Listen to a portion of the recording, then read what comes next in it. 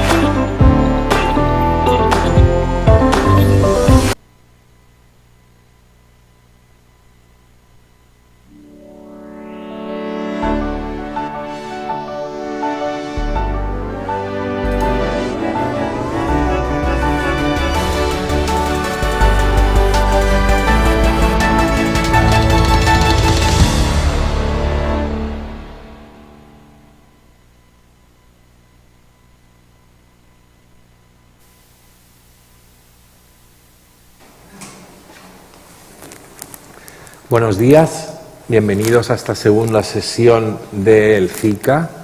Good morning, welcome to this second session of CICA. And we're going to start with the panel. First of all, it will be with us Dr. John Hokema, talking about the relationship between NPT and TPNW. Ambassador John Hakama from Netherlands was a diplomat between 1977 and 1994. He also was in charge of several posts in MFA, including Director of UN Political Affairs. Political career between 1978 and 1994. Member City Council of Leiden. Member of Parliament of the Netherlands between 1994 and 2002. For the Democrats, 66, member and chair Security Committee of the NATO, Parliamentary Assembly from the board member Parliamentarian for Global Action, PGA, Ambassador for International Cultural Cooperation at MFA between 2003 and 2007, and he also worked long in the area of non-proliferation of nuclear weapons, NPT, security, both professionally and through interest commitment. Wrote his university thesis on political science on the Non-Proliferation Treaty in 1975. As a diplomat, chaired the first pre-POPCOM on the NPT Review Conference in 1993.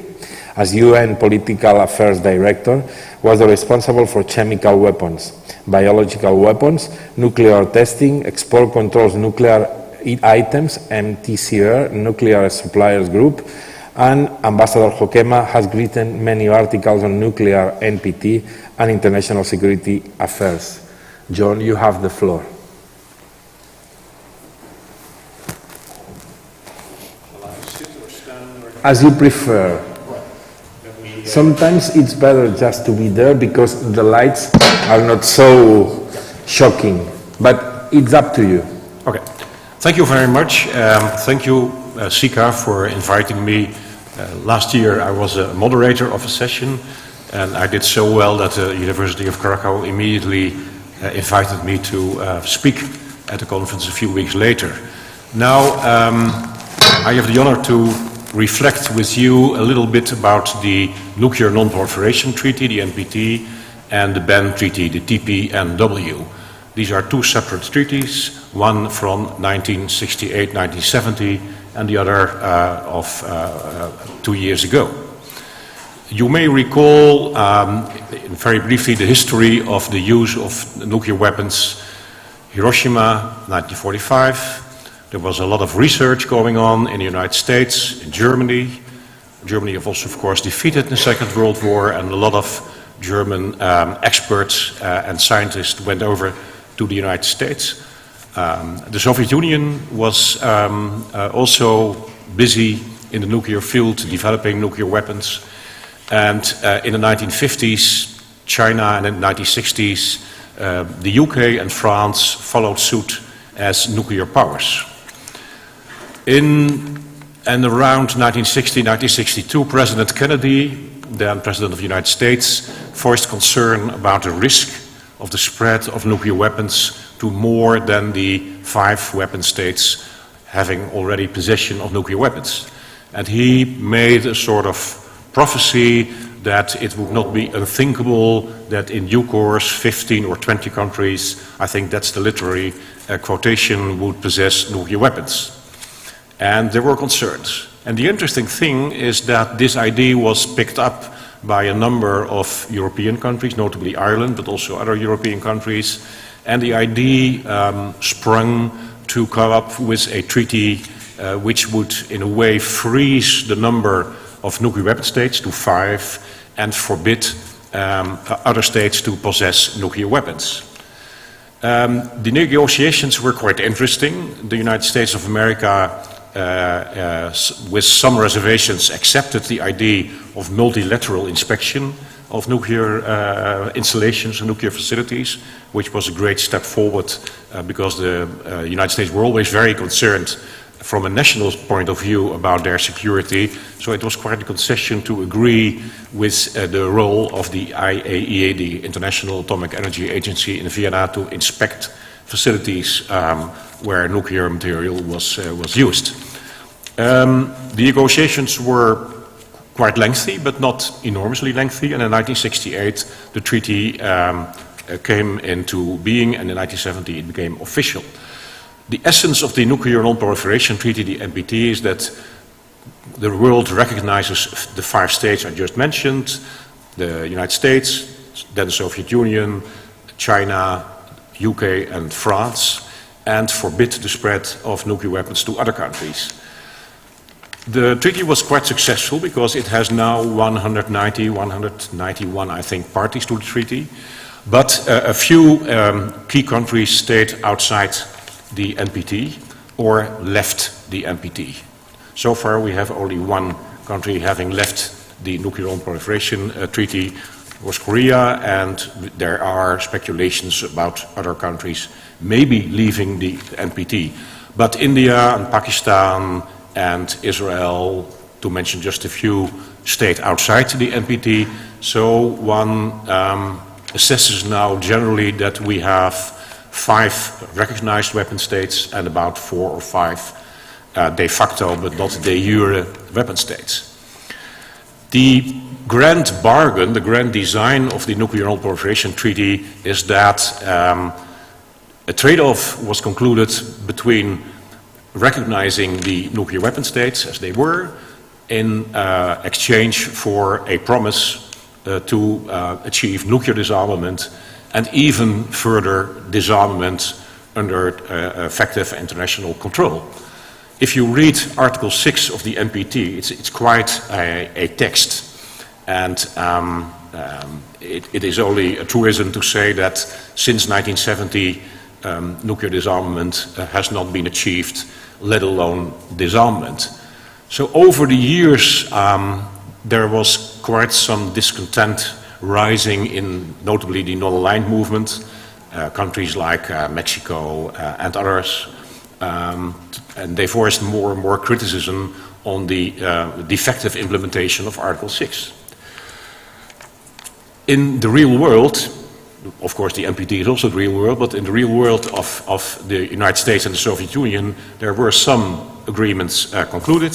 The SALT, the Strategic Arms Limitation Talks, and the agreements resulting from that. Interestingly enough, in the middle of the Cold War, and Mr. Nikitin will probably address that later in his speech, and he will talk about the New START.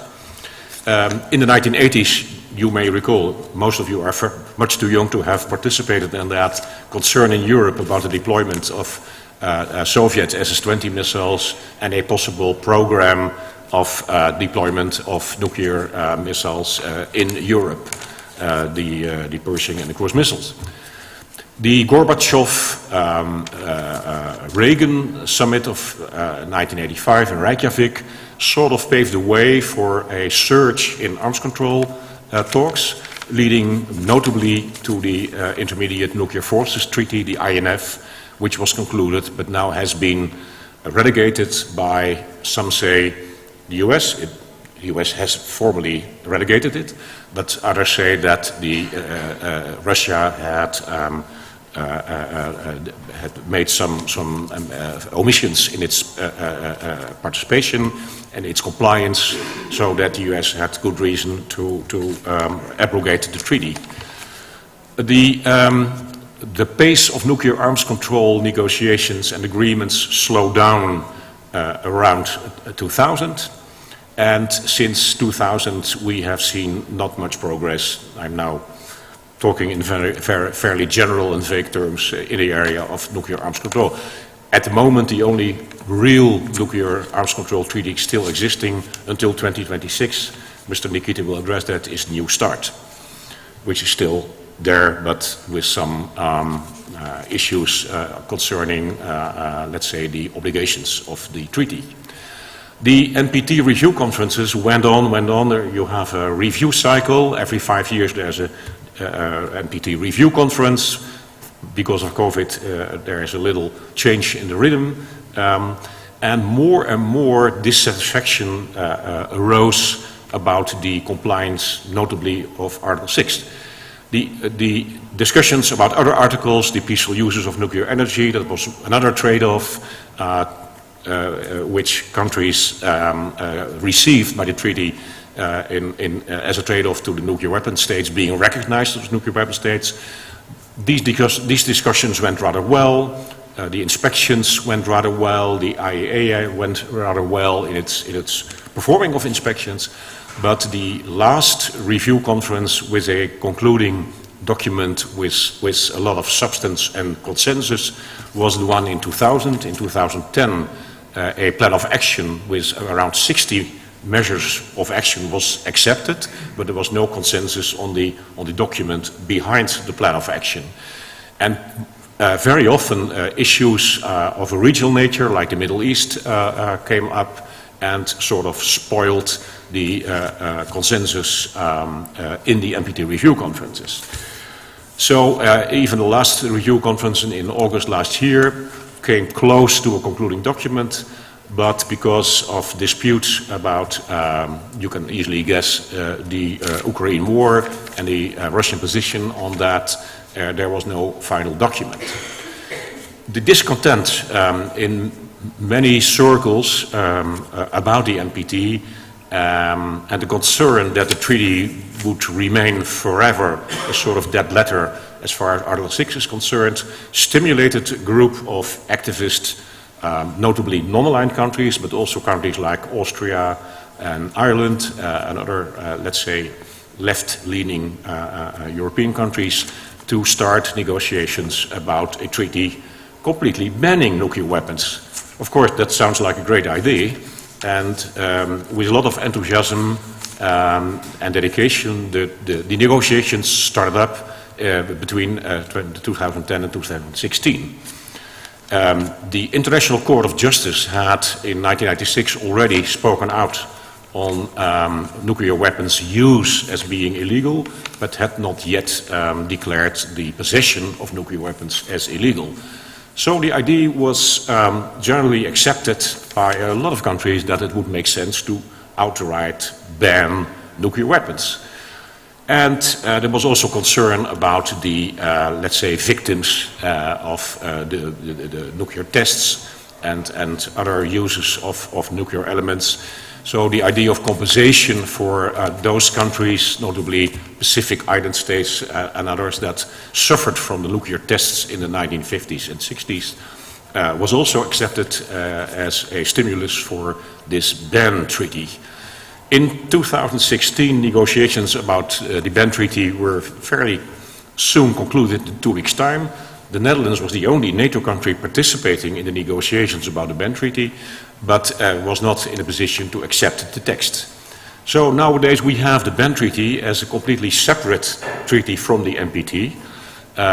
More than 100 countries have signed and the required number of countries have ratified the treaty, so the treaty is in force.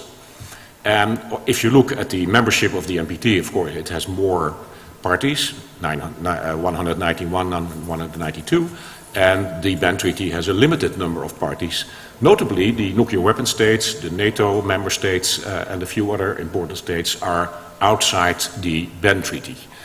So the risk is that there are two treaties living in, so to speak, worlds apart. There seem to be also two communities, the NPT community and the ban treaty community, that hardly interact with each other. There was some progress in the last year when the review conference took place, that at least the review conference acknowledged the existence of the ban treaty. And in the first meeting of states parties to the ban treaty, there was also a nice paragraph, I think at 32, where the importance of the nuclear, of the NPT, the Nuclear Non-Proliferation Treaty, was recognized. The tone of voice in speeches, notably by the United States and other weapon states and NATO members towards the ban treaty, was somewhat more friendly. But it is clear that in the foreseeable future there will be no general acceptance of the ban treaty in either NATO or other weapon states like China and Russia. What needs to be done? I think the minimum is that the importance of the NPT keeps being recognized by all member states, and that we do everything to keep the NPT into place and keep it as a healthy treaty. And there are risks. I just mentioned the Iran case, the JCPOA agreement, which has been nullified by the United States. The concerns about Iran, not yet proven, but likely to maybe develop a nuclear capability. Concerns in the wider Middle East region, like Saudi Arabia, about that development. Israel having nuclear weapons of some sort and having also the possibility to use them makes the Middle East a very volatile region. So it is not completely unthinkable that Iran might leave the NPT, and that could cause a sort of snowball effect with Saudi Arabia leaving the NPT. We have India and Pakistan and China in a difficult triangular relationship. China being party to the NPT, India and Pakistan not. There is quite a rearmament, nuclear rearmament going on in China. There are also visible many efforts by India and Pakistan to improve their weapons capability, and there is still, since decades, a risk of a nuclear conflict between the three of them. I don't see this as very likely, but it is still possible. In the recent weeks, you may have seen that or read that in South Korea there was quite some concern about North Korea for understandable reasons. North Korea has tested many missiles, long range has a strong capability, and South Korea has more and more openly speculated about the possibility that not only the United States would protect South Korea with nuclear weapons, but that they might also want to possess nuclear weapons of their own. So that might be another opt-out out of the NPT by South Korea. That could also trigger developments in Japan, not very likely, but because Japan, of course, is the first victim of actual nuclear weapons use. So this is not very likely to happen, but it's not completely to be excluded. So all in all, the situation is not that great for the NPT. There are talks going on to reform the review process. It's all very procedural, to have more time for debates about the reports the nuclear weapon states have to field to explain what they have done, to implement the treaty. There are ideas to have less debate, less long speeches, more discussion. There are also a lot of useful ideas to streamline the process. But in the end, if we look very carefully and very soberly at the NPT, one has to come to the conclusion that Article 6 has not yet been fulfilled. How long is the world going to tolerate this? That's a difficult question. The world at large is in a difficult period, the Ukraine war, the Middle East, Korea. So the chances of the two superpowers moving toward each other and making much progress in the area of arms control are not very big. China is coming up very much as a nuclear weapon state with a strong capacity, more than in the past. China goes beyond, we are small, we only want to defend ourselves, we are negligible in terms of volume of missiles and nuclear capability, and the whole world is now moving towards at least a trilateral superpower relationship, and also an important role of countries like Brazil and India, the BRIC countries. My very naive idea, but the circumstances in the world are not very favorable or conducive, would be to try to bring the two treaties a little bit together, at least as communities, that there is a sort of ceasefire between the two treaties and the communities supporting the two treaties. Theoretically, and I'm of course less optimistic than a few years ago, theoretically one could think about a sort of new paragraph, an addendum to the NPT, saying that there is a horizon, a time horizon, where nuclear weapons should be banned and nuclear disarmament should be achieved in, let's say, 2040 or 2045, when it will be 100 years ago that the nuclear weapons have been used twice in Japan. This is theoretically possible, and it would be worth thinking about how exactly to bring about this addendum or new article to the NPT. But of course, much depends here on the real world, and I'm wondering whether Mr. Nikitin will shed some light about the chances of some rapprochement between Moscow and Washington in the coming years. So my conclusion is that we should not throw away the old shoes before we have new ones. We should try to keep the NPT alive by making its operation more smooth, more discussion, less one-sided speeches, more intercessional work, giving it a bureau, making it a living treaty, but we are very much dependent upon the real world to notably achieve Article 6 progress. The ban treaty should certainly be kept alive, but it should also be realized that a treaty that has not the support of the nuclear weapon states and the NATO member states is in itself a defective treaty. But of course it voices the world opinion of 100 countries and many billions of people. So it is not to be neglected. So my plea to end is respect the two treaties. They are different, they are worlds apart. Try to bring them a little bit closer, and maybe in 2045, I will not be there probably, we will maybe have the opportunity to, after 100 years of use of nuclear weapons, to see a sort of landmark, a nuclear-free world. May sound naive, but we have to keep the faith, and we have to keep dreaming about a nuclear-free world, because we have pledged to do that. Thank you very much.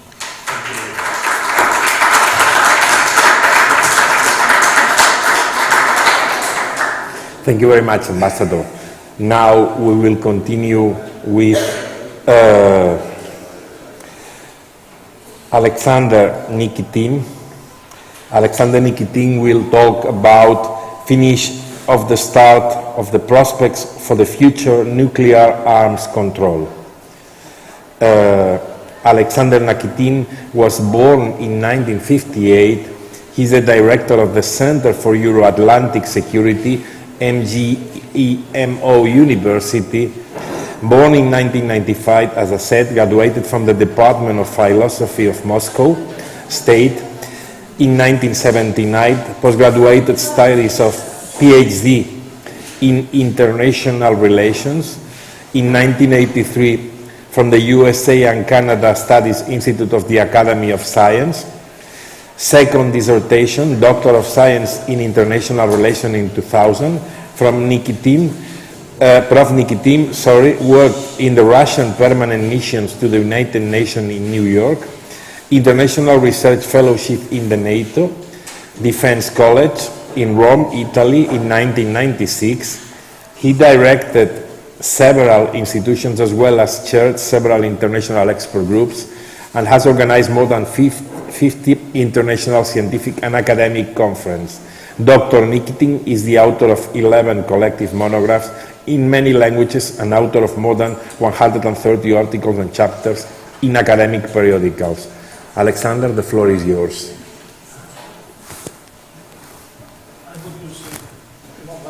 Okay. And because my presentation is based upon slides, I would speak from here. I need to see my own slides. Yeah, it will work. And obviously we need to shed some light on the topic, but not as much light. Can I ask technicians to do a little bit less light on the screen? Can I ask a little bit less light on the screen? Okay.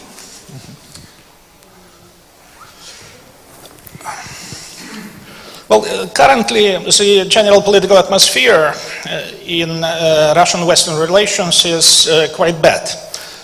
We are in the active phase of Ukrainian crisis, and the Russian special military operation does not allow negotiations now. But if and when it will allow negotiations, the expert community like us should be ready and have a plan and options for strategic stabilization and return to predictable Russian-Western relations, including arms control and de-escalation of military incidents.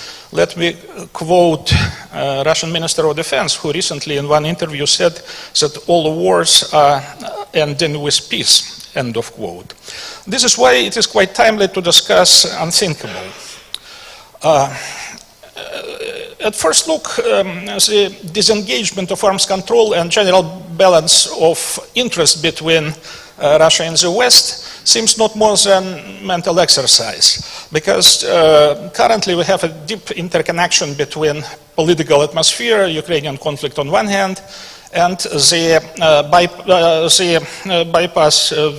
impasse actually in the arms control issues. But let us remember that all previous major arms control agreements were reached over the head of wars in Vietnam in the 70s, Afghanistan in the 80s, Yugoslavia in the 90s. So recently, together with the former director of the UNIDIR, Sverre Lodgaard, he is from Norway, we decided to count how many arms control agreements all in all exist. And we found that there are 70 plus minus agreements which could be subdivided onto 6 different paradigms or groups. And out of them, some stopped their operation right now. For example, ABM Treaty, currently the INF Treaty, and recently President Putin announced that Russia is suspending its participation in the START III Treaty. But again, let me stress that more than 60 different agreements, treaties, not only between Washington and Moscow, but also between India and Pakistan, between United States and China, they still exist. Arms control is a big field, big realm. Those who are in the arms control history sarcastically say that Moscow and Washington always supported in arms control the same principles, only each in different historic period. For example, in Cold War years, Moscow insisted to disengage arms control talks from CSC third basket, human rights issues like dissidents, immigration, while Washington insisted on linkages. Today, the situation changed. Today, Washington does not want to link suspension of the START to Ukraine, while Moscow insists that such areas are non-delinkable. Interesting observation, all major arms control treaties were reached under pragmatic Republican president. 72 Nixon, then Gorbachev Reagan, then Bush Yeltsin. And though the last START III was signed by Obama in 2010 in Prague, Obama and Medvedev, but practically the treaty was prepared during 10 previous years under Bush the Junior administration. So there are some expectations in Moscow. If Trump or somebody like Trump will come to power in next American elections, He may deviate from the value-filled policy and reach a pragmatic compromise with Russia on Ukrainian situation, at least place it on pause and free the road to a new arms control round. Now, both sides use the formula, until you, the other side, change your approach to Ukrainian crisis, there could be no arms control. But this could be changed. Both sides need to avoid politicized linkages, and linkages in the history of arms control ruined many initiatives. Let's remember that in second half of the 40s, United Nations standing military forces, which are envisaged by the UN Charter, were never formed in practice because of the beginning of the Cold War in 1949. In 1979, American Senate refused to ratify SALT II treaty because of the Soviet Union entered to Afghanistan. In 1995 until 2000, START II was ratified by the US Senate and by the Russian Duma with so many divergent linkages and amendments that the treaty never entered into force because Russian parliament imposed its own group of amendments. American amendments were absolutely different, incompatible with this, and finally the treaty died. Putin's reference to necessity to include France and the United Kingdom into the arms control scheme, which Putin did about 1 month ago, is also a kind of linkage. It pushes the problem onto the Western side. It is like bargaining chip. If linkage works, Russia can increase its deployed arsenal for hundreds of warheads, requesting the US arsenal stay where it stays, because if we count French and UK weapons together with American weapons, then it seems that there is a disbalance, and even by simply by recognizing that France and UK must be a part of the negotiations, Putin may try to insist that Russia has a space to go. Washington's request to Russia to bring China to the nuclear negotiations table also is unrealistic linkage. Let's call it new start, because if we think about the continuation of the process, you know that the START 3 is ending in February of 2026. And now Russia suspended the participation, but Russia didn't left the treaty. Suspension, by the way, is not a legal term. There is no such practice, there is no such a text in the treaty. So we can only interpret suspension instead of withdrawal from the treaty. We can only interpret it as a possibility for Moscow to return to the treaty, but even if Moscow returns to the treaty after the end of active phase of Ukrainian operations, then still we have only 2 years to go, and already no time to prolong the START 3. And START 3 by text cannot be prolonged more than the one prolongation which already has been done for 5 years, which means that we are now talking about not the new start that it is called in the West, but about new start, something some future agreement. So this new start cannot motivate China to join negotiations because China currently has a kind of semi-secret evolution of the nuclear arsenal. Many experts, especially in the West, are frightened by the fact that 3 large nuclear missile bases are in construction in the Xinjiang Uyghur special district. And some experts even say that in combination, the 250 silos which are in construction by information from the satellites could lead to 10 warheads per missile. It could end up with 2,500 nuclear warheads of China, which is more than in combination Russian arsenal and American arsenal, which are deployed under the START 3, 1,550 for each country. So at the same time, the new start may involve France and UK because they have small size, de facto declared arsenals with no growth for decades, and their clear involvement in NATO-Russia military balance. So probably the proposal of Putin to include France and UK is not so unrealizable. There are points where disengagement of arms control from current politics and absence of linkages does not and will not work at all. For example, placing of weapons and military bases by Russia on obtained territories, former Ukrainian territories. It is difficult to discuss our weapons system without discussing location and control over territories where they are deployable. Also, what would be an obstacle is a necessity to remove weapons mechanically on distances from which the other side is unreachable. This is one of the Russian demands, that it is indivisible from the future borders.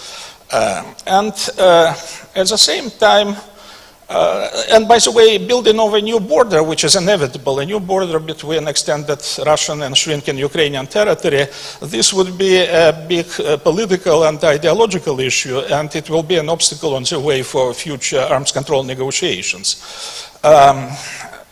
Russia also is facing the necessity to create a kind of new arrangement for the corridor along the line where Russian and Western military infrastructures touch each other, because now Finland border increases the touch between Russian military infrastructure and NATO military infrastructure by 100%. The length of the Finland-Russian border is the same as the length of all previous Russian borders with all other NATO states, like Norway, like Poland, and so on.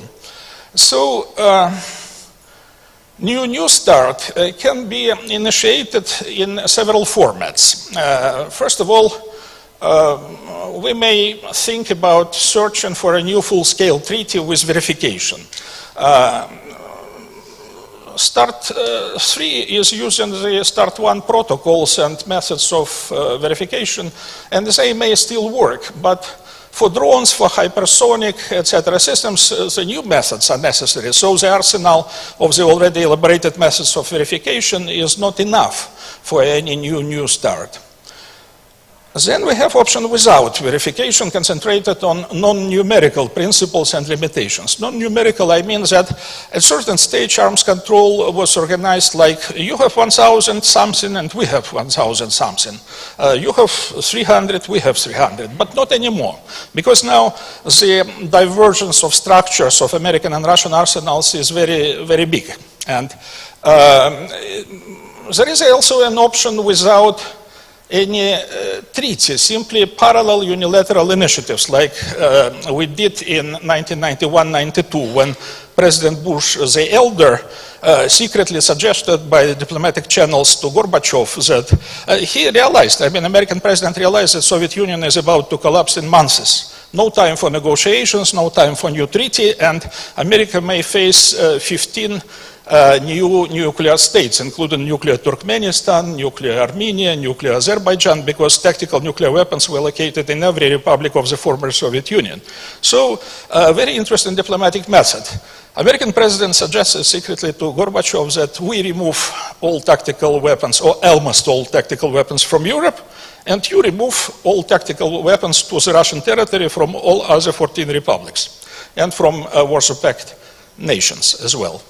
And this was done. This was done very quickly in 1 year, without verification, without written obligations, but worked very well. So now we also have an option not to conclude new treaties, but instead to diplomatically negotiate parallel initiatives without verification and keep them as a political promise.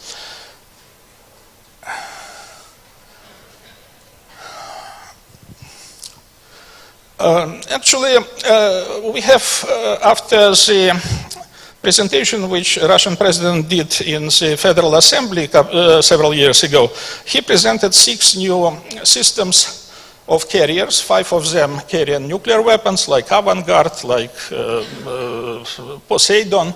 They all are of new types, which were not covered by previous treaties. Americans also have the new types of weapons which were not covered by new treaties, like the Columbia submarine, like the Sentinels. We have Sarmat, a new type of missile, and probably the most provoking is Avangard, which is cruise missile with a nuclear reactor on board, which can fly unlimited time. It can fly not via the North Pole, but it could fly over Africa, Latin America, and reach America from unexpected destination where Americans don't have any interception or even any radar systems to detect the approach of such weapons. So it's a kind of asymmetrical response to the creation of American anti-ballistic missile system. So now, what is interesting is that position of the Kremlin is that we are ready for system trade-off. Let's don't talk about quantities. Let's talk that you are afraid very much of our, say, avant-garde system. Okay, let's negotiate. We are afraid very much of your sentinels. And then let's negotiate that we didn't finish deployment of this system, but you didn't finish deployment of that system. And obviously, at the same time, each such big system of weapons requires 10 to 20 years for development, testing, and production. It looks a little bit too generous to use such a system only as a bargaining chip, being ready to close the project after 10 or 20 years, exchanging it for closing some American project in response. That probably would be the literal implementation of ancient Chinese strategist Sun Tzu, who advised, strongest warrior tends to avoid the fight. But seriously, we have interesting precedent. During the INF Treaty, which was concluded between Gorbachev and Reagan, we agreed to destroy a very new Soviet system called OK, which was only 4 years old when it was eliminated. So in principle, there are examples that either Moscow or Washington agreed to destroy quite new system or not to deploy it at all. For the future treaty, we obviously would use the principle of free mix or overall ceiling, which was elaborated within the START 3. Now, within START 3, it is allowed to each country to decide itself how many land missiles, how many submarines, how many bombers it has, and interchange between them, just wording the other side that we are changing something, but it's one overall ceiling for all types of strategic weapons. Probably now in the new treaty we can include strategic plus non-strategic, like mid-range and shorter range, and let me remind you that everything which flies before 500 kilometers is tactical, then between 500 and 1000 is shorter range, 1000 to 5500 is mid-range. So until here we can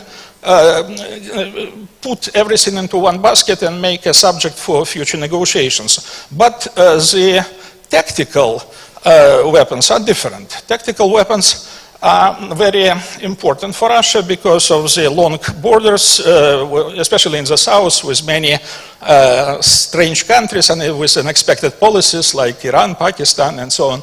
And the quantities of tactical weapons are still secret from both American side and Russian side. American experts estimate the quantity of Russian tactical weapons between 2,000 and 8,000, and such a big margin shows that uncertainty remains. It's very important to involve somehow the tactical weapons into negotiations as well, but I'm afraid not in the next negotiations on the new START. Several more principles for future negotiations should be principles of confidence building, predictability, the escalation technique, rather than physical elimination or capping the weapons system. We still have, by the way, the exchange of data centers, both in Washington and Moscow, which exchange hundreds of messages every year, even now, in this very bad political atmosphere. We are warning each other about testing of missiles. We are exchanging information which could prevent unintentional nuclear war. So, we probably should include into the future negotiations, again, exchange of data on missile strikes and missile tests. Principle of interface of a sword and a shield, using the Chinese proverb, also would be applicable in the future new START. I mean that anti-ballistic missile defense system was not ready when START 3 was in elaboration, but it is ready now. Americans do have the strong IBM system located in Alaska, Hawaii, in the many ships which are cruising in the Pacific Ocean. So Russia considers that it cannot discuss only missiles without taking into consideration missile defense capabilities. So obviously Moscow would insist that we need to include missile defense into negotiations as well. Finally, could we organize negotiations as a multi-track or as one basket negotiations? Practically, if we organize them as several parallel tracks, for example, one on mid-range missiles, another one on shorter range, and third one on IBM, then probably it would be more safe options from the point of view of getting results, because some negotiations may bring into the wall and stop, and some others may continue. It's quite dangerous to place all eggs into one basket, one negotiations basket. So in conclusion, let me list several principles which could be principles for the future Russian-Western negotiations. First of all, we must involve new categories of carriers which emerged, like hypersonic, like automatic drones, like underwater drones, and so on.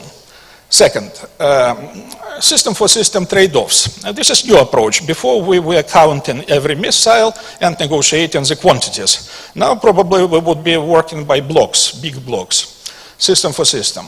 Third, no concentration on numerical parity. Practically, we don't care if in some category Americans would have more than Russians, and they don't care if in some category, like for example Poseidon drone, Americans do not elaborate at all such type of weapon. We have it, they don't.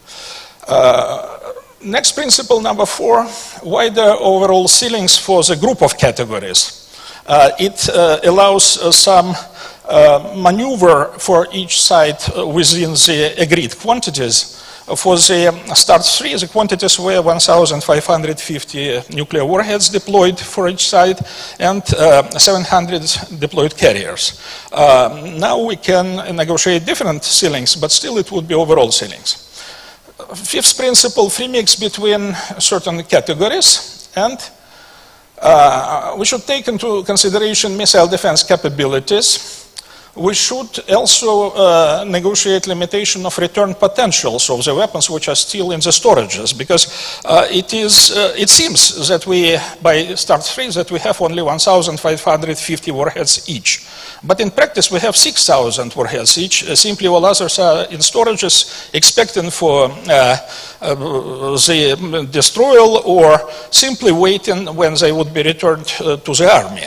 So practically, instead of destroying warheads as a result of previous series of negotiations, we placed them into storages. And now we need to discuss this issue of return potentials. Last two principles, a new type of data exchange, transparency, and de-escalating mechanisms, and preferably these future Russian-Western negotiations should be multi-track talks to provide more probability of success. Thank you very much.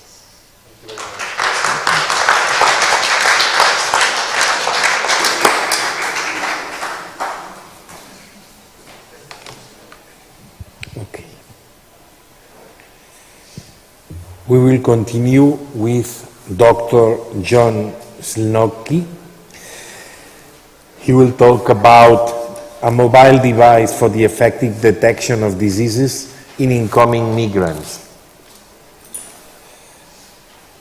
Dr. Jan Sinopki is Assistant Professor at Department of Public Administration and Crisis Management at the Academy of the Police Force in Bratislava, Slovakia. Dr. Sinopski is also an Assistant Professor and a member of the Academy of the Police Force, and also obtained a title of PhD in the field of crisis management at Faculty of Security Engineering in Silina in 2012.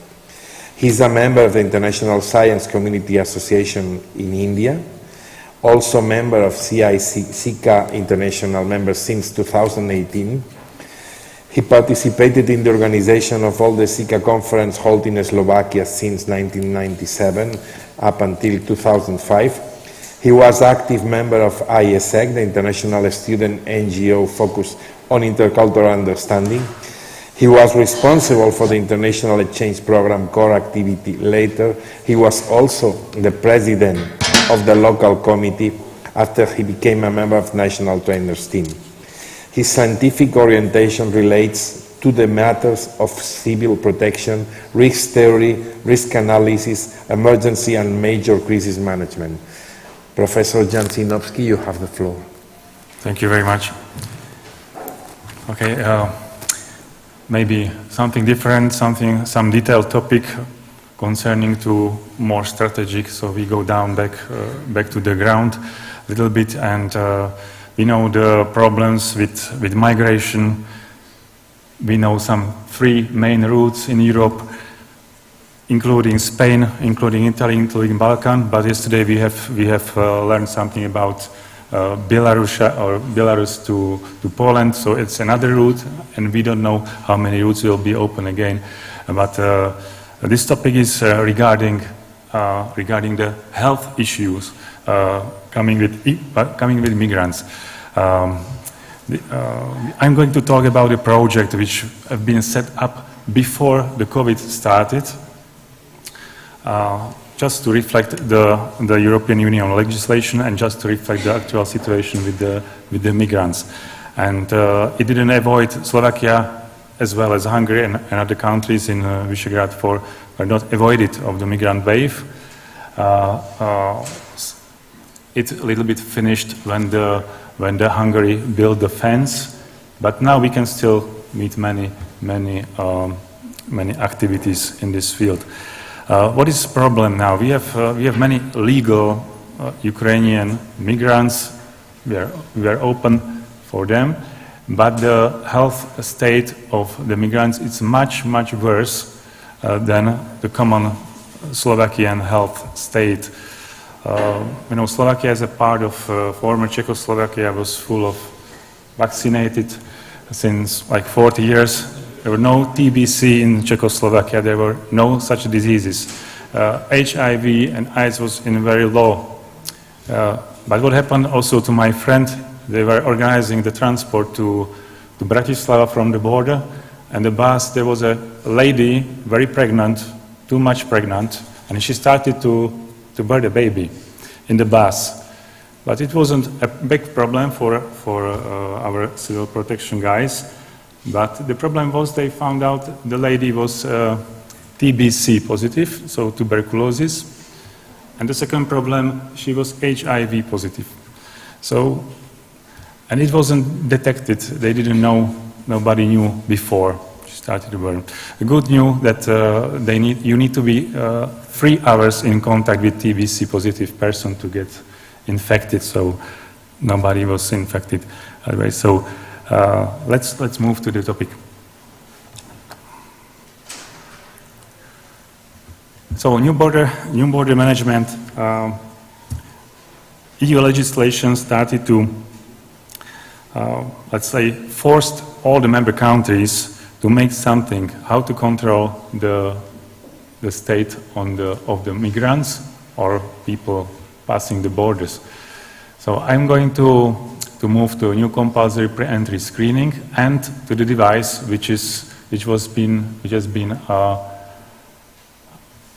let's say invented in Slovakia and which seems to be very effective. Okay, let's go through this. So the regulation from 2016 already was a basement, a fundament that a new pact on migration and asylum was set up in 2020. Now, what is compulsory? New compulsory pre-entry screening was written in this new pact of migration. What does it mean? We need a new, faster asylum border procedure. What does it include? Integrated and modern migration and border management system with the improved Eurodac database. This means there will be some legal databases and legal guarantees included. How it should work? The new pact includes identification, health checks, security checks, and fingerprinting registration in the Eurodac database. I'm going to show later that how many or which organization participate in this field. Now, who was integrated or participating? Our Academy of the Police Force,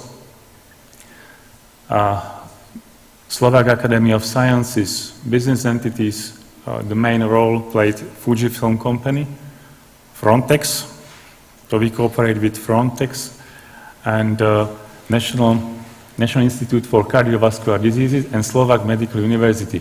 So there were these 6 entities working on the device which came up on the light. Now, I don't want to go really to much technical details about the device. You will see how it should work, and there are some pictures from the testing.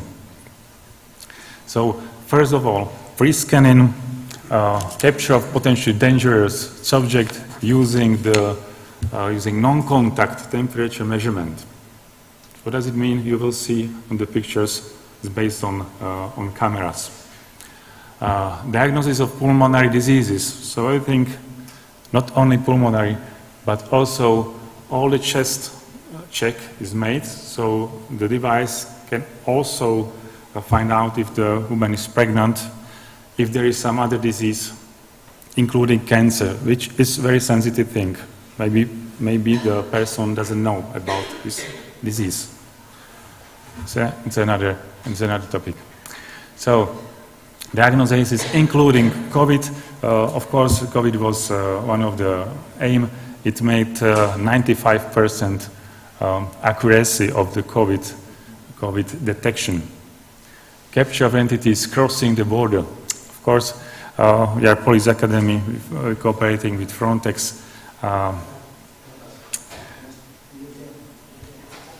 We try to have the migrant wave under control. Remote assistant or specialist confirming the data analysis in remote specialized offices and laboratories, including Fujifilm, including the health institution mentioned before. And operational change in filtration of risk subjects. Now you may see the range of parameters of diagnostics. There are many things that can be detected by the system. It should look like this. It was already tested. You can see the mobile device or already on the place, on the border side, and the person should just go through, no touching, nothing, no thermometers.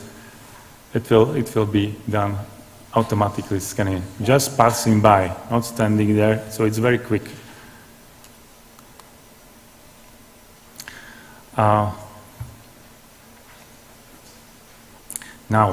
how can it be used during permanent control of external borders? Of course, we can use it also internally. There are concentrated places, for example.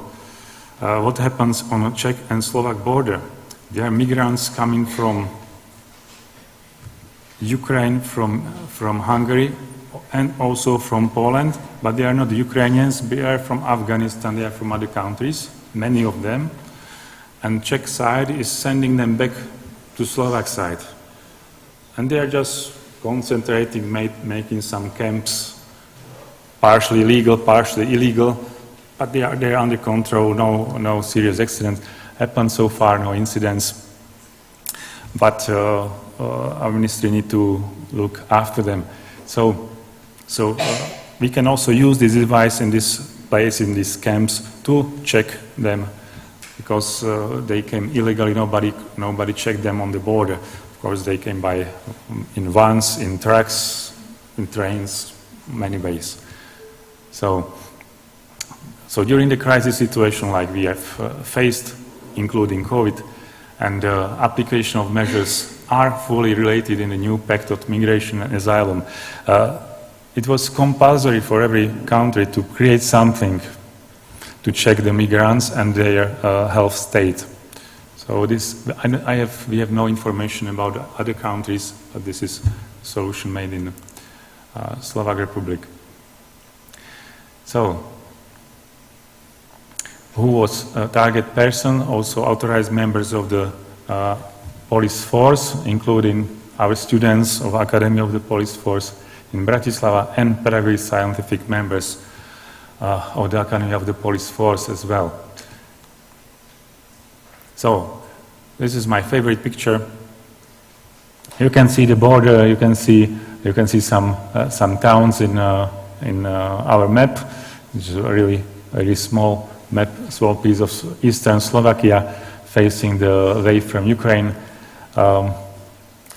So there should be placed the device, and the data should be sent by internet to the data center, so the police, Ministry of Interior, and other entities can have access to this data. So it should work based on these crypto tunnels that we could see in the previous slide. So this was the idea realized not by 1 year, but it took 5 years to finish this.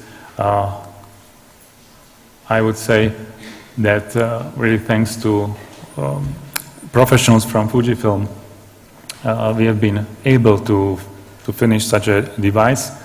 And regarding the method, 560 chest X-ray studies were made. So 560 people were examined. It's not 560 on one person, I want to say.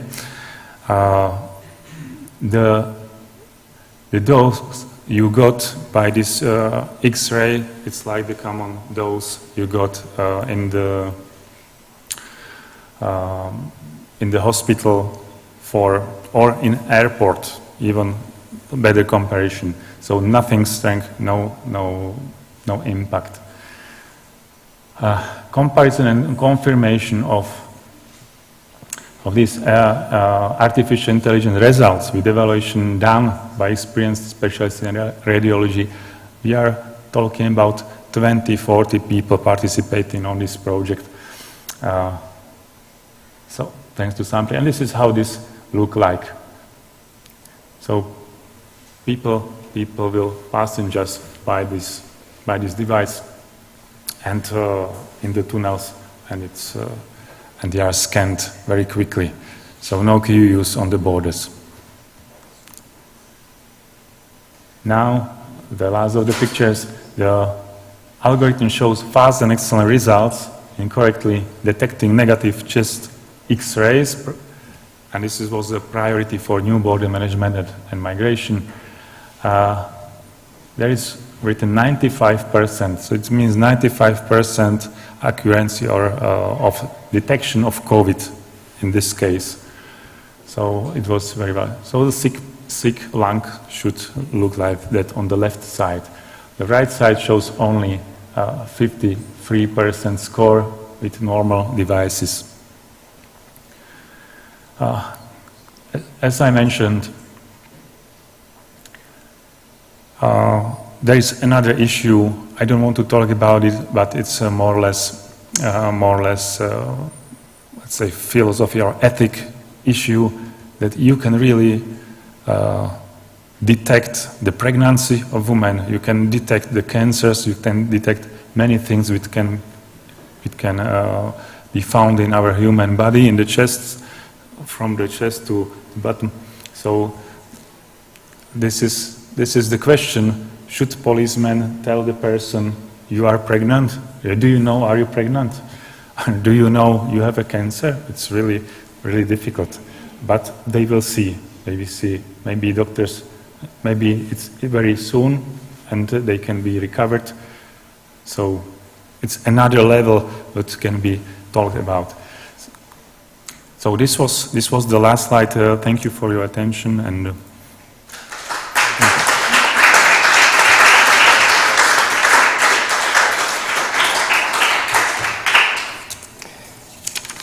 thank you, it's a very interesting topic. Now, thank you very much. We will continue with Juan Gascon Maldonado. He will talk to us about the new axis of power, new axis of tensions, security and rivalry in the Indo-Pacific region. Juan is a predoctoral researcher under FPU contract by the Ministry of Universities. He is currently working on his doctoral thesis on Sino-South American relations under the direction of Dr. Pedro Martínez Lillo and Dr. Susana Gratius. He's graduated in international studies at the Universidad Autónoma de Madrid in 2021 and has completed a master's degree in international relations and African studies also at the same university. In addition, he is the academic coordinator and co-founder in Spain of the Association of Professionals for the Center of Research of Global Strategic Affairs. He is also a member of the editorial team of the International Relations Journal and has been a volunteer trainer at the Guarani Association in Spain. Juan Andrés, you have the floor. Thank you very much. Thanks to the entire organization, and especially to my colleague Esther Auriol for the invitation. It is an honor to be here today addressing these interesting topics, and I will now switch to Spanish to make my presentation, and I hope you enjoy it as I did it. En el sentido de cuando hablamos de un nuevo eje de poder global y sobre todo un nuevo eje de tensiones, hablamos sobre todo de una transformación en la cúpula de los intereses y del poder, ya sea militar o del poder blando, a nivel internacional. Y hablar, sobre todo cuando estamos intentando desarrollar este tema de la posmodernidad y en general las nuevas amenazas a la seguridad y paz internacional, hablar de la región Indo-Pacífico es ya no una opción, sino una necesidad. Especialmente porque tenemos que entender, por ejemplo, si vemos los datos, por así decirlo, premodernos, como Asia y el Indo-Pacífico ya tenían de por sí una gran participación en la economía internacional, que fue luego reemplazada tras la Revolución Industrial, o principalmente por la Revolución Industrial, por Occidente y luego el desarrollo de Estados Unidos. Sin embargo, estamos presenciando una nueva reconversión o reorientación hacia el mundo oriental, o mejor dicho, hacia la región del Indo-Pacífico, donde también podríamos hablar de hasta qué punto se extiende sobre los territorios del Próximo Oriente o de Asia Central, pero que en definitiva se trata de una vuelta o de un resurgimiento de este espacio como parte de la, digamos, mayor iniciativa, mayor población o mayor economía y su porcentaje o su participación mayoritaria en el mundo entero, ¿no?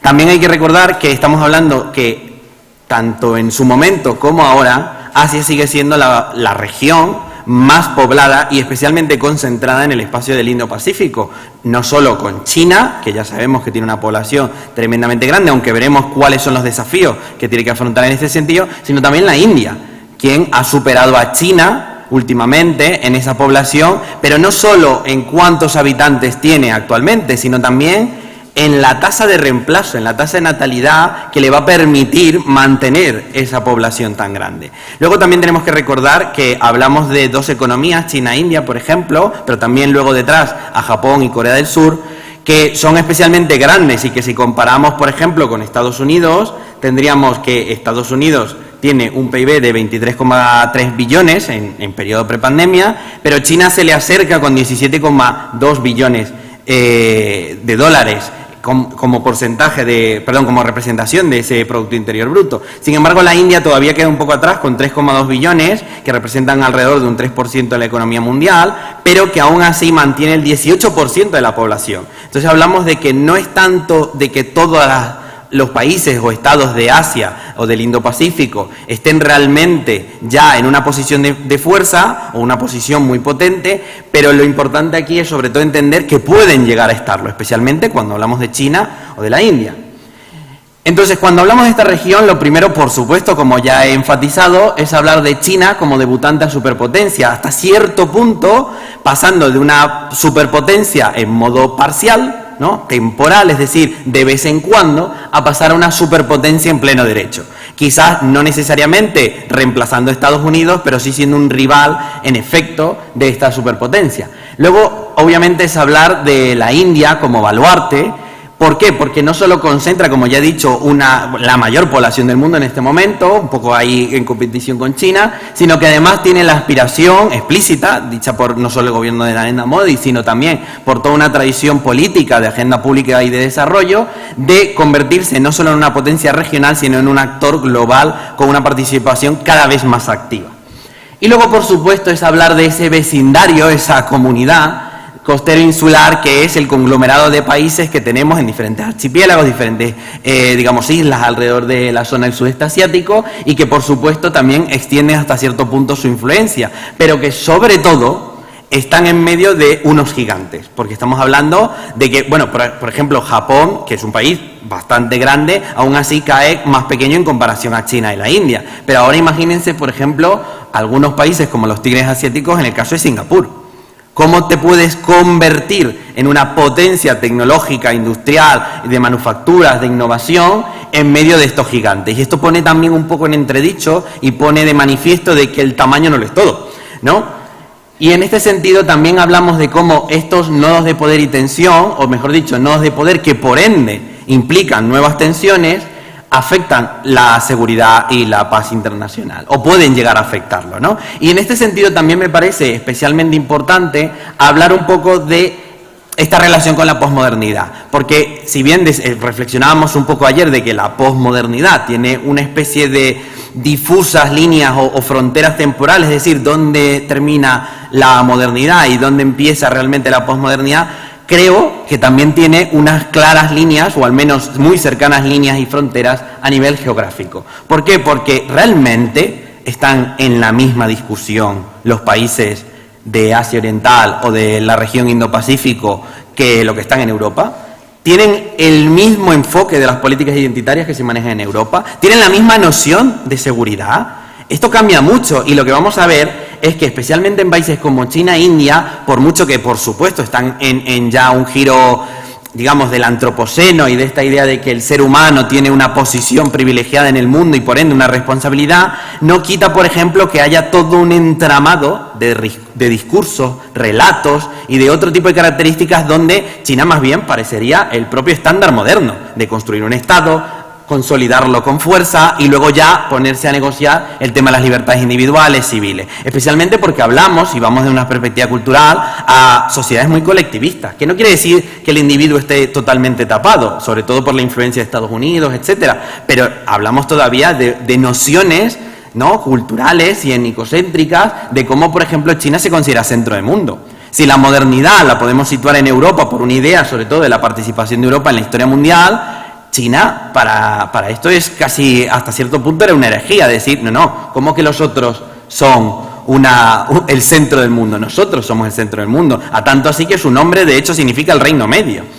Y en este sentido hay que intentar plantear un poco los jugadores, ¿no? Y en esta partida lo que vemos es que hay un conglomerado de naciones, como he dicho, que además tienen una proporción en tamaño muy diferente, pero que luego en fuerza, bueno, pues no es tan fácil de determinar, ¿no? Tenemos, por supuesto, el lado de Corea del Sur y Japón, que podríamos hasta cierto punto debatir si son una extensión de la influencia estadounidense o si, por sus propias agendas autónomas, también juegan un papel fundamental, por ejemplo, con las relaciones con China, ya sea de mediador o ya sea de contrapeso. Y luego, por supuesto, en el sudeste asiático, además de Singapur, como lo he puesto, que por una cuestión de proporción del mapa no puede caber, pero que sobre todo también encontramos a otras potencias locales como Malasia o Indonesia. Y luego, por supuesto, Rusia, quien no se nos puede olvidar, también tiene costa en el Pacífico y que además tiene una estrecha relación con China. Y luego, por supuesto, la característica de que cuando hablamos de Europa, sobre todo también, como lo hemos visto en otras ponencias, hablamos de una potencia nuclear, ¿no? De cómo traducimos el poder militar, pues por un lado, por supuesto, los ejércitos, etcétera, pero por otro lado la potencia nuclear. Y es que aquí nos faltan potencias nucleares. China, con un arsenal cada vez en mayor desarrollo, India y Pakistán, también con una tensión tremenda, y ambos armados hasta los dientes, como se podría decir. Y luego Surcorea y Japón, que si bien no tienen per se ellos todo un arsenal nuclear desplegado, sí tienen el apoyo de Estados Unidos y de otras potencias europeas que, por cierto, por ejemplo, Nueva Zelanda, como parte de la Commonwealth, o Francia y Reino Unido, que también tienen dependencias en este entorno. Luego, por supuesto, eso nos da este preciso gráfico. Bueno, preciso no, me quiero decir que Para poder verlo de forma más precisa, he construido este gráfico para que podamos ver, por ejemplo, desde la perspectiva de China, cómo se genera este nuevo eje de poder, ¿no? Si ya se concentra la riqueza, la población y el auge de los presupuestos militares, ¿cómo entonces se desarrollan esas relaciones? En primer lugar, por ejemplo, podríamos hablar de una rivalidad regional, que no necesariamente se traduce en un conflicto. O sea, la competencia no necesariamente implica que en algún punto se vaya a desatar una guerra nuclear. No necesariamente, pero sí son puntos de tensión, son puntos de confrontación, aunque no sean armados. Y en este sentido encontramos cómo China puede tener este tipo de rivalidades con India o Japón. Algunas ya pasando a la confrontación, como por ejemplo pasa con Japón en disputas territoriales. O luego también en la rivalidad internacional con Estados Unidos, que hasta hace nada no era un problema para China. China estaba muy cómoda, o al menos conforme, con la presencia de bases estadounidenses en todo el mar meridional chino, en todo el sudeste asiático, etcétera. Sin embargo, eso ya ha cambiado. E incluso ya desde la presidencia Hu Jintao se hablaba del dilema de Malaca, por ejemplo, que veremos más adelante. Y luego, por supuesto, entra todo este repertorio de posibilidades entre la complicidad o la convivencia, por ejemplo, con Rusia, ¿no? Hasta qué punto China en realidad es un garante de la estabilidad y del apoyo a Rusia a nivel exterior. Y luego, por ejemplo, con el sudeste asiático. Malasia e Indonesia, ¿de qué lado están? O mejor dicho, ¿tienen que estar de algún lado? ¿De Estados Unidos o de China? ¿Cuál es su posición ahí? Y luego, por supuesto, la Unión Europea, que está un poco entre medios, que ya veremos que no le queda tan lejos, porque especialmente no solo tiene la implicación de Estados Unidos ahí, que es su aliado oficial, y luego también, por ejemplo, las relaciones y ese acercamiento que tiene ya China, primero en Pakistán, con una unidad de 5.000 efectivos en su propia capital, lo cual no deja de ser interesante, y su acercamiento reciente a Irán, por ejemplo, ¿no? Y la forma en cómo ha intentado potenciar su rol mediador en el mundo. Y ya luego esa asociación que se extiende desde Asia-Pacífico hacia América Latina, que también tiene costa pacífica, o hacia África, ¿no? Entre el Cuerno de África, otro foco de tensiones y conflictos, o por ejemplo el África Oriental. Sin embargo, no podemos olvidar que esto no solo trata de estados, trata de otros actores, porque si hablamos de la región Indo-Pacífico no hablamos solamente de China como una especie de dragón gigante que es homogéneo y que no pasa nada dentro. No, no, hay muchas cosas dentro. Y en este sentido, primero tenemos que hablar de las empresas. ¿Por qué? Porque las empresas pueden ser u herramientas de política exterior, es decir, son instrumentalizadas por los estados, o bien pueden ser orientadoras, es decir, la propia política exterior de estos países viene alimentada, influenciada por los intereses empresariales, sobre todo, como veremos más adelante, en una región que tiene gran potencial comercial y que además depende comercialmente en gran parte de su economía. Luego la población civil, que también está en base a los movimientos sociales, las resistencias que se generan y sobre todo las dinámicas de consumo. ¿Esto por qué? Porque si hablamos de seguridad, ya no solo hablamos de seguridad interestatal o internacional, sino que hablamos de seguridad, por ejemplo, de los propios grupos sociales. En la región Indo-Pacífico es una de las regiones que en los últimos años ha estado más afectada, por ejemplo, por la persecución religiosa. Cristianos y musulmanes en China, budistas persiguiendo a musulmanes en Myanmar, conflictos étnico-religiosos en la India. O sea, estamos realmente ante una región que acumula no solo amenazas o posibilidades de riesgo a nivel de seguridad en el sentido militar, estatal, macroeconómico, sino también a nivel religioso, a nivel privado, a nivel de las libertades individuales, de la convivencia de grupos, etcétera. Y esto también, por supuesto, genera tensiones internas. Lo vimos con las protestas del cero COVID en China. Y hasta qué punto eso, por un lado, puede ser un Tiananmen 2, o por otro lado puede ser un desafío a superar de cómo China realmente llega a controlar o no a una población tan grande. Y luego, por supuesto, a nivel de ecosistemas, vemos el caso ya no tanto de esta dimensión de medio ambiente por un lado y sociedad por el otro, y la interrelación, sino totalmente integrados en los socioecosistemas, que es una de las verdaderas prioridades, de hecho, de esta región. ¿Cómo se aborda, ¿no? ¿Cómo comprendemos estas transformaciones? En primer lugar, yo plantearía pasarlo en los pilares fundamentales de estas relaciones, ¿no? En primer lugar, por ejemplo, el comercio. Ya hablamos de que el comercio es una base fundamental de estas economías, al punto tal de que, por ejemplo, en comercio exterior el PIB chino depende, por ejemplo, para el ámbito del comercio de un 37%, pero es que luego vamos a la India y alcanza en los últimos años el 45% de su PIB. Luego seguido por un 32, 35% de Japón y Corea del Sur, y el cual, de hecho, además saca o invierte, se aprovecha de alrededor del 30-40% de la fuerza de trabajo. Luego, por supuesto, en esa misma línea, las industrias estratégicas, que obviamente muchas industrias pueden ser importantes, pero estratégicas no lo son todas, especialmente con el desarrollo tecnológico actual, la nueva carrera espacial que veremos a continuación, etc. Y luego, el nivel cultural, es decir, sobre todo también por una línea de modernidad. ¿Tiene China, por ejemplo, o tiene la India un planteamiento de orden alternativo, como lo tenía la Unión Soviética? Es muy difícil hablar de una nueva Guerra Fría en este sentido, porque China no, al menos explícitamente, plantea una especie de segundo mundo y de bloque, pero sí tiene algunos elementos, o que también, por ejemplo, han sido aprovechados por Japón y Corea del Sur, para plantarse en el mundo y decir, estos somos nosotros. Y luego, por supuesto, la dimensión militar y tecnológica, que también va a suponer un cambio, o sea, va a tener cambios recientes muy importantes. Primero, si empezamos con la cultura, entendemos que hay una serie de dispositivos culturales que usan estos países para poder posicionarse internacionalmente. ¿Cómo es que Corea del Sur, o Singapur, o por ejemplo Japón, que de por sí es muy grande, pero no tanto como China y la India, tienen tanta presencia internacional? Porque ejércitos no tienen de la misma potencia. Por supuesto, Corea del Sur tiene un ejército muy entrenado, pero en comparación a China, ¿cómo lo vemos? Y claro, ¿cómo ha sido su posicionamiento? ¿Por qué hablamos de estas estrategias para poder tener una mayor proyección de poder que no dependa solo del poder duro, ¿no?, del hard power? Pues en este sentido vemos que hay diferentes pilares para haberlas organizado. En primer lugar, la legitimidad, es decir, como hace China, decir yo soy un socio confiable, yo te puedo ofrecer dinero, yo soy garante de la seguridad. Y no lo hace diciendo yo soy la otra alternativa a Estados Unidos, pero lo hace posicionándose con fuerza, con seguridad y especialmente con una política asertiva bastante ambiciosa.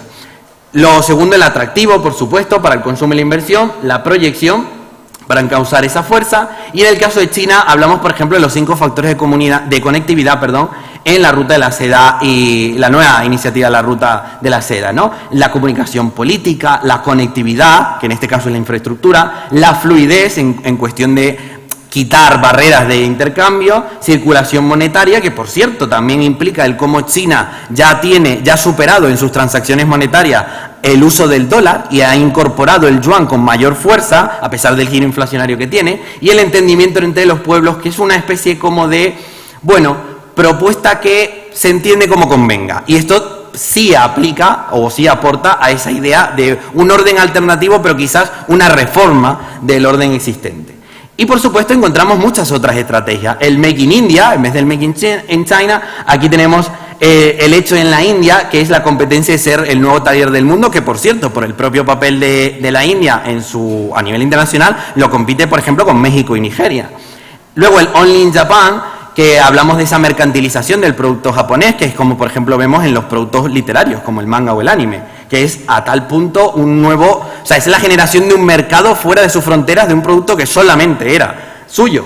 Luego, por ejemplo, la ola coreana con la Hallyu, que por cierto es un término chino de esta ola, como ese motor de la diplomacia pública surcoreana y esa conversión, por ejemplo, de los K-drama, el K-pop, hacia el resto del mundo. El activismo ecológico de países como Maldivas, que están ahí como un archipiélago, pero que tienen una representación importante en el nuevo hábitat. El liderazgo religioso como parte de un paradigma de seguridad, como lo maneja Indonesia, y las organizaciones, por ejemplo, que van en ese principio de juntos somos más fuertes de la Asia. Luego, el comercio y la industria, pues como he dicho anteriormente, se habla sobre todo del comercio como un motor económico clave, que por cierto fue afectado especialmente por la pandemia, y ese fue como el hito diferenciador de quienes avanzan con seguridad y quienes les cuesta un poquito más arrancar. Y en este sentido también encontramos otros desafíos y oportunidades, ¿no? Un desarrollo equitativo. La India crece mucho, pero toda su población se beneficia de ese desarrollo. ¿No son las desigualdades internas un obstáculo per se para ellos?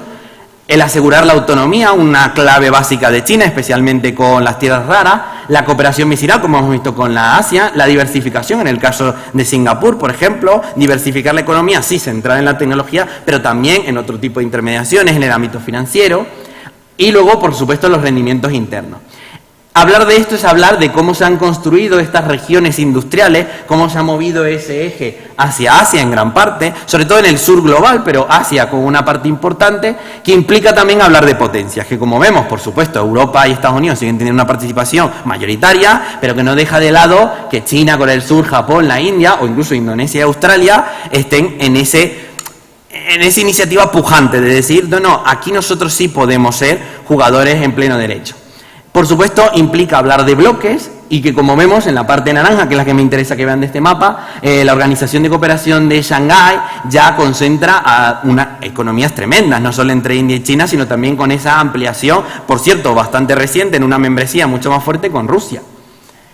Y luego, claro, estos cambios de enfoque implican, por un lado, estas fases de apertura china, una primera estabilización, que implica también una nueva fase del conflicto con Taiwán, la apertura iniciada o impulsada por Deng Xiaoping, esa llegada de Xi Jinping, sobre todo con las bases que le deja Hu Jintao de entender la rivalidad con Estados Unidos, y luego ya esa consolidación o retroceso consolidación o retroceso, dependiendo de cómo lo veamos, con respecto a los rendimientos de sus proyectos. Por supuesto, si vemos cómo se distribuye la inversión china, no deja de ser curioso que Estados Unidos es uno de los centros mayoritarios que recibe esa inversión.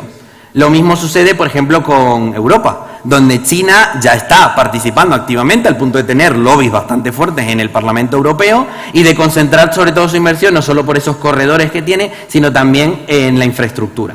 Lo mismo sucede en África, y aquí lo que me interesa, sobre todo, para no entrar mucho en detalle, es que vean precisamente cómo está pintado de rojo el mapa. Como hace 10 años era mayoritariamente la Unión Europea el socio principal, de hecho todavía en muchos países, en algunos rubros sigue siendo la Unión Europea, o los miembros de la Unión Europea, pero hasta hace nada China ya supera en muchos casos, no solo en inversión, sino en importaciones y también en generación de empleo.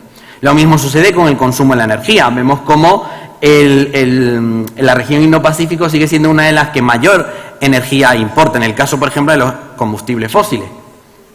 Y luego, por supuesto, aquí lo que me interesa sobre todo que vean es esta distribución de las tierras raras y cómo China, de hecho, concentra la gran cantidad, hasta un 70% de los yacimientos probados de estas regiones. Y, por supuesto, el elemento de la carrera espacial, que todavía China, Japón o la India no se suman a tal medida como Estados Unidos, pero que incluso ya han avanzado en este sentido. Y luego, por último, antepenúltimo, el ámbito militar, que por supuesto hablamos de bloques o de construcción de nuevas amenazas. Primero, con esta relación de la casi talasocracia china, que por un lado quiere entrar, como dije, intentando atender ese dilema de Malaca en el estrecho con respecto a Estados Unidos, pero también generando nuevos canales, por ejemplo en Pakistán o en la ruta que tiene ahora con Irán. Lo mismo pasa con la distribución de armas, que ha habido un incremento bastante importante hasta llegar, por ejemplo, al 2% de su PIB en muchos casos, que es la meta china para 2030.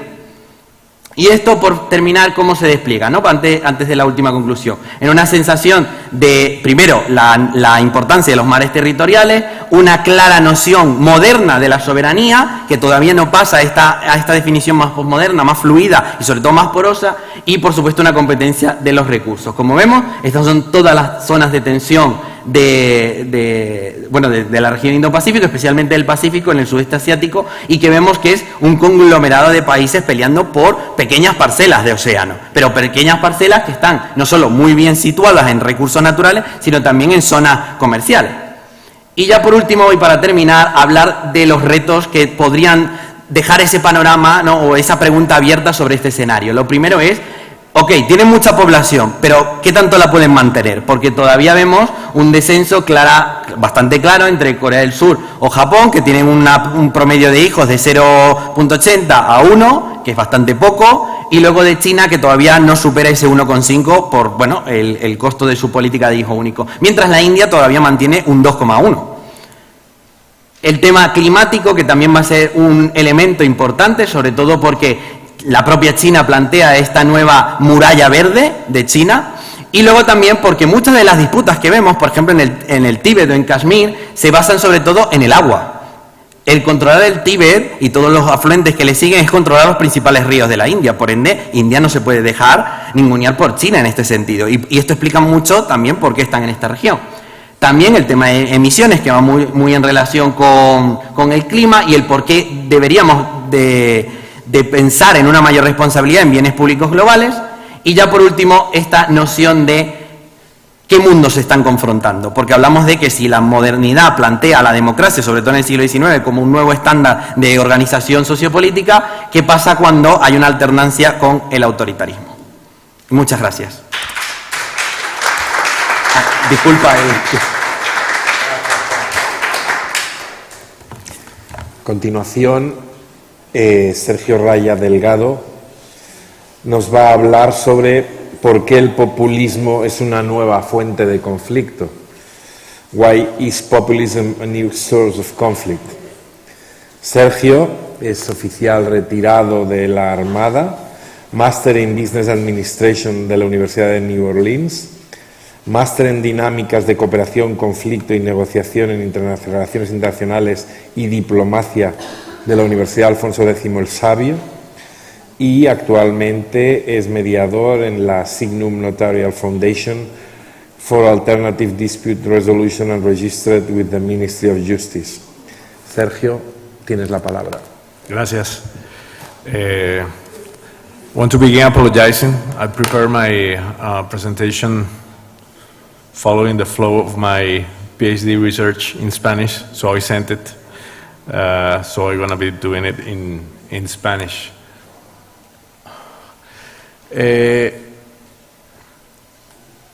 Esto es parte del trabajo de investigación de mi tesis doctoral, que habla sobre reconciliación en una sociedad fragmentada.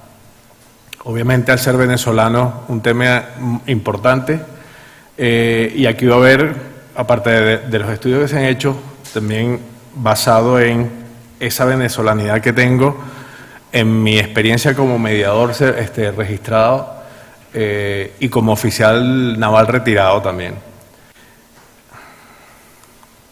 Ahora, ¿en qué contexto nos encontramos? Vemos que las democracias se están viendo sumamente golpeadas recientemente, porque los pueblos sienten, las sociedades sienten de que sus necesidades no están siendo resueltas de manera correcta, lo que crea un caldo de cultivo interesante para esa proliferación del populismo.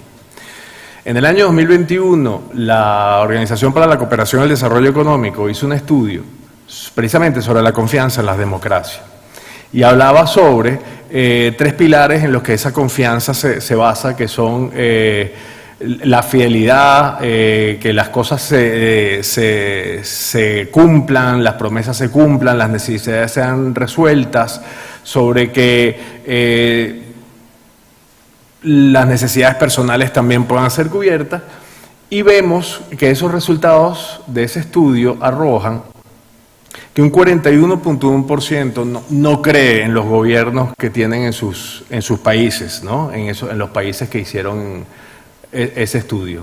Y siguiendo ese mismo orden de ideas, vemos que un 47.7% cree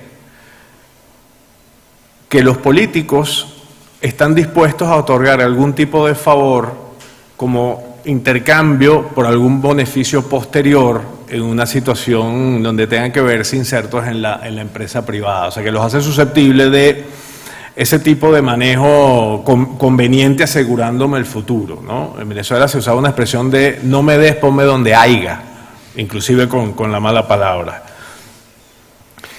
Y el tercer gráfico es interesantísimo porque se basa en la desconfianza por los gobiernos en función de los rangos de edad.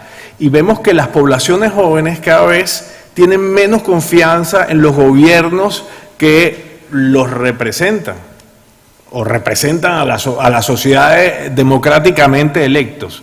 Entonces vemos que de 18 a 29 años hay un 36.97% de falta de confianza.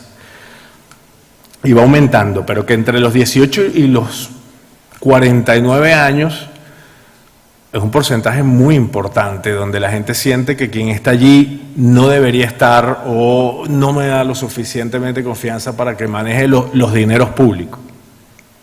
Y que con esos dineros públicos deberían estarse utilizando para satisfacer mis necesidades. Si recordamos la pirámide de las necesidades, esas necesidades básicas que no me permiten, si yo no las tengo cubiertas, avanzar a la siguiente hasta llegar al pleno desarrollo. Entonces vemos que hay unos diversos actores que están siendo movidos por hilos a mi conveniencia por otros actores que en función de lo que yo quiero darme a representar, los utilizo a conveniencia. Entonces, en un caso son los migrantes, en otro caso es el neoliberalismo, en otro caso es el satánico imperialismo que sigue existiendo a nivel mundial.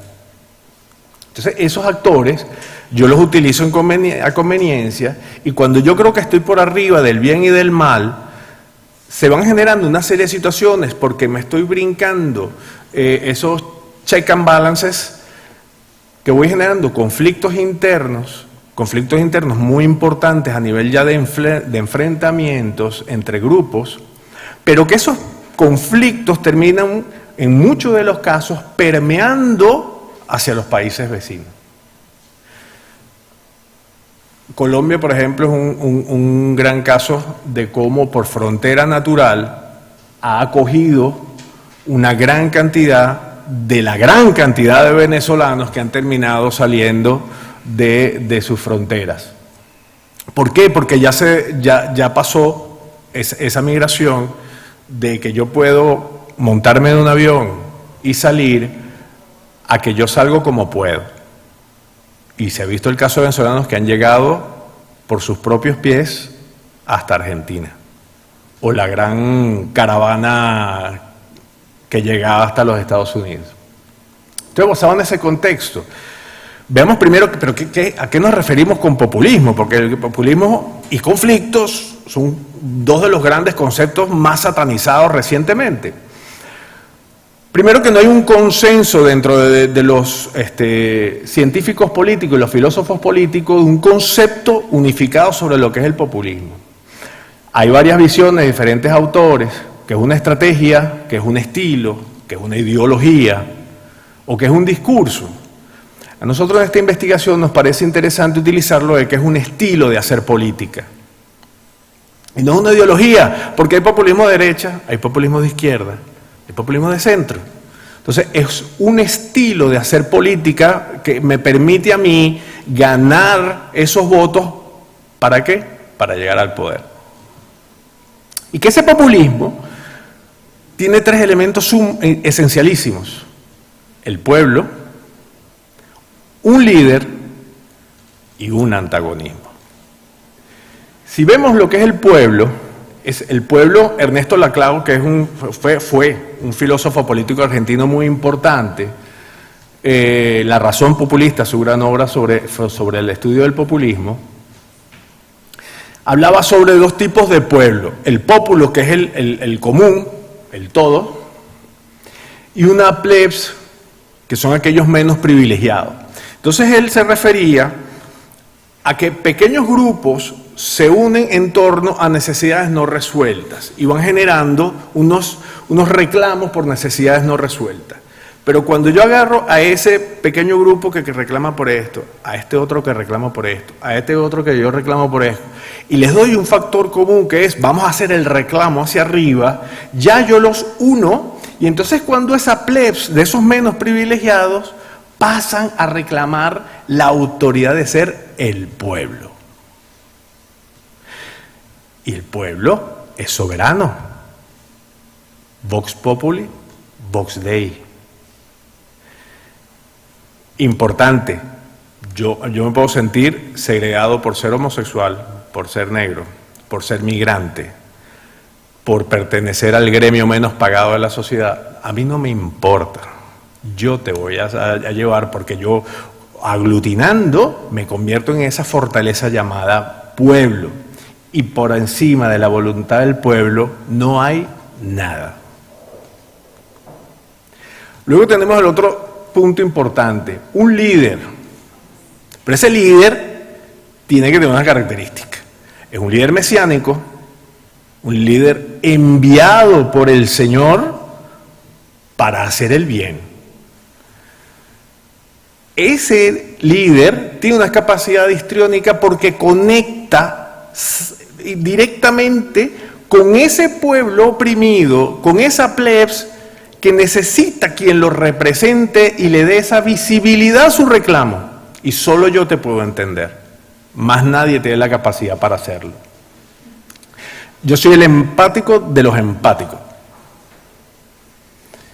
El carisma desbordante, una capacidad de verbo fundamental, resalta sus cualidades personales y familiares. Su familia pasa a ser parte de su plan y de él impoluto e inmaculado. Y ese líder puede ser militar, puede ser un empresario, puede ser un dirigente social. Lo importante es esa característica trascendental de poder entender las necesidades de esa plebe.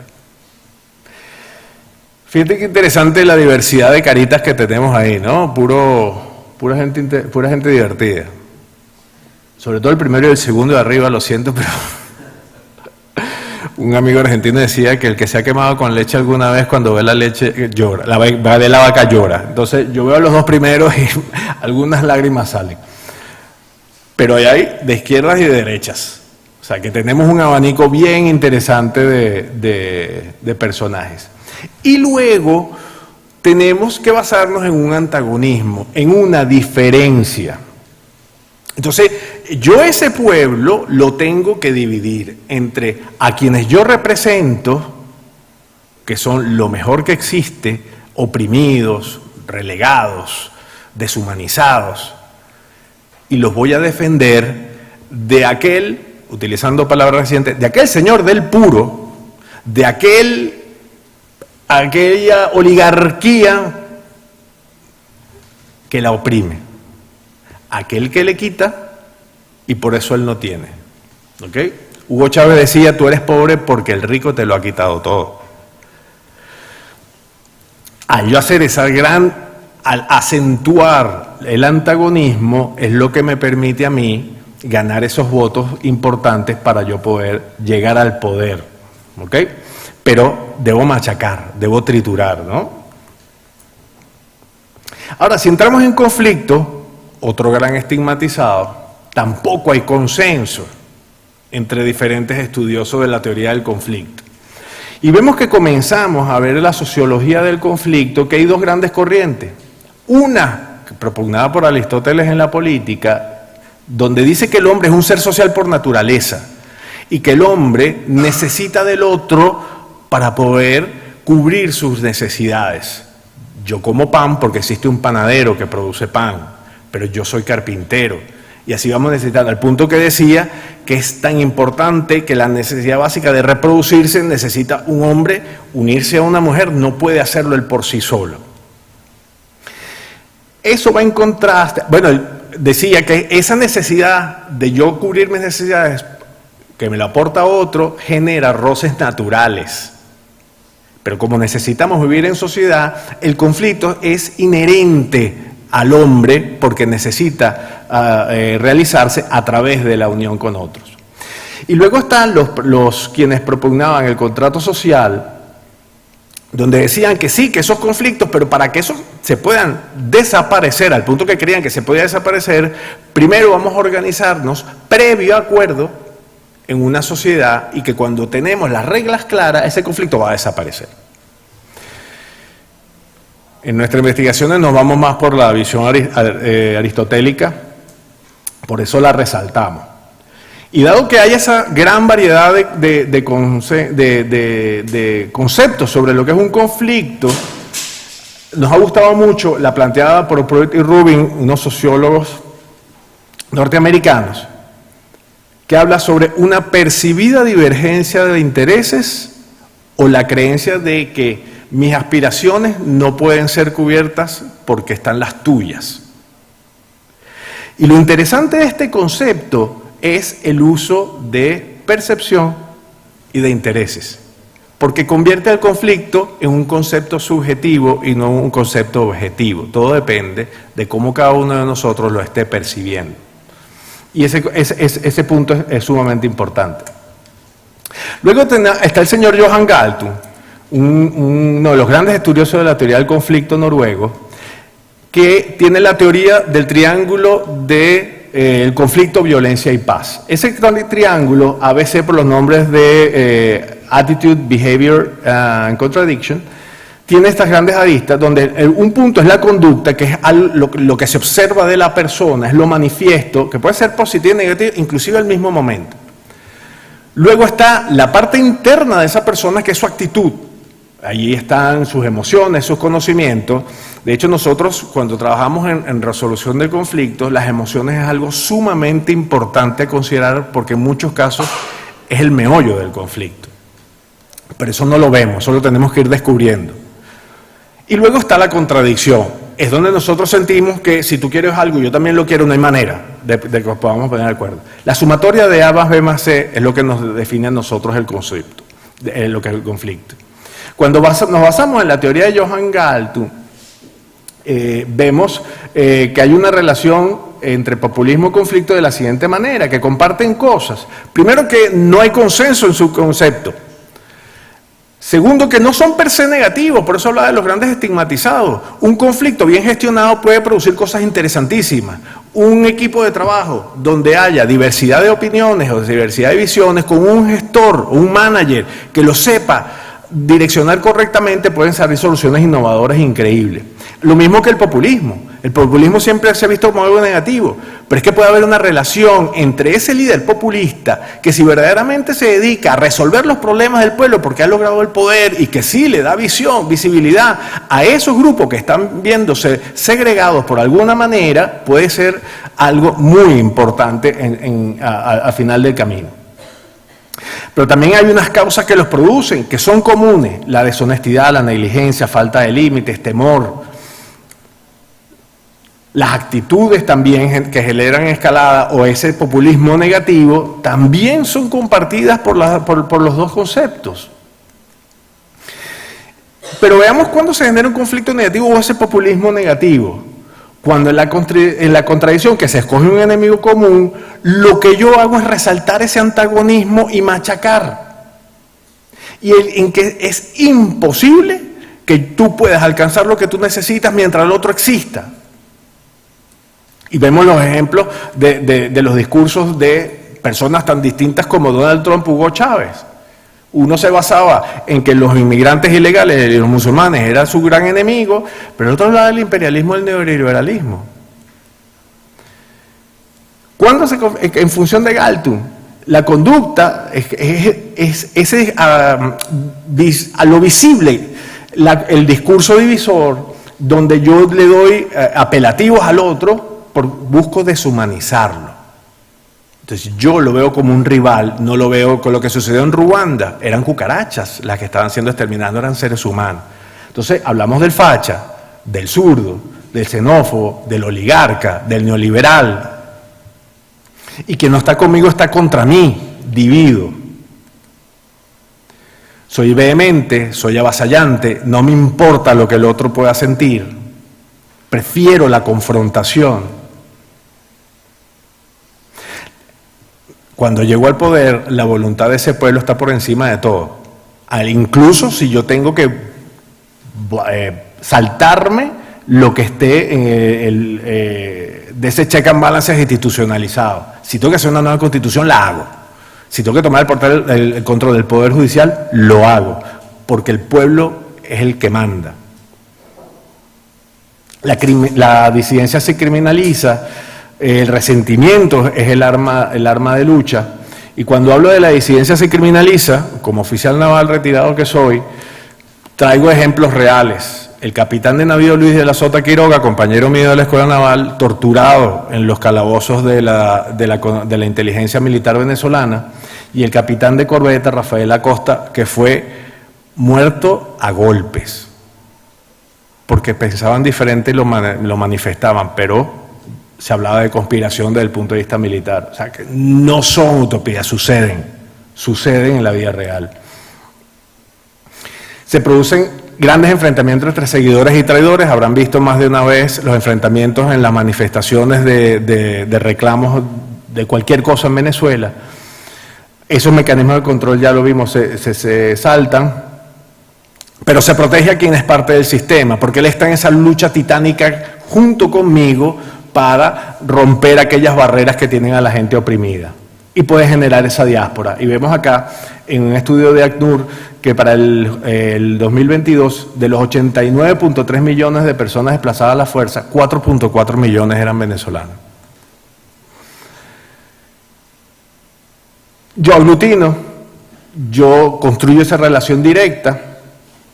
Cuando quiero hacer algo positivo, trabajo verdaderamente al llegar al poder por esa reivindicación de sectores. Pudiésemos esta mañana lo hablábamos de resultados como lo que se está viendo en El Salvador, que se habla de populismo también, pero que por lo menos está resolviendo un clamor social que era el de la seguridad. Y como conclusiones podemos ver que al ser conceptos subjetivos, basados en emociones y percepciones, no podemos catalogarlos per se como algo positivo o como algo negativo. Es la conducta y la actitud de las personas las que tomamos el camino hacia la positividad o hacia la negatividad. Si yo resalto el antagonismo y deshumanizo, obviamente me voy a ir por el lado negativo, generando ese conflicto, esa relación, pero si mi actitud es colaborativa y busco, luego de llegar al poder, realmente satisfacer necesidades, sí, de mis grandes electores, pero al final la de toda a quien me debo, que es la totalidad de ese pueblo, las cosas pueden llegar a un punto positivo. Gracias. Muchas gracias, Sergio. Thank you very much. Now, finally, we have the honor to have Irene Palomo Núñez, who is online, talking about bringing gender and diversity into disarmament, non-proliferation and arms control. Irene is a collaborator for the Office for Human Rights of the Spanish Ministry of Foreign Affairs in Madrid. Irene has a degree in international relations from the University Complutense of Madrid, Master in Diplomacy and International Relations from the Diplomatic School of Spain, and Master in EU Fundamental Rights and Multicultural Integration. She is also a collaborator of the newsletter section for the Este European and Ibero-American Foundation. Irene, you have the floor. I ask you to be precisely with your conclusions and with your work because we have to finish. Thank you very much. Buenos días, muchísimas gracias a todos. Siento participar de forma online porque no puedo acudir a España en estos momentos por motivos de trabajo, aunque he trabajado para el Ministerio en otras ocasiones. Ahora mismo esto lo hago de forma personal, ligado a un programa de mujeres jóvenes en temas de no proliferación y desarme. De todas formas, continuaré y haré el resto de la ponencia en inglés. I'm going to share my screen now so we can see what the presentation that we are all supposed to see. Yes, it is here. Let me begin now. Yes, can you all see the screen? Can you all see the screen and can you see my presentation as well?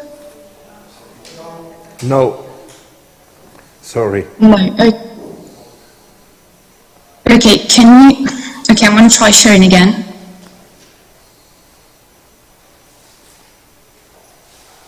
Can you... Okay. Not yet. No? No. Okay, to me it says that it's been shared. You are sharing your Explorer, but not the presentation. Okay. Maybe you have to open it and share this window, Yeah. specific one. Yeah. Let me, because...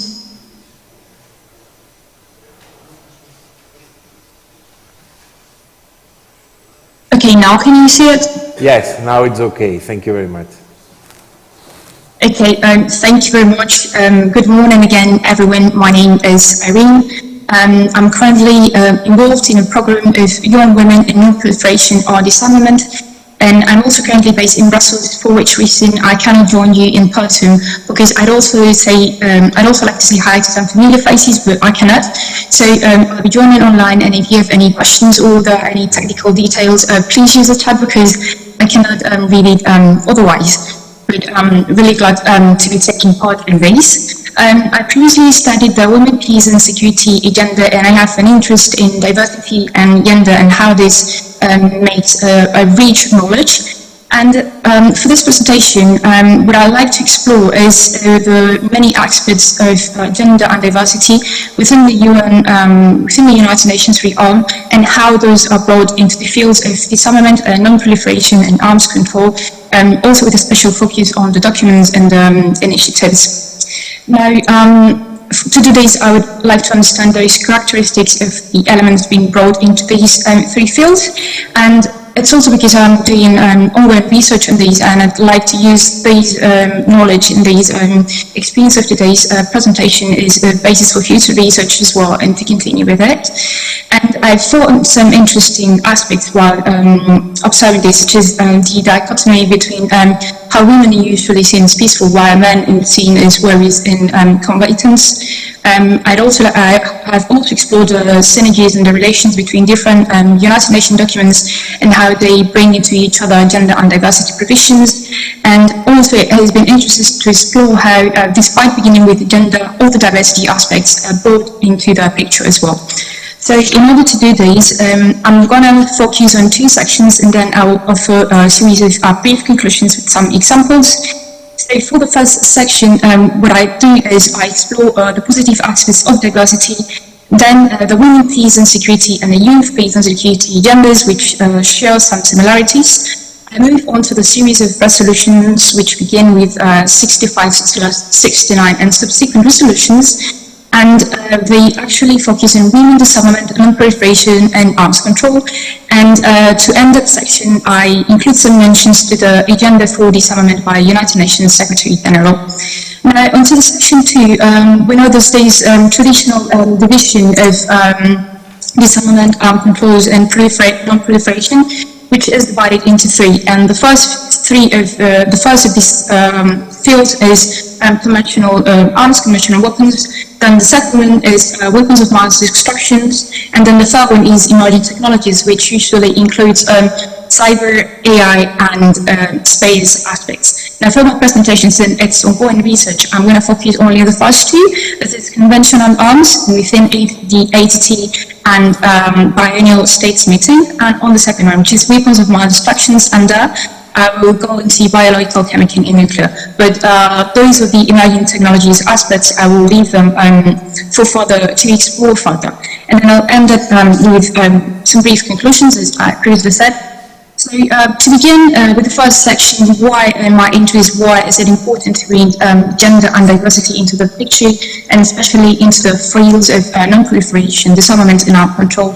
Well, this is because studies and research has shown that when you bring new voices, when you bring new insights, when you bring new perspectives and new dynamics into your field, you actually get new information. Now, with this new information, you're able to get new perspectives and new inputs. And what you produce is better results. You achieve richer outcomes, tailored responses, and you are able to have better group prediction and to better solve problems.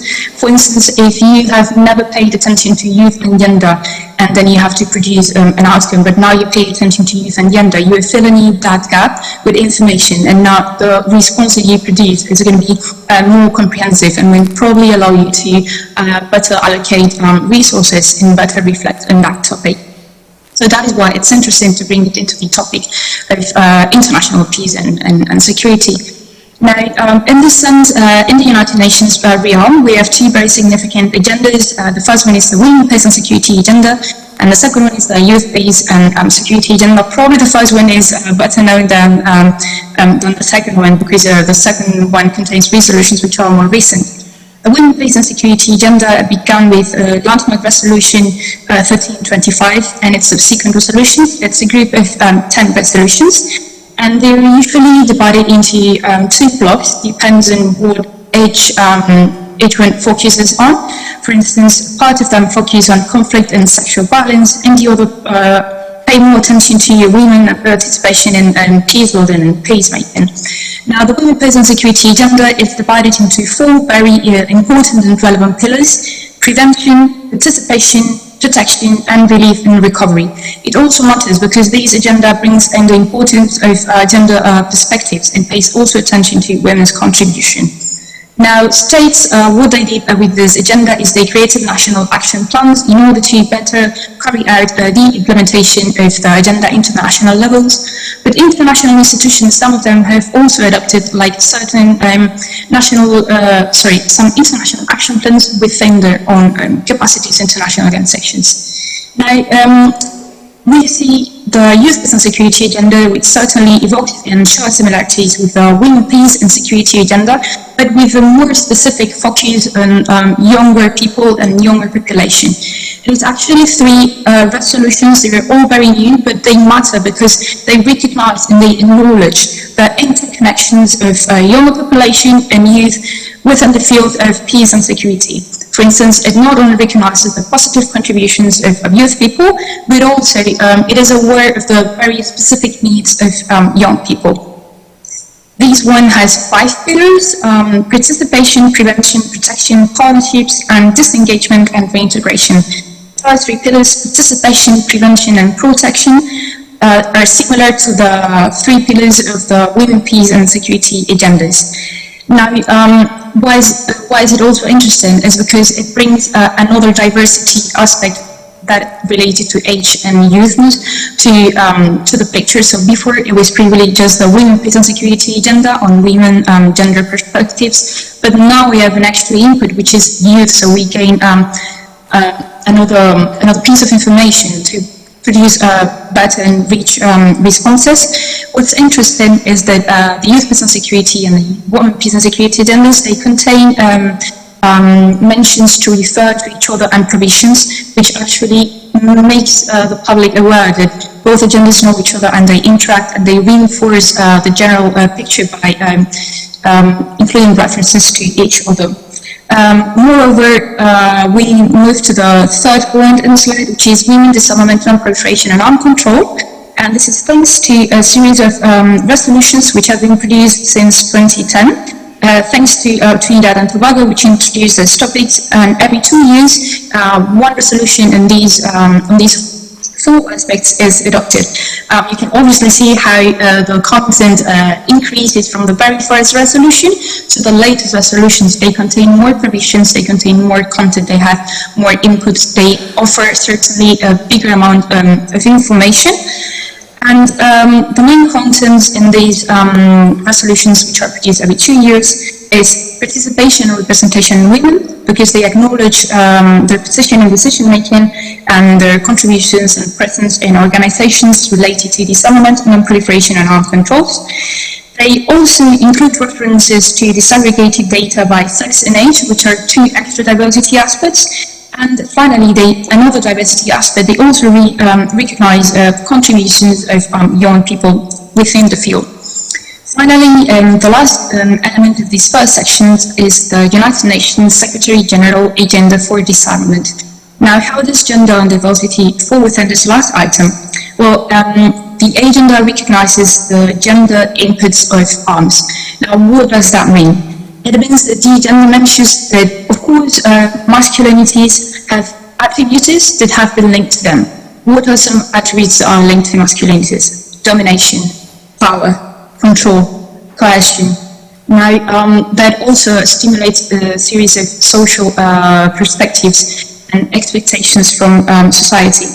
It also means acknowledging that this gender impact recognizes that the majority of arm owners are men, but as well being aware of that women most make up the majority of gender-based violence victims and survivors. And in that sense, those aspects have to be acknowledged.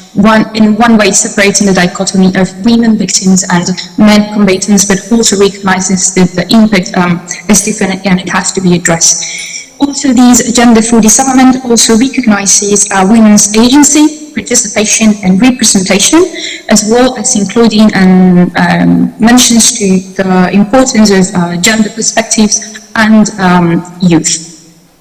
Now, moving into the next section, sorry, it's not button, yeah. In the first part of this section, I'm going to focus on conventional arms, and then I'll move to weapons of mass and extractions. Now, unconventional arms, the Arms Trade Treaty article is quite significant because it is the first time since it is entered in force in 2014. It's the first time that we have an international treaty. This is a binding multilateral instrument that actually discourages countries from transferring conventional arms, which may be lethally used to encourage gender-based violence or violence against women and children. So we acknowledge that there is a reality that has happened, and that is introduced into the provisions of a treaty. and based on that provisions, further work can be done, but it is acknowledged. It's a reality that is happening and a gap that should be addressed. This is both a challenge and an opportunity. Then, moving on with how conventional weapons have worked, there is a paper produced in 2001 by the United Nations Office for Disarmament, UNODA, and it explores gender perspectives and small arms. And as well, there is a series of biennial meetings of states called BSM. And these focus around, I'm not really the name is quite long, UNPOA, which stands for the United Nations Program of Action to Prevent, Combat and Eradicate the Illicit Trade in Small Arms and Light Weapons in all its aspects. Now, this meeting is supported, this UNPOA, it's supported by meetings which happens and which gather several stakeholders. What we see that has been happening with these meetings throughout the years and around small arms and light weapons is that women participation and representation, it is acknowledged, as well as the dichotomy between women victors and men warriors, because that dichotomy is you want to ditch dichotomy, but also, as we did previously in the other slide, you do not want to overlook the differentiated impacts that these items have in different parts of the populations. Also, broader diversity elements are included throughout these meetings, such as gender or age or sex, and we can see how the different BSM meeting documents and outcomes, they connect and build up on all the documents. Now, in 2001, by the United Nations Office for Disarmament, it began by rejecting these, as they call it, easy equation of women victims and men combatants. This document also mentions women's advocacy and expertise. And what we can see throughout the years across different outcomes produced by these BSM meetings is that this is also included in those documents. For instance, the 5th and 6th meetings, they include women participation and representation. The 7th BSM meeting mentions that women are agents of change. And the 5th, 6th and 7th BSM meetings, not only do they mention the 4 pillars of the Women, Peace and Security agenda, thus creating synergies, but they also include broader diversity elements. Because we can see that they mention women and the elderly, they also mention disaggregated data, but with signs of evolution. The 5th meeting mentioned disaggregated data on gender, and we can see that towards the 7th BSM meeting that moved to disaggregated data on sex, age, and disability, which means that further aspects of diversity have been included, and they give us also they make us aware that those items of diversity are being taken into account, they are being incorporated into the picture, and they are meant to be addressed. All in all, this means that in the conventional arms realm, a space has been shaped, and this space is based on the constant expansion and using consistent wording to support further action and further inclusion of diversity. Why? Because the changes in society and how these work towards more diversity inputs, they are reflected in the documents because gender, sex, age and disability are incorporated. Secondly, because the documents are being constantly updated, they are being reviewed, different stakeholders give their opinions to include what matters in the documents. And all in all, it means that taking into account these diversity elements has incorporated and has improved the picture in conventional arms in order to later address challenges related to conventional arms, and again, producing a comprehensive response. Next, I move to weapons of mass extractions. First, I will go with biological, chemical weapons, and then I will move on to nuclear weapons. In the weapons of mass destruction, we have first the biological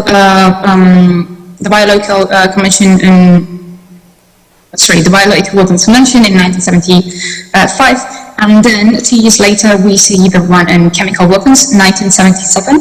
It's interesting because they share certain elements. The biological weapons convention, it contains one article with provisions. It's Article 2. And it actually mentions the safety of people and the protection of the environment.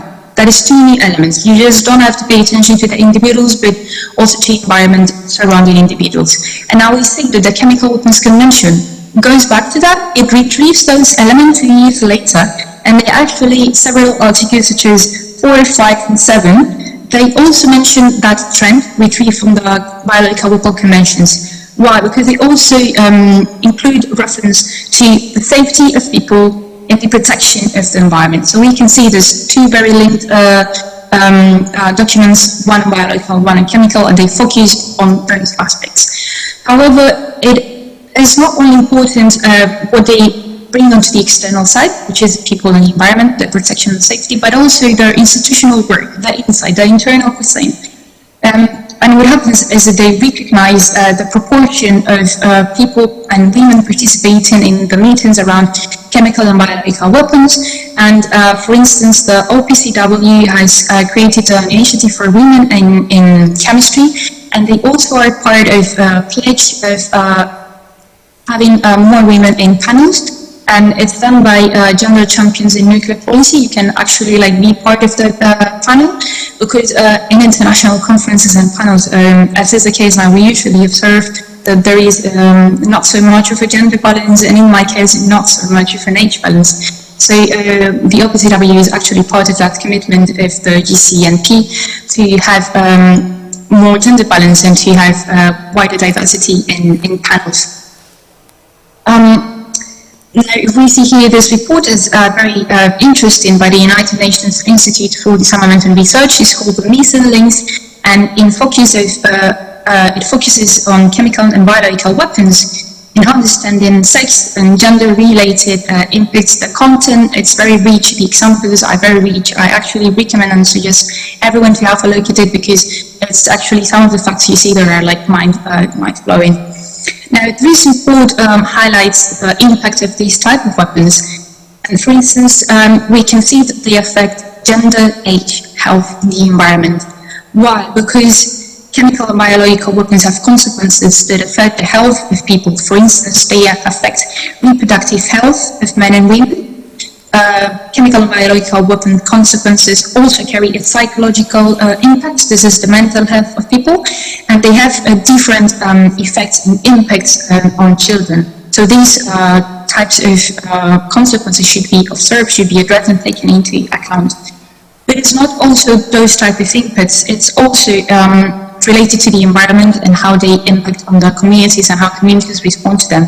And when that happens, also the social effects and behaviors related to the response given by people and the communities in biological and chemical weapons. How do they react? Are they discriminated as the consequences of biological, chemical weapons impact on their surroundings? Are not discriminated? How do they relate, and how do they interact afterwards?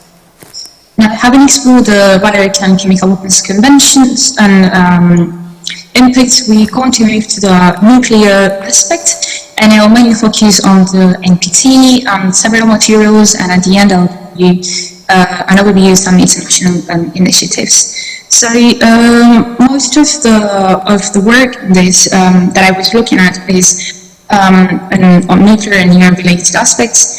And we see that the 10th NPT Review Conference, which has received friend comments on its outcome. This 10th NPT Review Conference has a statement on diversity, which is actually interesting to read. And this statement mentions women, minorities, underrepresented group, and youth. I'm going to very briefly read it. The statement of the 10th NPT goes as follows. The intersections of race, gender, economic status, geography, nationality, and all the factors must be taken into account as risk multiplying factors to accurately assess how different populations and groups are affected. We must give greater consideration to diversity and inclusion. So in that two sentences, we see how all the diversity aspects are brought into the pictures and how different stakeholders on the 10th NPT conference review talk about these aspects.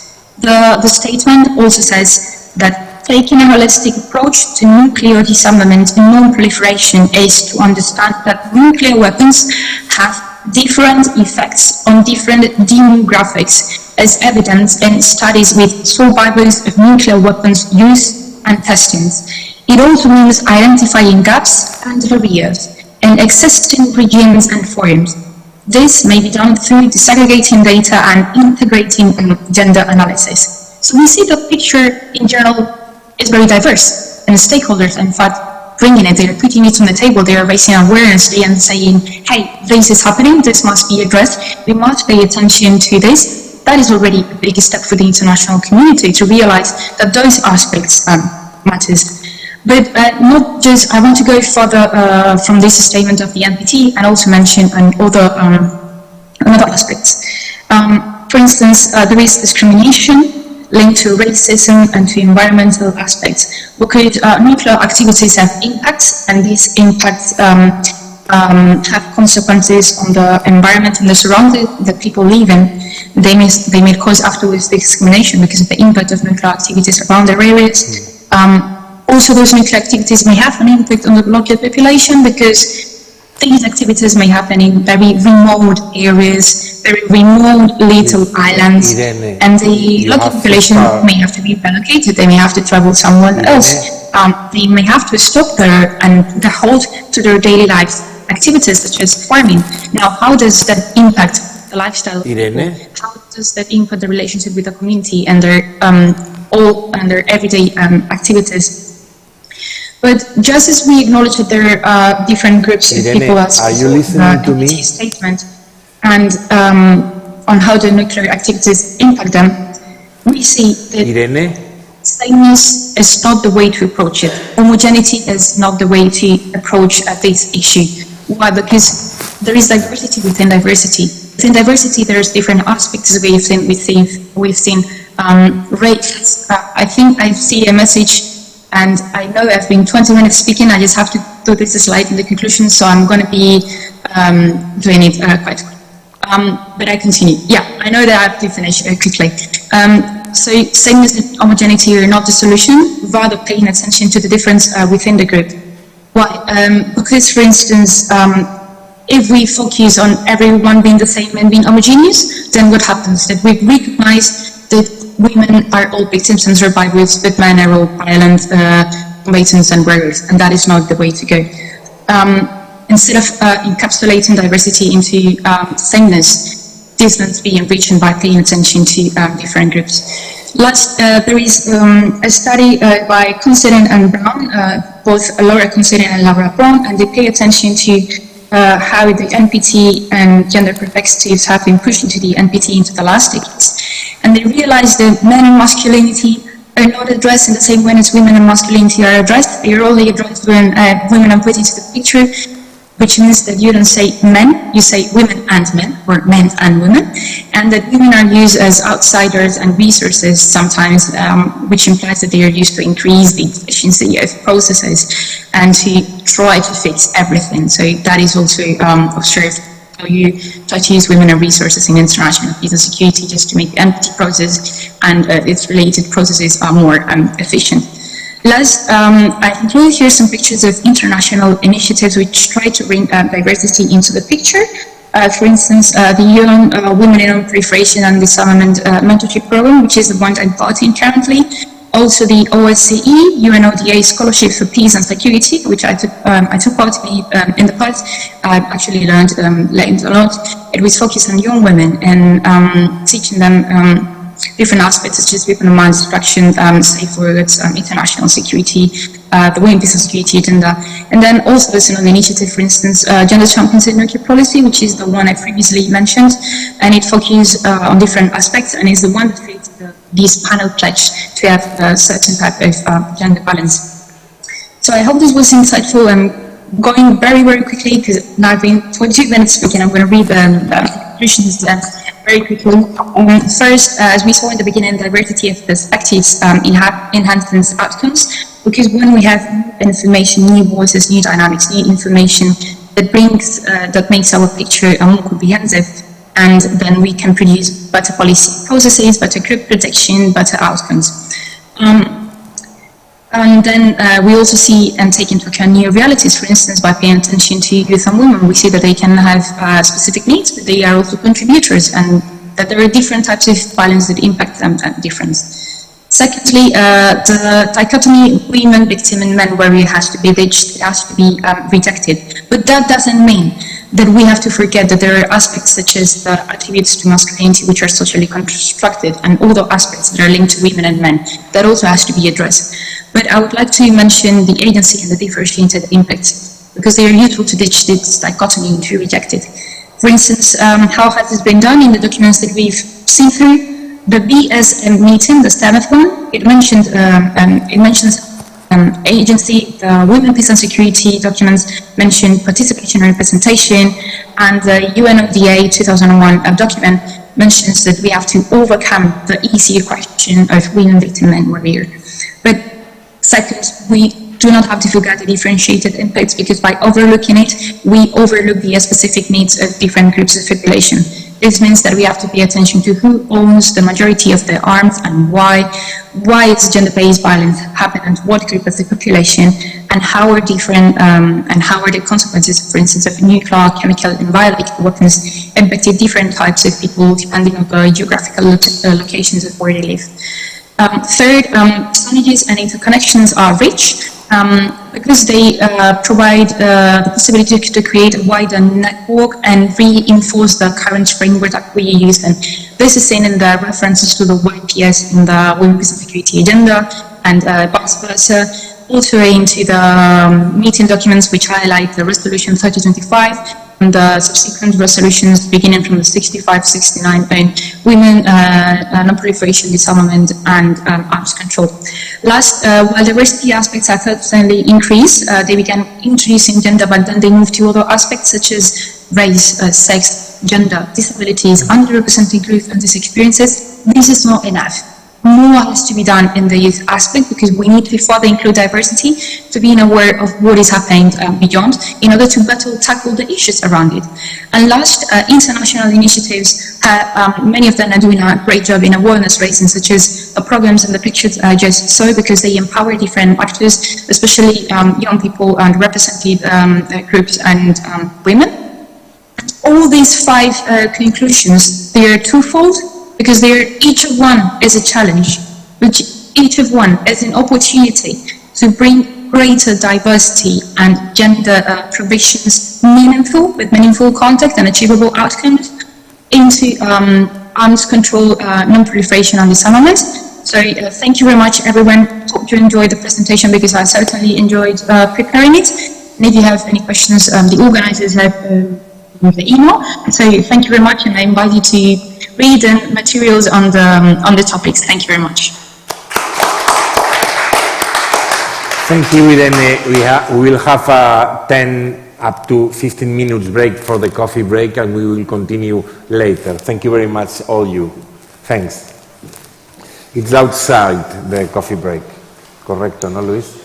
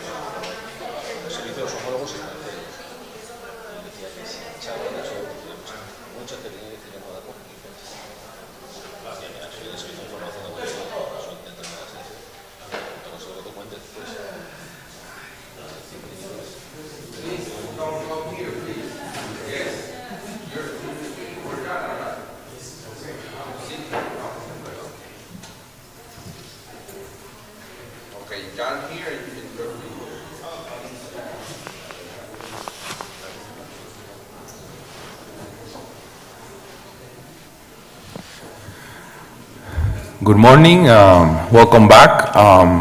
My name is Luis Garcia Segura. I'm the coordinator of the chair on risk and conflicts management, as you all have heard or know me. So we are behind schedule, approximately 25 minutes behind schedule, so we are going to cut by 5 minutes the presentations, so maybe we can have 10 minutes of debate, okay, because debate is always very important. Okay, and this third session, we call this specific EU topics, but it's a little bit of everything: security and defense, naval, Ukraine, Russia, etc. You know, very interesting topics, okay? So first off, we are going to have Mr. Francisco Delgado Urrutia, which is Navy Commander assigned to the Intelligence Section of the Fleet General Staff. He's a frigate captain of the Navy General Corps here in Spain, and since February 1st, 2021, he's assigned to the Intelligence Section of the Fleet General Staff. And the title of his presentation, which will be in Spanish, is The Importance of Maritime Security in the Gulf of Guinea for the European Union's Internal Security. Okay, so Mr. Delgado, please.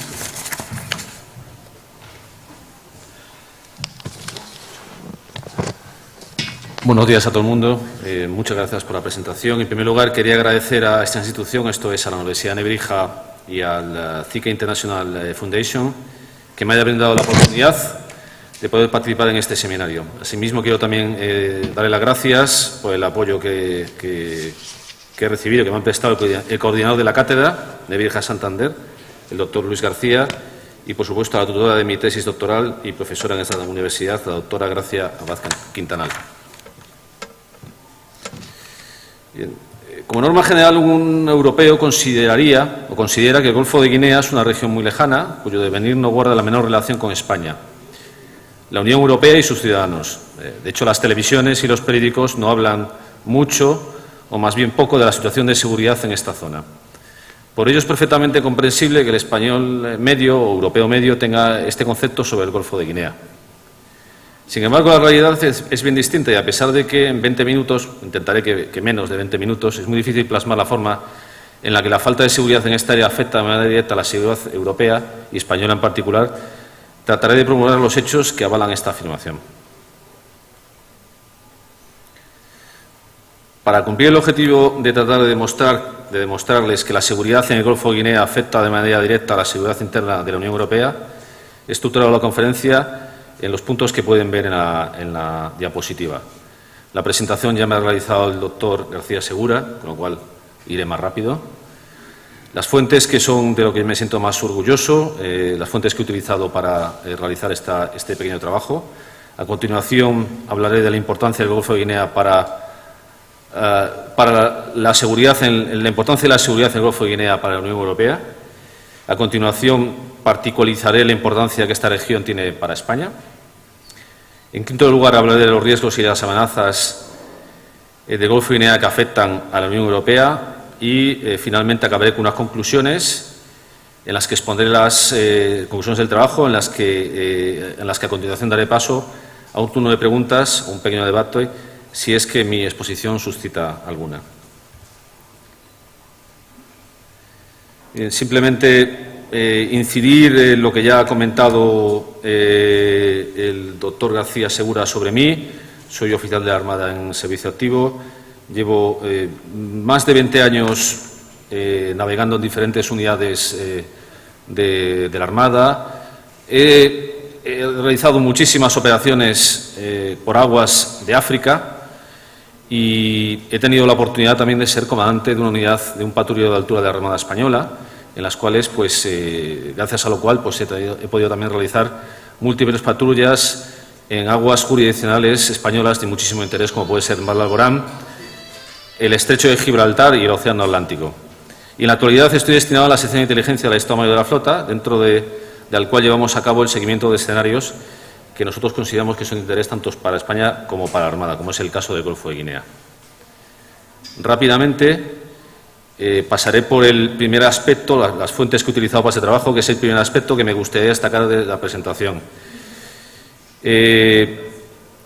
Considero que las voy a comentar porque considero que es el mayor valor que aporta mi trabajo.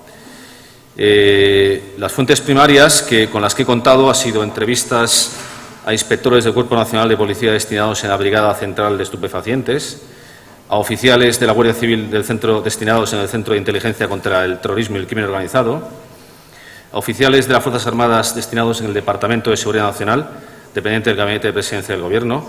También he tenido entrevistas con periodistas españoles especializados en el Magreb y en el Sahel. Destaco periodistas del diario El País y de la cadena SER.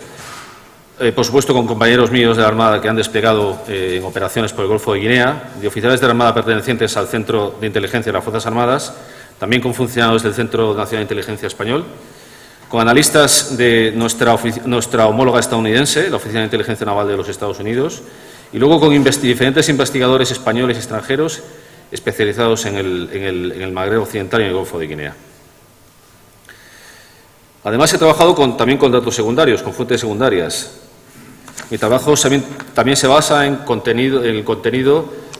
datos e información contenida en informes generados en la Célula de Información y Análisis de Riesgos y Amenazas, dependiente del Consejo Nacional de Seguridad Marítima de España, del cual formo parte como vocal del Ministerio de Defensa, en documentos elaborados por la Misión de Estabilización de Naciones Unidas en Mali, en trabajos de la Oficina de Naciones Unidas contra el Crimen y el Tráfico de Drogas, en informes de la Agencia de la Unión Europea para la monitorización del tráfico de drogas y su adicción, en documentos de la Agencia de la Unión Europea para la Cooperación Policial de la Unión Europea, más conocida como Europol, y, por supuesto, en datos promulgados por diversos think tanks, destaco algunos de habla inglesa, que considero que son los más importantes, el Global Initiative Against Transnational Organized Crime, el Inside Crime, el International Crisis Group, el Enhancing Africa's Response to Transnational Organized Crime, y, por último, el Institute for Security Studies.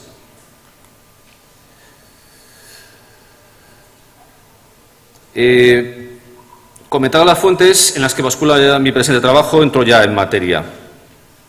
El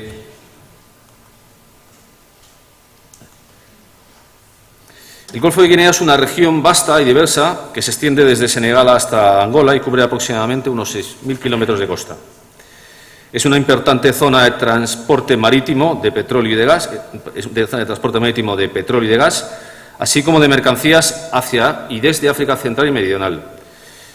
En un día cualquiera del año puede haber alrededor de unos 1.500 buques, incluyendo pesqueros, petroleros, buques de carga, que naveguen por estas aguas. Dentro de esta región destaca en todos los aspectos Nigeria, que aparte es uno de los grandes hegemones africanos. Los tres países que mantienen un nivel de intercambios comerciales más elevados con este Estado, con Nigeria, son España, Francia y los Países Bajos. Estas relaciones comerciales se basan principalmente en la compra de petróleo y de gas natural por parte de los países que les acabo de indicar. Así, anualmente Francia importa 16.000 millones de dólares de petróleo crudo, de los cuales 2.500 proceden de Nigeria. Esto equivale a decir que Francia importa el 15% de las importaciones de Francia proceden de este país. Por su parte, los Países Bajos importan petróleo crudo de Nigeria por valor de 2.600 millones de dólares al año, lo cual supone un 5% de sus importaciones. En relación a España, sus importaciones de anuales de petróleo son todavía más importantes. España le supone anualmente el gasto que invierte en importar crudo son casi 27.000 millones de dólares, de los cuales un 20% los importa de Nigeria. Por ello, dentro de la Unión Europea es el país que más petróleo crudo compra en la región del Golfo de Guinea. A continuación, he considerado conveniente comentar la importancia de la región del Golfo de Guinea para la pesca comunitaria, para la pesca de la Unión. En este sentido, en la pantalla pueden visualizar las zonas que emplean los palangreros portugueses dentro del Golfo de Guinea y pueden comprobar que son zonas en alta mar. Aquí les señalo la costa del Golfo de Guinea, esta es la costa nigeriana, y aquí ya empezaría Camerún. Son zonas en alta mar, muy alejadas de Nigeria, y también, bueno, no es un área especialmente grande.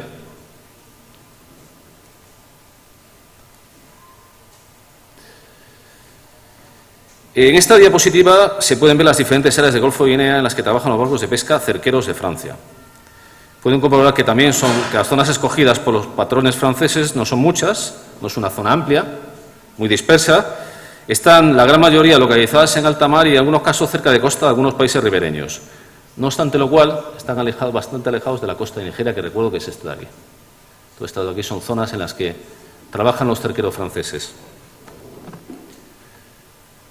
Pasando a otros países europeos para los cuales la pesca tiene importancia dentro de su PIB, como es el caso de Bélgica, Grecia e Italia, pues pueden comprobar en la diapositiva que no existen zonas en las cuales trabajen ni cerqueros, ni palangreros, ni buques de pesca de estos países, lo cual indica que esta región no es de interés para las cofradías y armadores de estos países comunitarios. Finalmente, en relación con la importancia de la región para la actividad pesquera comunitaria, se estima necesario resaltar las numerosas zonas en las que operan los barcos de pesca españoles. Así, en estas latitudes faenan palangreros gallegos, cerqueros vascos y arrastreros andaluces. Señalados, esta es la zona escogida por los gallegos, por los palangreros gallegos. Esta es la que emplean los cerqueros de Vizcaya y de Guipúzcoa. Y esta zona aquí es la zona de arrastre. La mayoría de los pesqueros españoles proceden, o sea, tienen base en el puerto de Huelva.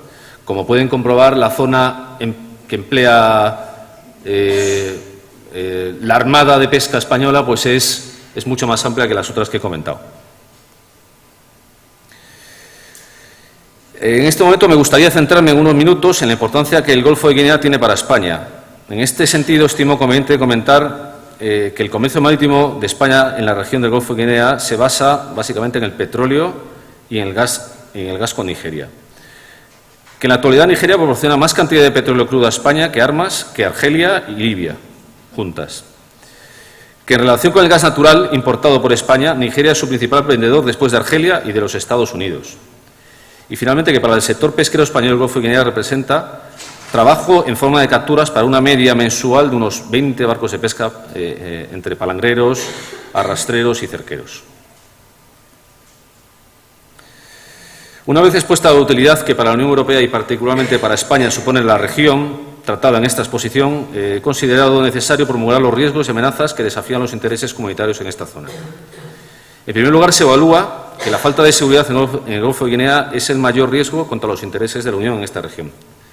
Cierto es que en los últimos años se ha producido un aumento del gasto militar, en particular el gasto naval de los países ribereños, especialmente por parte de Nigeria. Sin embargo, se ha obtenido información por parte de diferentes agencias de inteligencia, que ya he comentado cuando hablé de las fuentes, que atestiguan que estas inversiones no han contenido ni erradicado la piratería en el Golfo, de la que posteriormente hablaré. Asimismo, se valora que en la actualidad, y a pesar de los esfuerzos e inversiones de la Unión Europea, todavía existe una falta de coordinación a nivel regional en materia de seguridad marítima bastante elevada.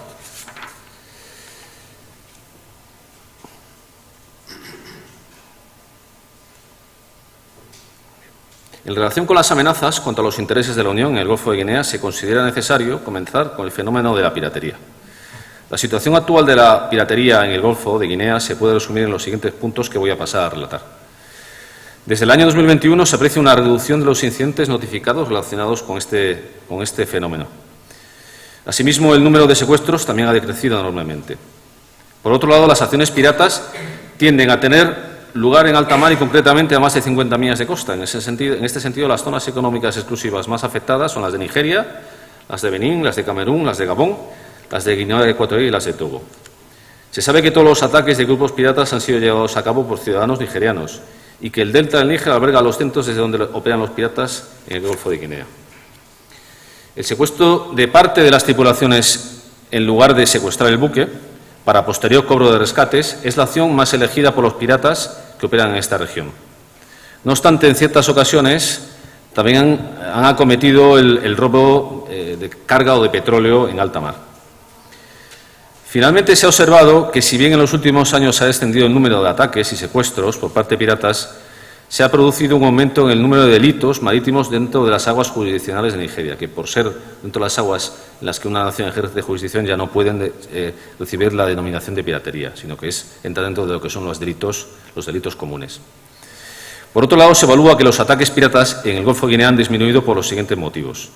En primer lugar, porque los grupos piratas se han visto obligados a actuar fuera de las zonas económicas exclusivas de Nigeria y de los países que he indicado, lo cual supone un enorme esfuerzo para mantener, Nigeria realiza un enorme esfuerzo para mantener la seguridad dentro de sus aguas jurisdiccionales. Esto hecho le supone a los grupos piratas nigerianos tener que navegar enormes distancias para poder actuar, lo cual equivale a afirmar que les obliga a trabajar mucho más. Y con carácter general, a la gente pues no le gusta trabajar, le gusta hacer otras cosas, pero trabajar no. Y otro motivo por el cual se evalúa que han disminuido los siguientes motivos es porque en la actualidad existen otras actividades ilegales que aportan mucho más beneficios económicos que la piratería en alta mar. Es el caso del contrabando de crudo nigeriano dentro del propio país. En la actualidad España dispone de 16 gaseros y 9 petroleros. Existen 16 gaseros y 9 petroleros que portan pabellón español, y por ello que en un momento dado pueden operar entre plataformas petrolíferas o de gas de Nigeria y entre las plataformas petrolíferas de gas de Nigeria y algún puerto español. Por ello se estima que existe la posibilidad de que cualquier mañana España se despierte con la noticia del asalto de uno de estos barcos por parte de un grupo pirata nigeriano. Este hecho no supondría un peligro para el suministro energético de España, ni mucho menos, ni tampoco una interrupción de los intercambios comerciales entre España y Nigeria. Pero sí generaría un gran impacto mediático.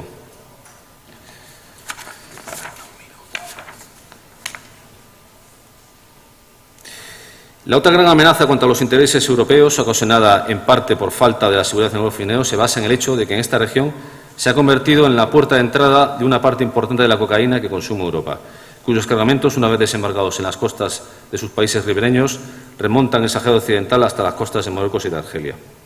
Entre enero de 2019 y enero de 2021, la región de África Occidental vivió el mayor número de incautaciones de cocaína por parte de las autoridades de los países que componen esta zona. En la actualidad, la fachada atlántica del Golfo de Guinea constituye uno de los principales puntos de entrada de cocaína producida en Sudamérica, dentro del continente africano. En esta diapositiva que ven en pantalla pueden observar datos promulgados por la Oficina de Naciones Unidas para las Drogas y el Crimen Organizado, en los que se puede observar el aumento de las incautaciones de cocaína acaecidas en África Occidental en los últimos años. Desde 2019, como pueden observar, se han disparado, y estos son incautaciones. Como se ha indicado, las costas de Guinea-Bissau, Guinea-Conakry, Costa de Marfil y Nigeria son lugares de desembarco de cocaína producida en Sudamérica y que tienen como destino Europa. Posteriormente, una parte importante de estos cargamentos de cocaína son transportados hacia Mali y de allí transitan hacia Mauritania y desde Mauritania pasan a Marruecos para dar el salto final hacia Europa.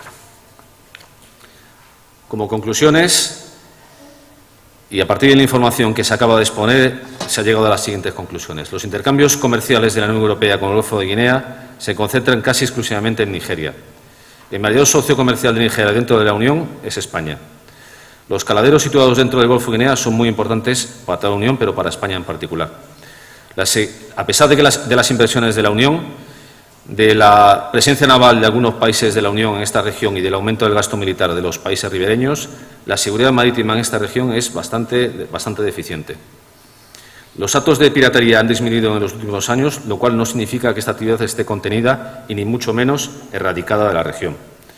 Por otro lado, el Golfo de Guinea se ha convertido en la puerta de entrada de una parte importante de la cocaína que se consume en Europa, cuyos cargamentos, una vez desembarcados en las zonas en las costas de los países ribereños del Golfo de Guinea remontan el Sáhara Occidental hasta el norte de Marruecos y Argelia. El país de la Unión que más le afecta a la seguridad del Golfo de Guinea es España y por ello se lanza la siguiente pregunta.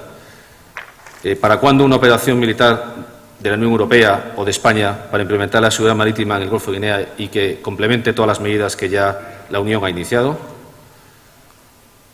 Y sin más, me pongo a su disposición para, si tuviesen alguna pregunta o quisieran hacer algún comentario, yo ya finalizo mi presentación.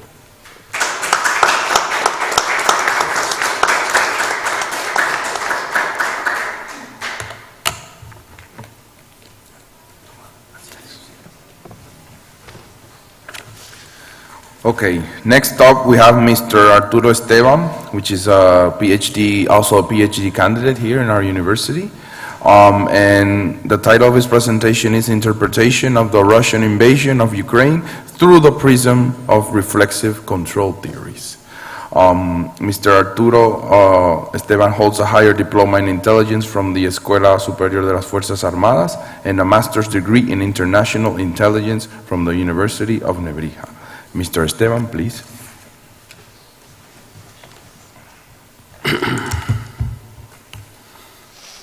Bien, buenos días y lo primero, muchas gracias a la organización por aceptar mi ponencia y por supuesto al doctor García por el apoyo que me ha proporcionado durante la preparación de esta. Como se ve en el título, vamos a hablar de las teorías del control reflexivo respecto a la invasión de Ucrania. El origen de esta ponencia...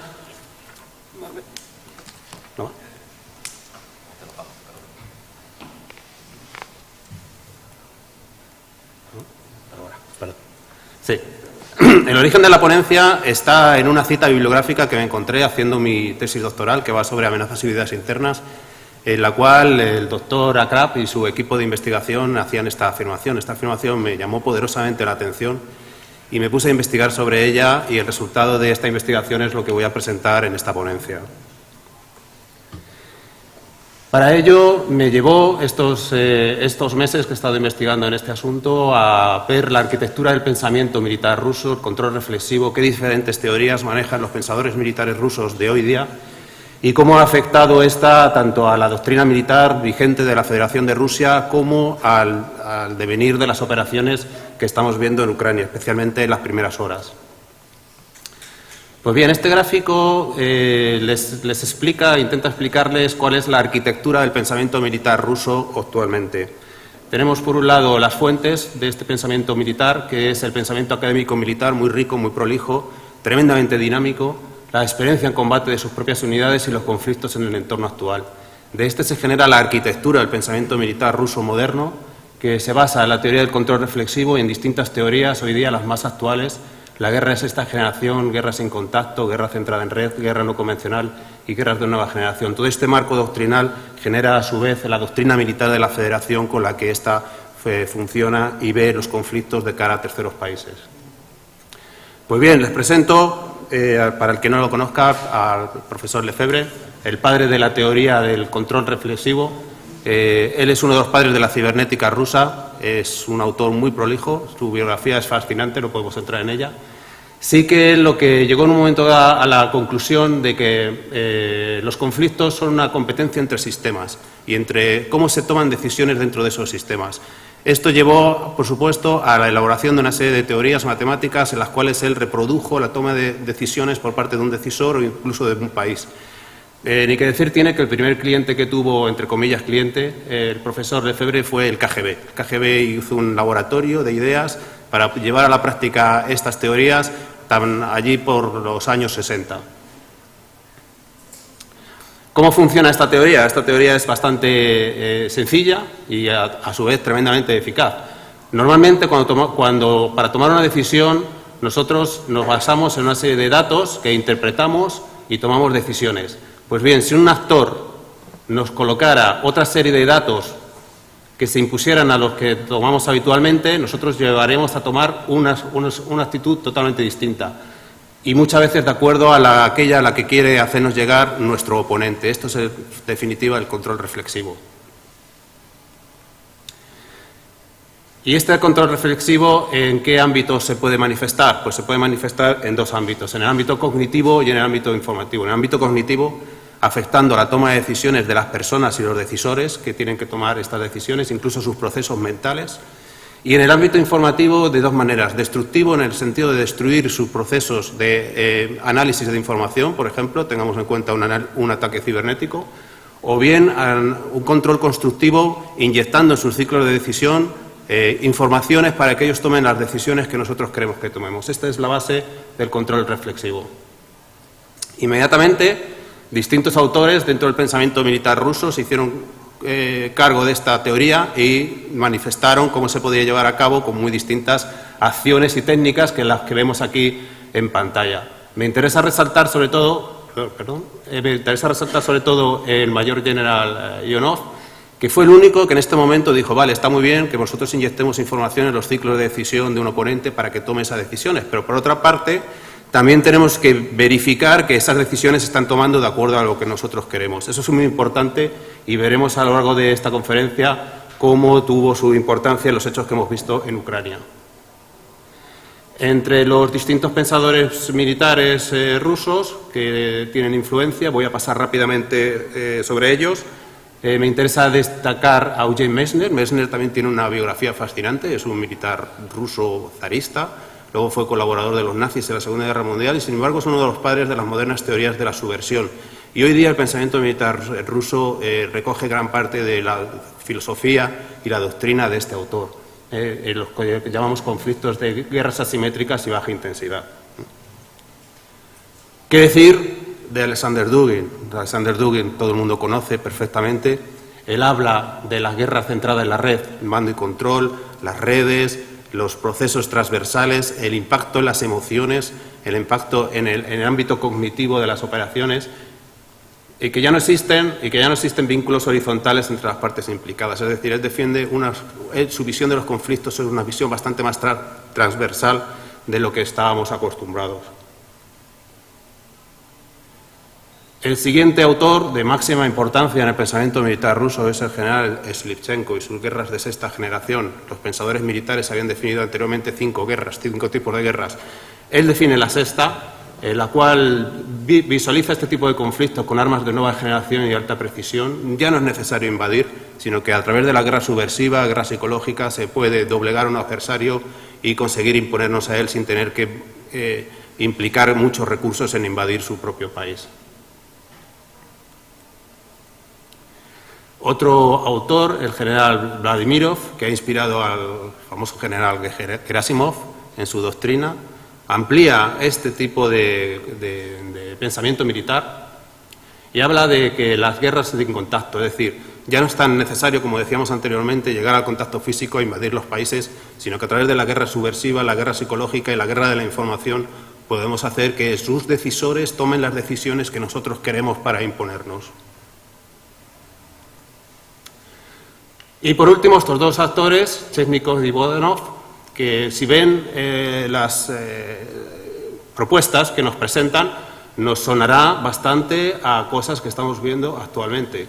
Es decir, crear el caos, fomentar el separatismo, denigrar a los actores políticos oponentes, deshumoralizar, importantísimo, la cúpula militar oponente. Es decir, ellos ya nos dejan entrever una serie de recetas para imponer este tipo de control que va a ser recogido en la doctrina militar rusa presente.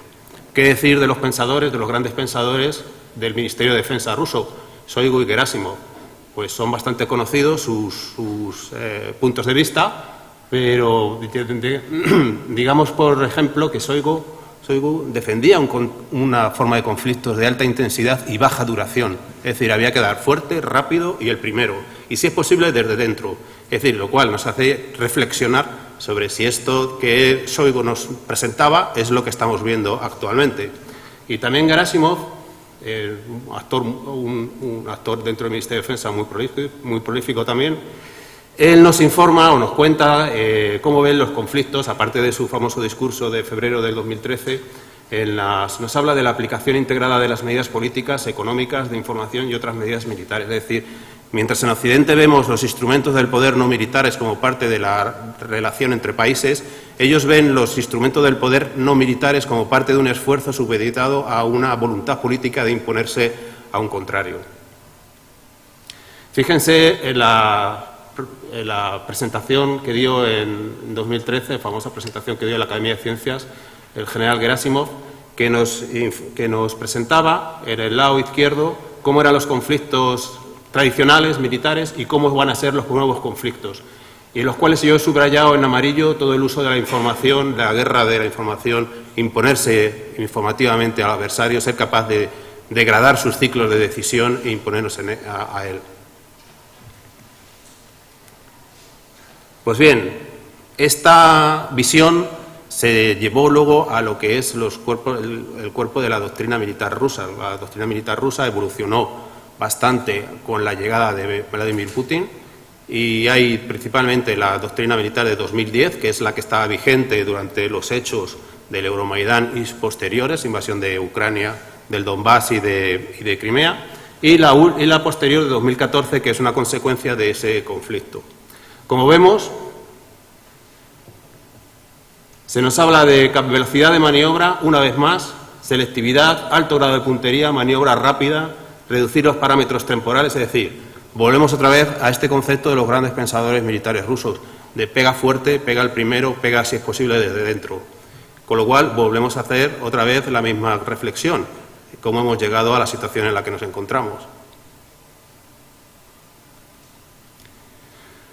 Pues bien, para entender la visión desde el punto de vista militar de Rusia con respecto a Ucrania, yo traigo aquí a colación dos citas de dos investigadores, en las cuales nos dice que lo que fue la anexión de Crimea y la primera guerra del Donbass y sucesivas no es más que otra cosa que la manifestación de estas teorías militares rusas aplicadas a su rival o a su vecino ucraniano. Tanto las guerras de nueva generación como el control reflexivo.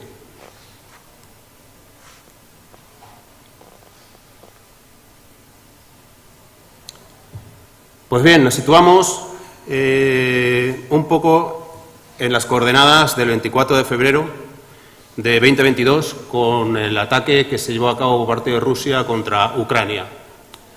Bien, esta doctrina militar que yo les citaba de 2014 es muy sensible e identifica a la OTAN y a sus políticas como una seria amenaza para su seguridad. Ellos interpretan que Ucrania está deslizándose por el camino de la adhesión atlántica y van a tomar una serie de medidas. La operación, curiosamente, de invasión de Ucrania no la diseñan los militares rusos, sino que la diseña el Servicio Federal de Seguridad, el noveno directorio, que es reorganizado justo antes de empezar este planeamiento. ¿Qué mecanismo de derrota se buscaba? La desestabilización previa de Ucrania por medio de una guerra no convencional. Es decir, ellos buscaban dar la patada en la puerta y que ya estuviera todo patas arriba para que no tuvieran que hacer más que llegar e imponer un gobierno títere. Esta operación se llevó a cabo con grandes medidas de seguridad que dejó fuera del planeamiento a gran parte del estamento militar y de las propias unidades de combate que tenían que entrar en Ucrania.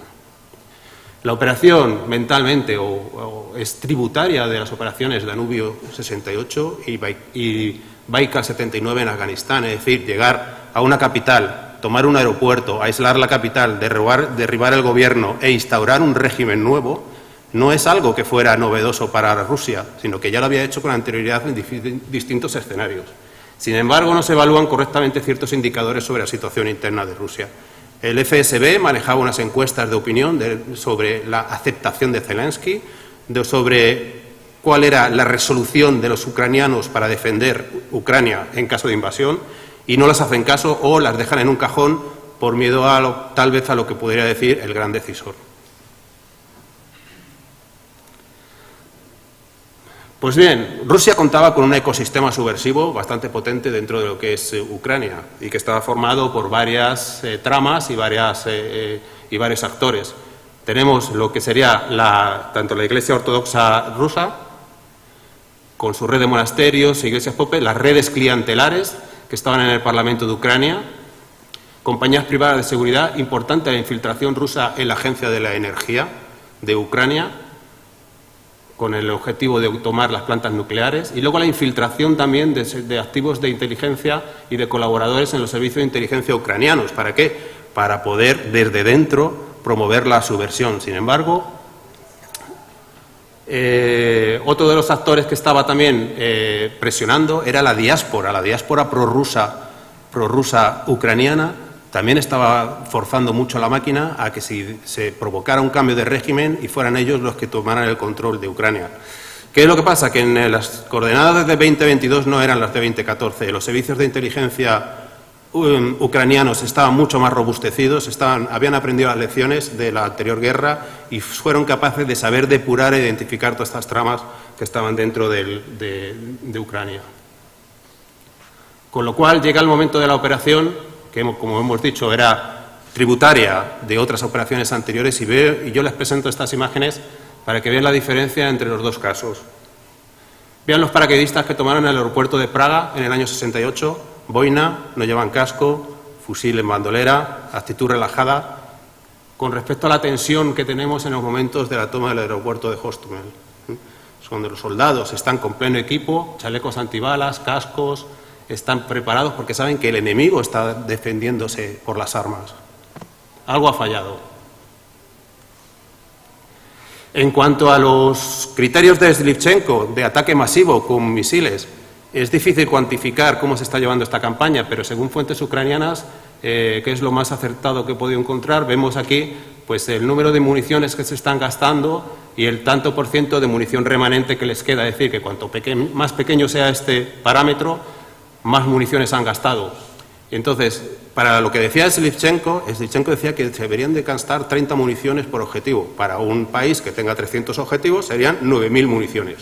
Es decir, que lo que demuestra Rusia es que tiene cierta fatiga logística en las armas de destrucción y en las armas de ataque que visualizaban los pensadores militares rusos.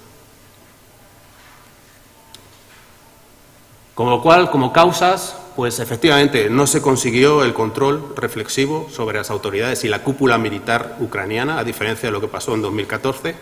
En las primeras horas de la invasión, muchos mandos generales y coroneles del ejército ucraniano reciben llamadas de sus homólogos rusos exhortándoles a que no resistan, a que abandonen las armas. Se hace una campaña intensísima para que las comunicaciones no se puedan llevar a cabo y para que el gobierno ucraniano quede totalmente aislado. Sin embargo, fracasan porque el gobierno Ucrania había digitalizado previamente sus comunicaciones y contaba con muy buenos apoyos. La operación es tributaria mentalmente. El militar piensa que lo que ha funcionado, ¿por qué no puede seguir funcionando? No cambiaron esos esquemas mentales que tenían anteriormente. Y como decía el coronel Yonov, el mayor general Yonov, no se puso en marcha un mecanismo de retroalimentación para ver que esta situación no se estaba dando. Fracasó la fase subversiva y la evolución del conflicto pues desactivó a múltiples redes de colaboradores. Con lo cual, para los objetivos iniciales de la campaña he puesto en rojo lo que no se consiguió para las primeras horas y en verde lo que sí que se consiguió. Es decir, que fue, desde el punto de vista de la operación militar, los objetivos fueron no alcanzados en las primeras horas del conflicto. Con lo cual, concluimos que no se puede entender el modus operandi de Rusia en Ucrania sin comprender la teoría del control reflexivo. Esto es una de las grandes lecciones que yo he aprendido también de esta ponencia. Los marcos académicos y doctrinales del pensamiento militar ruso son tributarios de la teoría del control reflexivo, esa figura que os he mostrado al principio, molecular, donde el átomo central es el control reflexivo. Esto hay que tenerlo en cuenta. Y que el mecanismo de derrota fracasó debido a la prevención y al esfuerzo de la contrainteligencia ucraniana, que supo detectar estas redes, a veces utilizarlas en su favor, esto es importante, y imponerse a su vez con una especie de contracontrol reflexivo frente a las intenciones de Rusia. Y con esto concluye mi presentación.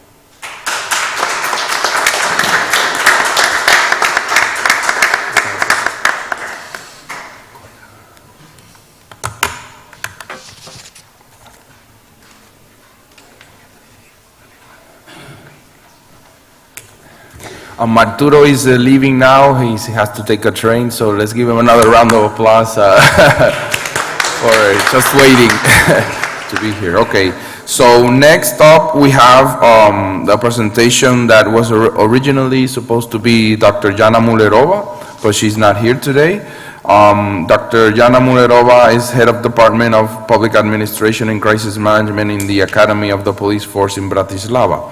The presentation is called International Cybercriminality, Crime Risk and Preventive Measures for European Union.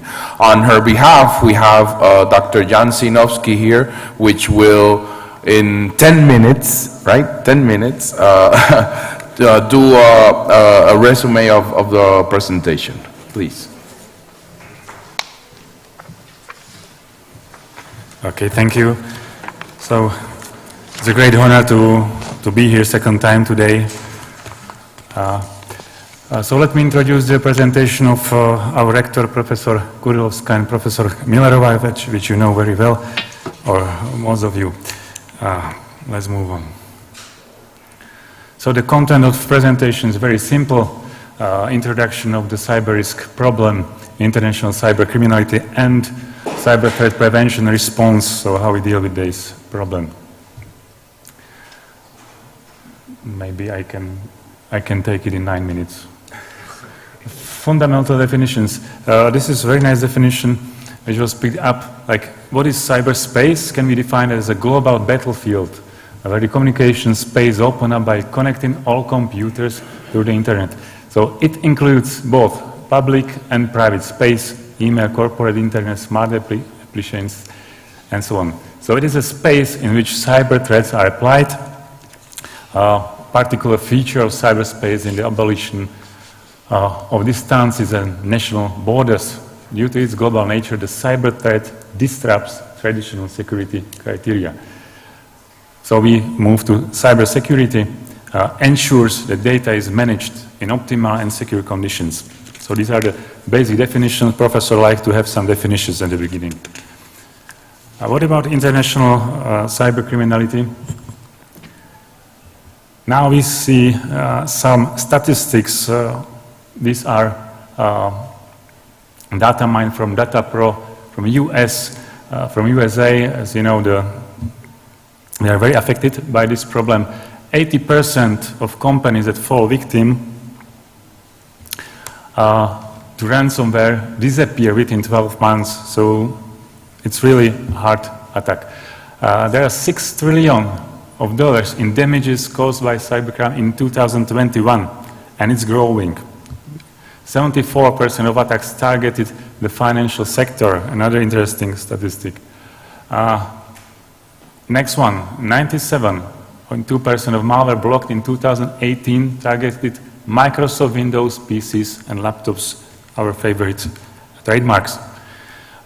Threats becomes more common in 68% of cases where a victim of sexual extortion complies with the demands. Quite unknown statistics in Europe. And next one, 59% of Americans say they have experienced cybercrime or have somehow fallen into the hands of a computer hacker. So it's a very common thing.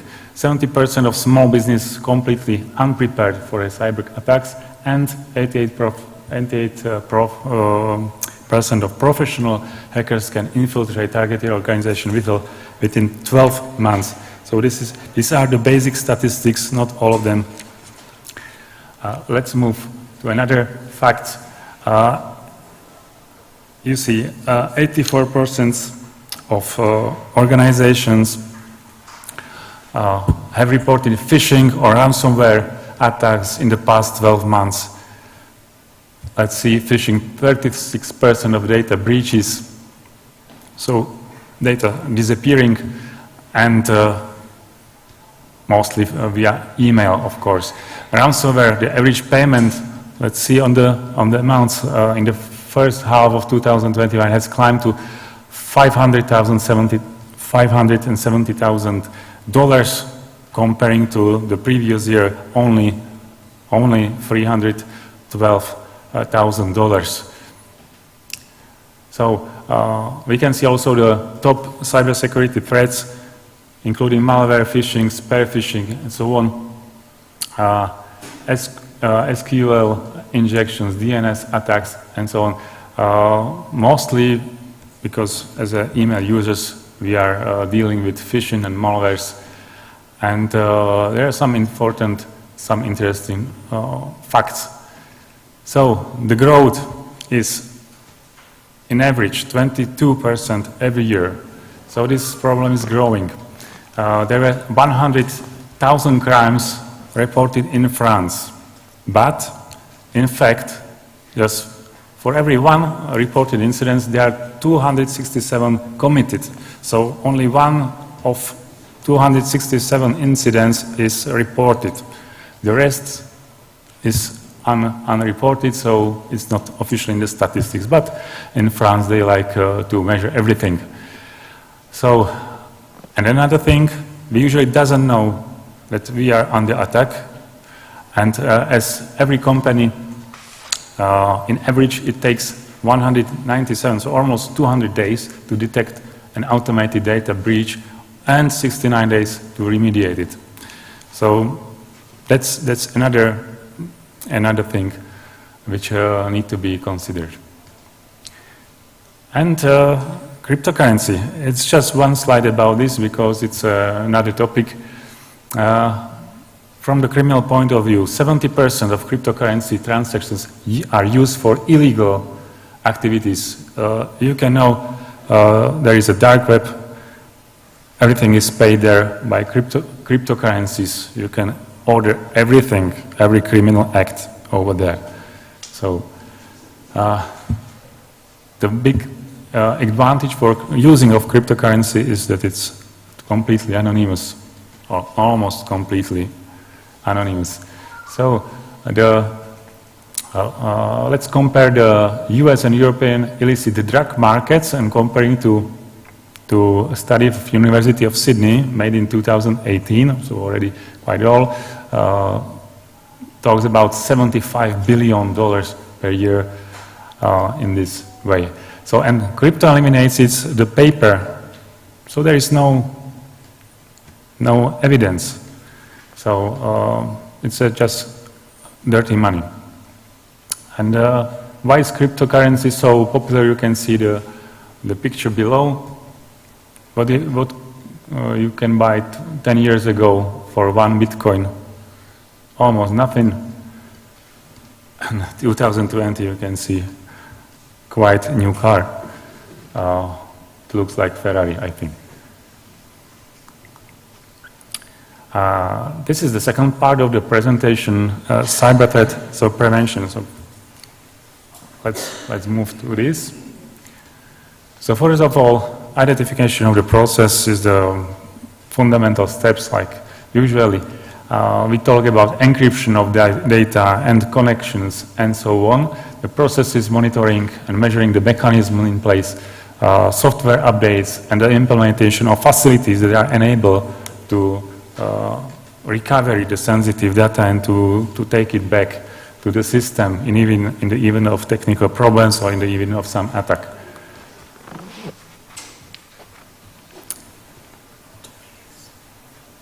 Two minutes, I say. Okay, so the main actors, countries, economy actors, so public administration, including crisis management, armed forces, and so on, and economy, we know who are. Economic interests are quite clear, money, money, money, and political interests include influencing a campaign, election, and so on and so on. We have problems also in Slovakia. There were some strange things happened in Bratislava in last election. There was one party got 100%. Everything is possible. Legal basis, so I will jump through this. So there is CCIRT provides 24/7 cybersecurity incident response. So it was based by European Union, and what they do: information security, incident management, vulnerabilities management, information security, situational awareness and knowledge transfer. You can find on the webpage of CCIRT. And this is the services they are including, including white-collar crime, okay, penetration testing and so on, disaster recovery. So there are quite a wide range of services they are offering. And let me mention two more things. Echelon is a joint internet monitoring, the joint system run by United States, Canada, Australia, United Kingdom, and New Zealand to control and monitor internet at all. So it's very interesting, and it's we can talk a long time about the human rights and so on, and the right for information, and about the own opinion and so on and so on. So they were the first to, and the time is up, and this is the last slide here.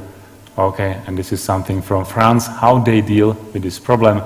There is a special booklet, what to do, and it can prevent 95% of the events which can happen through the internet for users, for country, for legislators, and for public environment. Okay, thank you for attention.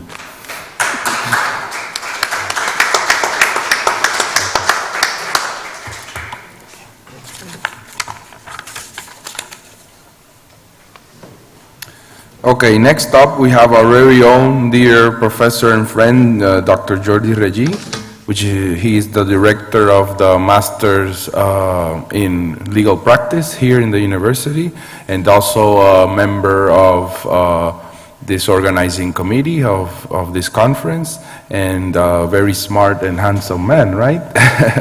He will be talking about the rule of law and the European Union, a legal approach to the situation of Poland and Hungary. Please, Jordi.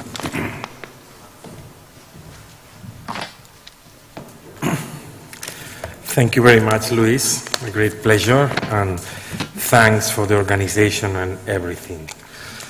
Always clear and remarkable.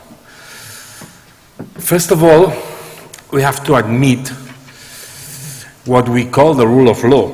The rule of law is one of the fundamental values of the Union, and probably one of the most important ideas that we shall admit talking about being a member of the European Union. As I'm always trying to clarify, the European Union is a club with rules, and you have to admit these kind of rules if you want to be inside of the club. It is not that the Union is asking, I don't know, no matter the country is an imaginary country, Loveland, and Loveland has the right to ask for being a member of the European Union. And this is the most clear idea that we must accept.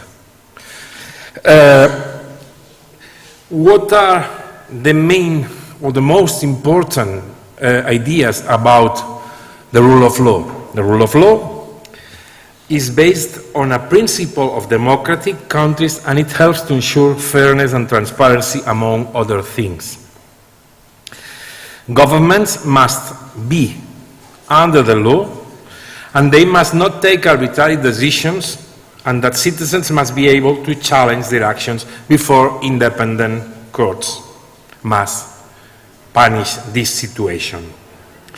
It is also clear that the rule of law must fight against corruption, and of course try to avoid unfairly favors that may not be correct for the respect of this system that, as it has been said through the years, it is not maybe the best, but is the most everlasting system that we have nowadays.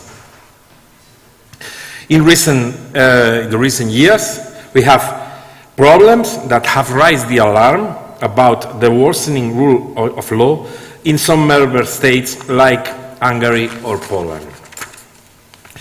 And as I said before, Euro membership implies cooperation between member states, cooperation that it is not possible without the existence of mutual trust.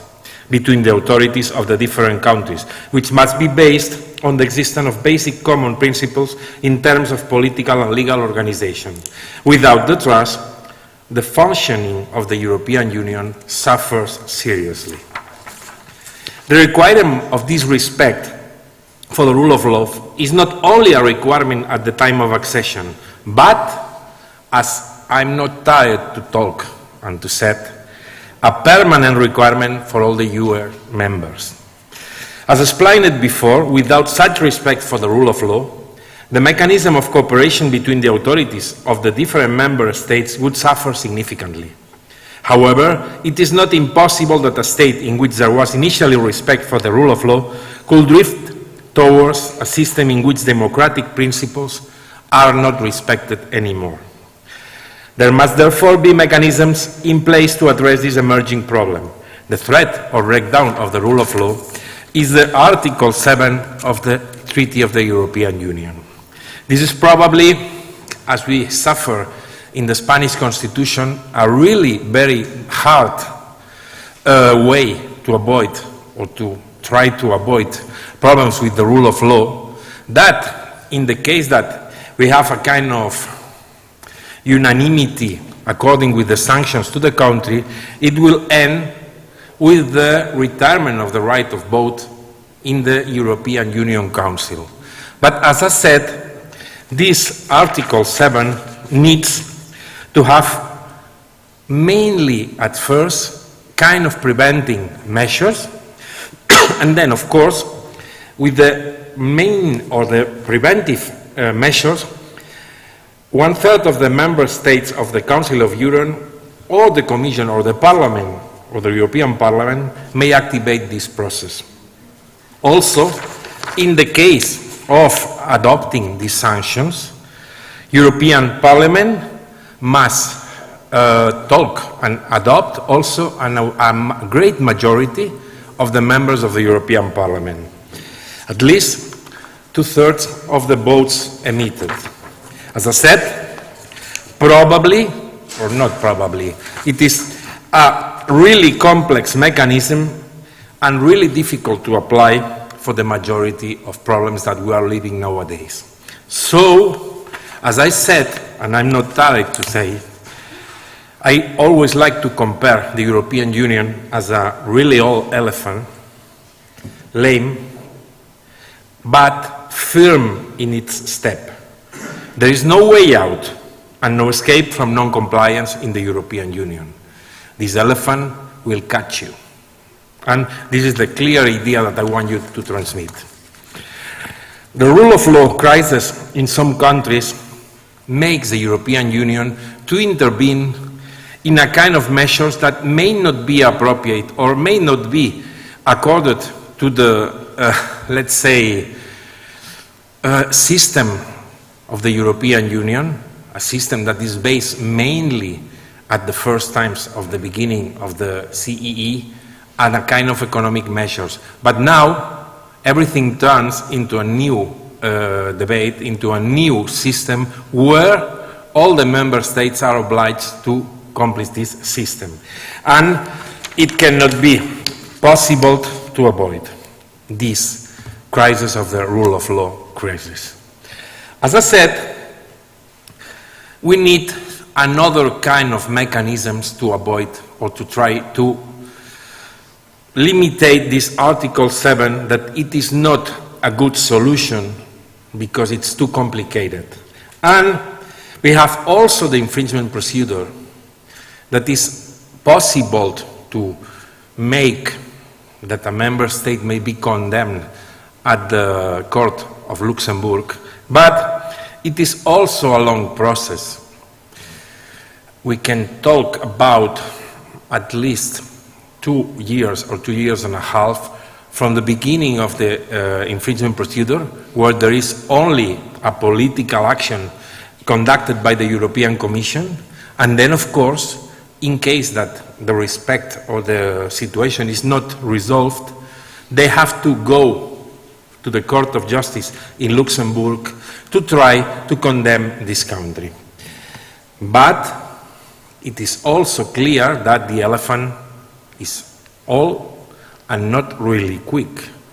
The first decision of the Court of Justice will not oblige this member state to resolve or solve the problems or to try to find a solution. It will need to have a second infringement procedure of 2 years or 2 years and a half again, and the second infringement procedure will lead at the end to the money question, which is always the most interesting thing, because as far as it is also the first sentence a declarative action, it won't have success without the imposition of an amendment of the European Commission.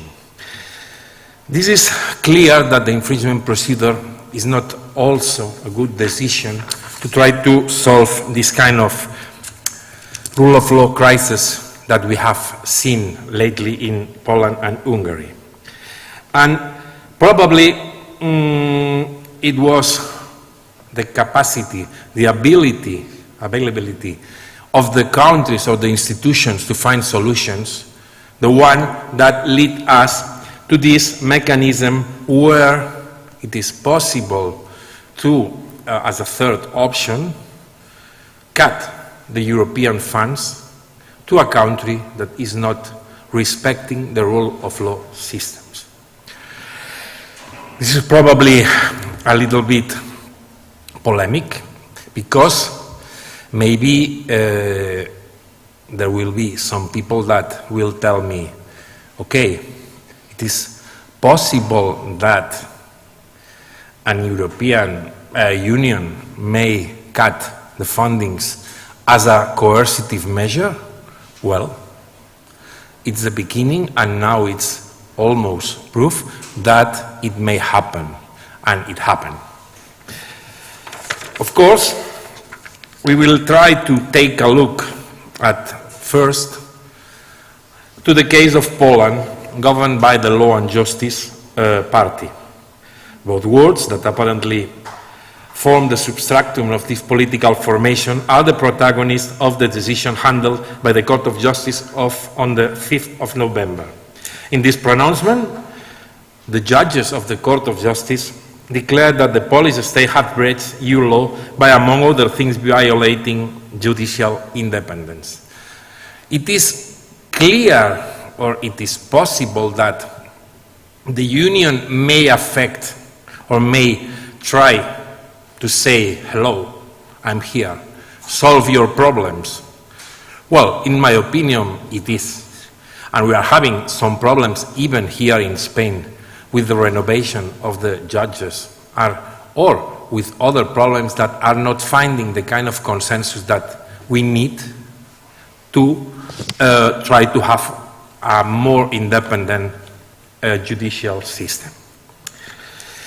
Before going to dissect the specific reason that led the European judges to a conclusion, it is clear that this decision of 2017 created what I called the saga, the Polish saga, or a lot of decisions that follow this one and try to continue finding solutions to this situation. This one was the first on 2019, and of course there will have another more decisions that leads to ask for a penalty concerning 100,000 euros a day for the Polish government, just to try to make them accomplish this situation. Returning to this idea of the Polish saga, it's also shown in the General Advocate Tanczew in his conclusions, when he said that both solutions, the infringement procedure or the cutting funds solution, are applicable because rule of law is the soul of the European Union, and it should be like this.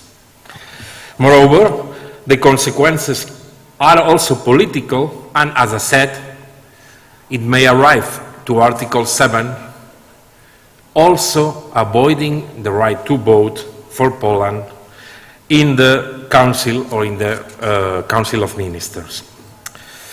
We have to understand that even when the Polish government tried to fix this legislation, there were also another processes being or taking place in Luxembourg, and of course continuing this that I like to call the Polish saga. It was last year in February 2022 where it was the first decision of the court that was shown on TV when they accept by the majority of all judges to condemn and impose as a kind of, let's call European League match, this decision that was more mediatic than maybe effective, because we still having or waiting to see if this will be a solution for the country. Probably we have to say that also in the case of Hungary, the process has highlighted and made the court also be aware about that.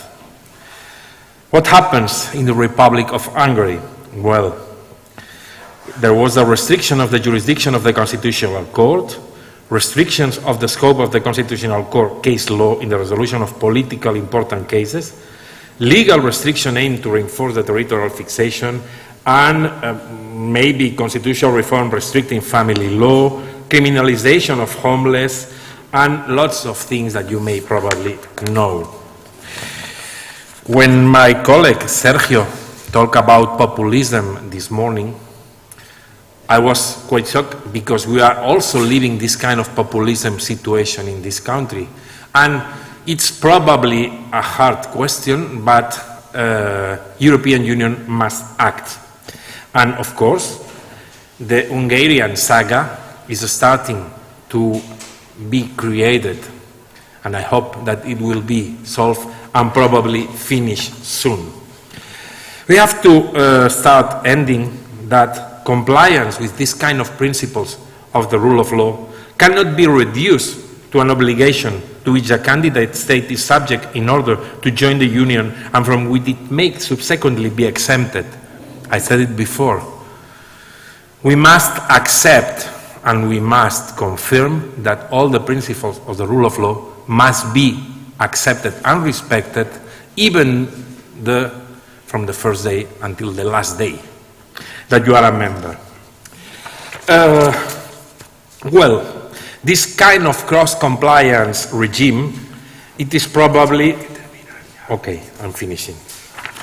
It is also important for the resolution. I don't know, and I perfectly know that it's not a kind of, let's say, fantastic idea, but it's probably an idea that may help us to finish with these problems.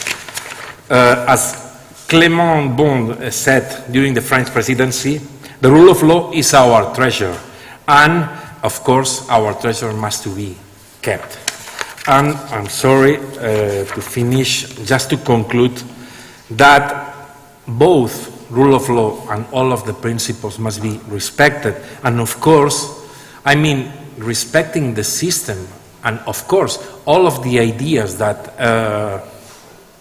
the founders of the European Union started a long time ago, probably we cannot accept, we must not accept this kind of infringements that some of the member states are trying to threat to the rest of the members. Well, thank you very much, and I will be able to ask any question after. Thank you very much.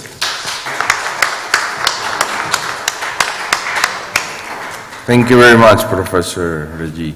Okay, so finally we have Dr. Mariano Bartolomé with his presentation of review of the development of the Ukraine-Russia war in the cyber domain. Mr. Bartolome is the permanent professor on cybersecurity and public security in the Inter-American Defense College in Washington, D.C. He has a PhD in international relations from Salvador University of Buenos Aires, Argentina. And he's a strategic thinking and cybersecurity professor at the Inter-American Defense College since 2020. Professor Bartolome, welcome again. And I would like to remind you that you have 15 minutes because we would like to have 10 minutes for a couple of questions, okay? But please, 15 minutes, okay? Okay. Thank you so much. Good morning to everyone. Let me introduce to myself. I'm Mariano Bartolome, and I'm currently a permanent professor of cybersecurity and strategic thinking at the Inter-American Defense College, which is an institution located in Washington, D.C. First of all, I want to thank the authorities of the University of Nebrija for accepting my participation in this conference in the person of Dr. Luis García Segura, who coordinates the activities related to risk and conflict management.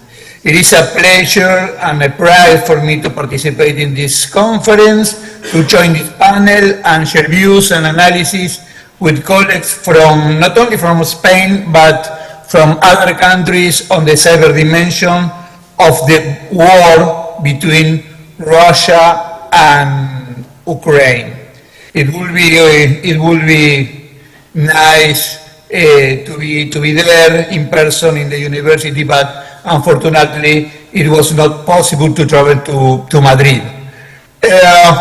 As you know, cybersecurity is a field with many specific and technical terms, concepts and words, and it is very easy to make a mistake when speaking in another language.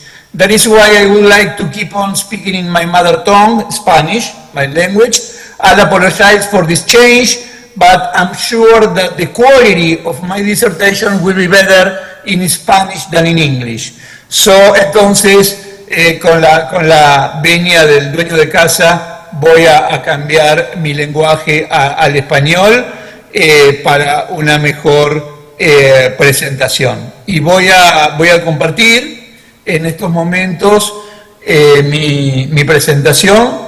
Ahí ustedes la están viendo con los títulos en los dos idiomas. Bueno, la agenda que yo tengo para proponerles a ustedes y que va a ser muy rápida se divide en 4 etapas. En primer lugar, las operaciones previas al estallido del conflicto armado el 24 de febrero, luego las operaciones rusas durante el conflicto armado, luego las ucranianas y vamos a finalizar con unas breves conclusiones. Con respecto al primer punto, a las operaciones previas al conflicto armado, lo que se puede decir es que las operaciones cibernéticas entre ambas partes no comenzaron en febrero del año 2022, sino incluso se pueden remontar hasta principios de siglo, aunque se acentuaron, sí, luego del Euromaidán y la ocupación de Crimea por parte de Rusia. En el caso de Ucrania, las operaciones sobre Rusia fueron cuantitativamente escasas y estuvieron protagonizadas en su mayor medida por grupos de hackers que estaban alineados con el régimen de Kiev. Seguramente uno de los productos más importantes en este sentido fue el hackeo de un asesor de alto nivel del presidente Putin, el señor Surkov. Esto dio lugar a lo que se conoce como Surkov Leaks, que fue la filtración de información altamente clasificada, donde, por ejemplo, ustedes están viendo en pantalla lo que obtuvo el grupo Ukrainian Cyber Alliance, que es el mapa que tenían pensado para una eventual partición ucraniana el gobierno de Vladimir Putin. Por el lado ruso, el protagonismo de las acciones cibernéticas contra Ucrania corrió en buena medida a cargo de lo que se conoce en la jerga como grupos APT. Esta sigla, este acrónimo, corresponde a amenazas persistentes avanzadas en idioma inglés y hace referencia a grupos técnicamente autónomos e independientes que se dedican al espionaje, eventualmente a la cibercriminalidad, pero que suelen operar como proxies de gobiernos, sobre todo en las áreas de seguridad y de inteligencia. Acá, por ejemplo, ustedes ven en el último informe de Microsoft los grupos APT que estarían vinculados a Rusia. Bueno, muchos de estos grupos que reciben nombre de fantasía, muchas veces vinculada con la tabla periódica de los elementos, son grupos que estuvieron y que están todavía participando muy activamente en el conflicto de Ucrania. Uno de ellos, por ejemplo, es el grupo Fancy Bear o Cozy Bear, que aquí vemos cómo se insertan y cómo orbitan en torno a las agencias de inteligencia rusas. Bueno, entonces, en este contexto podemos decir que ya acercándonos a la fecha de ejecución de la operación militar especial, las acciones cibernéticas rusas sobre Ucrania sufrieron un incremento. En el primer trimestre del año 2022 sufrieron un incremento muy grande, con dos momentos álgidos que fueron a mediados del mes de enero y a mediados del mes de febrero. A mediados del mes de enero hay un ciberataque masivo contra organismos estatales del gobierno ucraniano. Algunas de estas operaciones fueron de denegación de servicio, pero otras fueron a través de la activación de malwares, es decir, de software maliciosos, que tenían como característica que eran malwares de destrucción de archivos. Es lo que conocemos como wipers, como software limpiadores. Son software destructivos. Y es una de las notas, me parece a mí, características del ciberconflicto entre Ucrania y Rusia, la utilización de este tipo de malwares. También hubo en esa oportunidad, a mediados de enero, acciones de figuración, de defacement, de páginas web, de organismos públicos, insertando mensajes como el que ustedes ven en pantalla, donde se le comunicaba a la población en diferentes idiomas que toda su data personal, todos sus datos habían sido robados y podían llegar a venderse a criminales en la web. Ya con estos antecedentes, entonces nos vamos al momento de ejecución de la operación militar especial, donde vamos a ver que hay un empleo muy intenso de software limpiador, como les decía, por ejemplo el ISAC Wiper en esos momentos, y acciones sobre la infraestructura crítica de telecomunicaciones ucraniana. Y el dato, digamos, más relevante de esas jornadas fue la salida de servicio de la Internet satelital, CASAT, que era operada por una empresa norteamericana que se llama Viasat.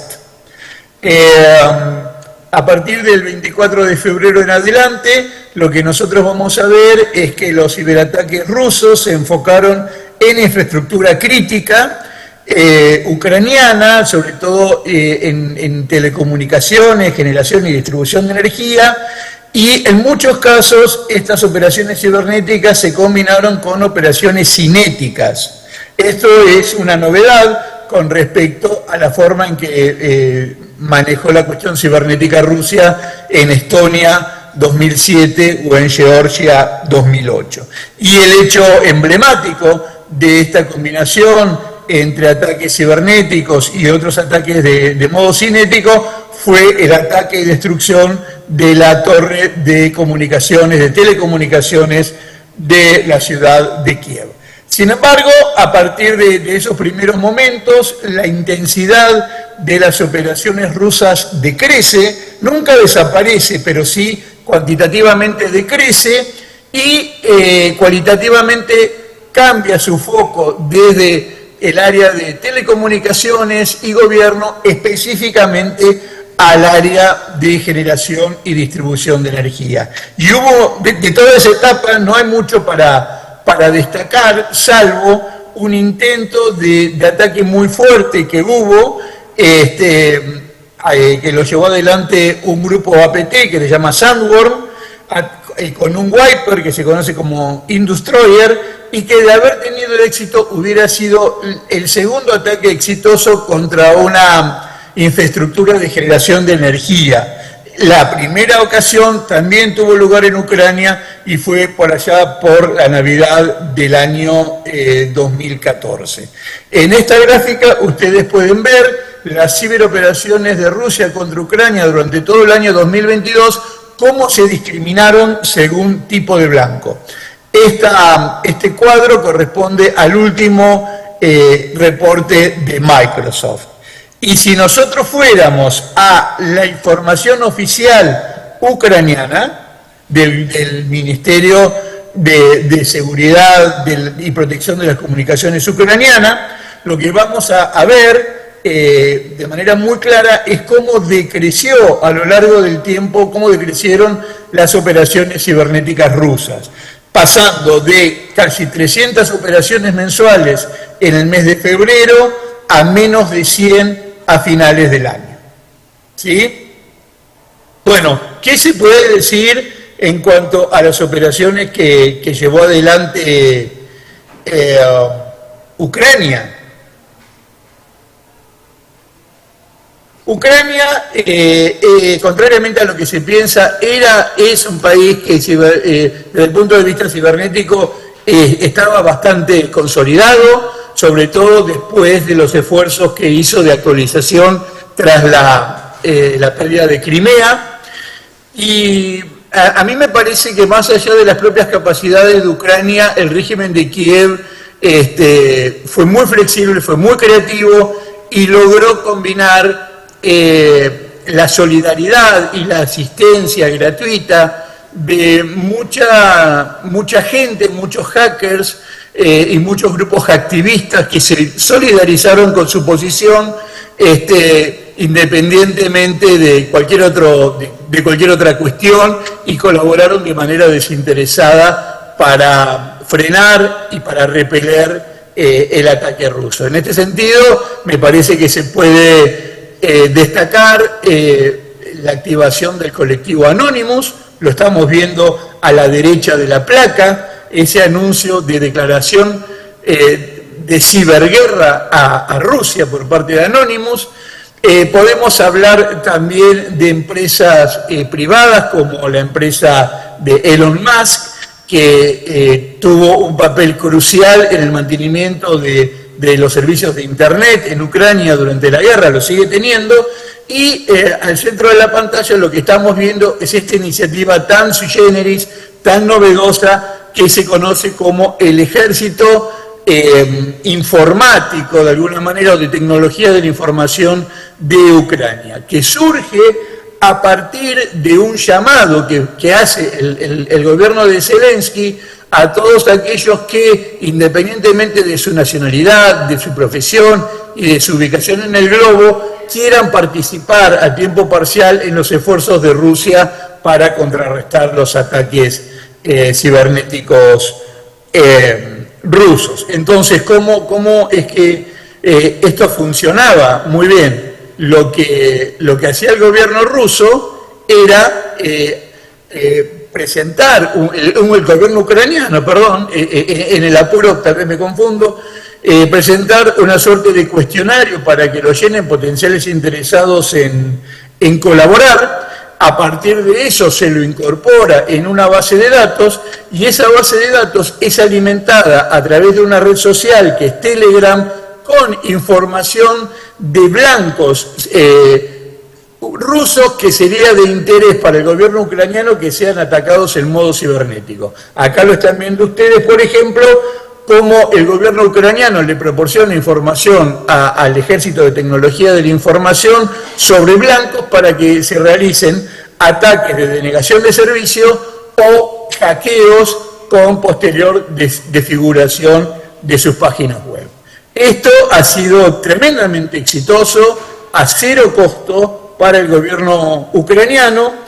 Y acá lo que estamos viendo, por ejemplo, es una página de monitoreo permanente que presenta el gobierno ucraniano para ver en qué estado se encuentran los blancos preseleccionados. Esto es una suerte de guía para los ataques de parte del Ejército de Tecnología de la Información.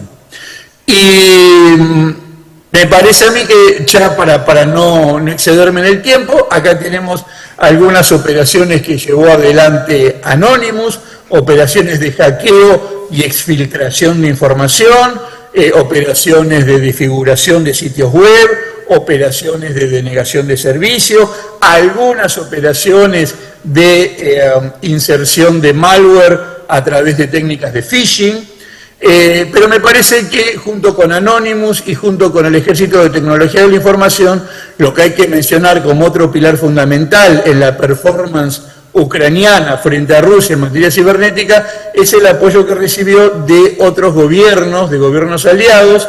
Muchos de estos gobiernos son gobiernos europeos, que además son miembros de la OTAN y de la Unión Europea, y también hay que mencionar en un lugar muy especial el apoyo, el respaldo, yo diría más que el respaldo, el involucramiento directo que se sabe que tiene los Estados Unidos en materia cibernética, realizando no solamente operaciones defensivas, sino también operaciones ofensivas, como lo declaró el general Nakasone, que es el titular de la Agencia de Seguridad Nacional y del Comando Cibernético de Cybercom. Públicamente declaró y admitió que Estados Unidos está realizando operaciones cibernéticas ofensivas sobre blancos rusos en el marco de la guerra con Ucrania. Entonces, en definitiva, lo que podemos decir a modo de conclusión es que ambos contendientes presentan perfiles diferenciados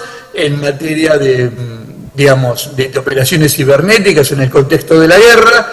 En el caso de Rusia se destaca su insistencia en el empleo de grupos APT, su opción por blancos que constituyen infraestructuras críticas, primero de telecomunicaciones y luego energético, y realmente una muy baja efectividad en lo que hace a sacar de servicio lo que es comando, control, comunicaciones, inteligencia, vigilancia, C4 y SR, digamos, porque en ningún momento el gobierno de Kiev quedó enceguecido, quedó falto de comunicaciones, ni se cortó las cadenas de toma de decisiones. En lo que hace Ucrania, a pesar de su fortaleza, la incrementó aún más con la asistencia de naciones aliadas, de empresas líderes en el sector de las telecomunicaciones, de empresas de seguridad también líderes, de colectivos de hacktivismo como Anonymous y de grupos de hackers nucleados en el Ejército de Tecnología de la Información. Es decir, es una suerte de respuesta multi-stakeholder, para utilizar un término del mundo cibernético, de múltiples partes interesadas de diferente jerarquía frente a una postura mucho más ortodoxa, si se quiere, por parte de Rusia.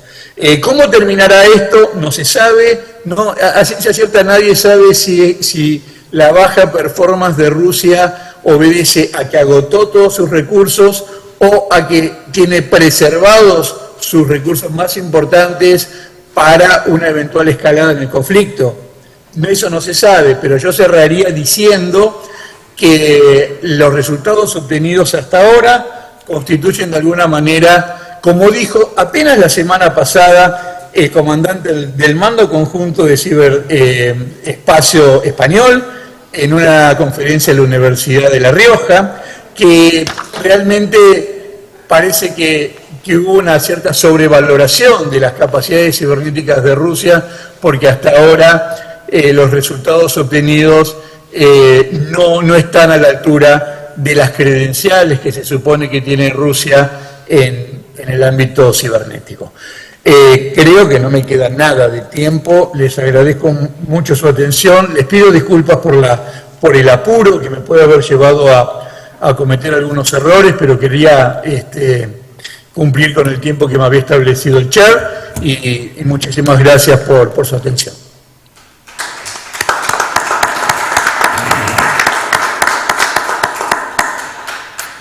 Thank you very much, Professor Bartolomé. We have approximately 6 minutes left for one very short question and one very short answer, if anybody, okay. We have 3 hands, only one question. Tin, tin, tin, tin, tin. I saw the first hand, Juan was the first person, sorry.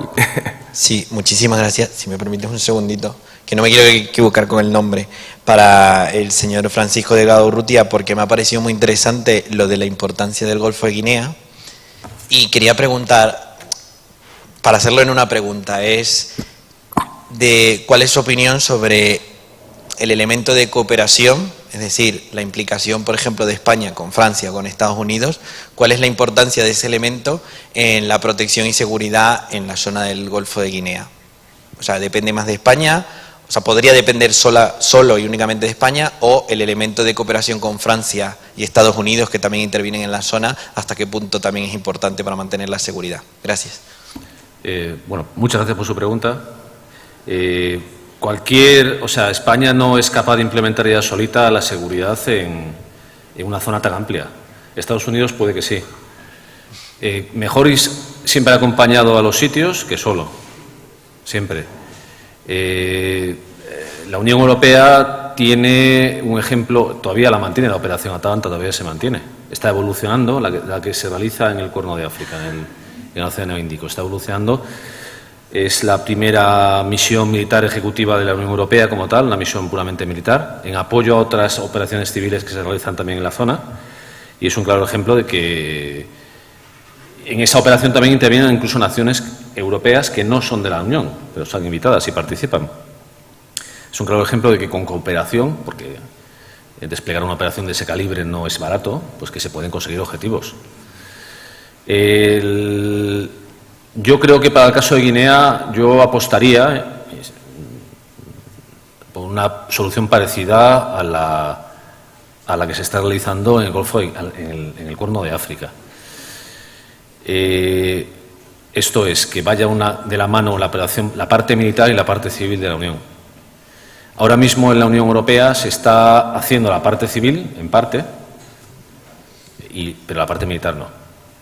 Cierto es que se han inventado algo parecido a una misión, se puede llamar así, que son las políticas, las PMCs, no me acuerdo lo que dicen las siglas, que vienen a ser como, no bajo una operación con unas reglas de enfrentamiento, con un planeamiento operacional militar ni nada, sino que la Comisión, el Consejo propone a naciones miembros que participen, que cooperen, que pongan barcos que realicen allí presencias. Eso no es una misión militar. Que realicen diplomacia de la defensa por allí, que es lo que hace actualmente España, Portugal y Francia. Yo sería partidario, no sé si le he respondido, porque me he enrollado un poco, a apostar por algo similar a lo que se ha hecho, todavía lo que se hace en el Cuerno de África. De nada. Very good. Thank you very much. Now we will take the lunch break and we will be back at 4 p.m. Okay, so thank you. Bye.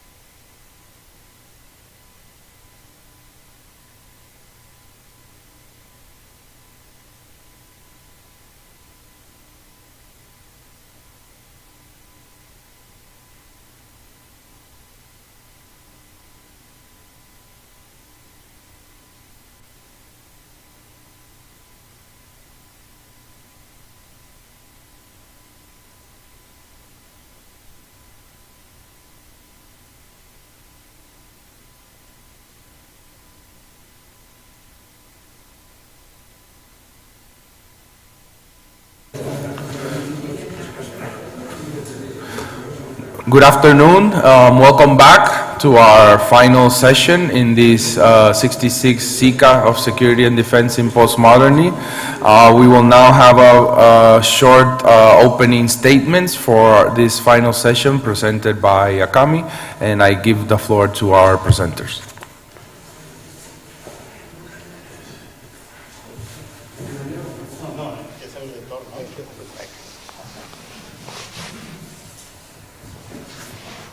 Bueno, pues muy buenas tardes a todos y bienvenidos a la Universidad Nebrija, a todos, ponentes, asistentes, y quiero dar una bienvenida especial a la Academia de Ciencias y Artes Militares y a su presidente, Jaime Domínguez Buch. Es un honor tenerles aquí y que hayan accedido a participar dentro de estas jornadas de internacionales CICA, y para nosotros es un verdadero placer, como ya saben perfectamente. O sea que muchísimas gracias. La Universidad Nebrija, lo comentábamos antes, pues tiene una tradición larga de trabajos y especializaciones en todo lo relacionado con la defensa y con la seguridad. Y cito algunas, por ejemplo, ¿no? Ha sido la primera universidad que ha tenido el grado de seguridad y el primer doctorado en análisis, gestión y resolución de conflictos.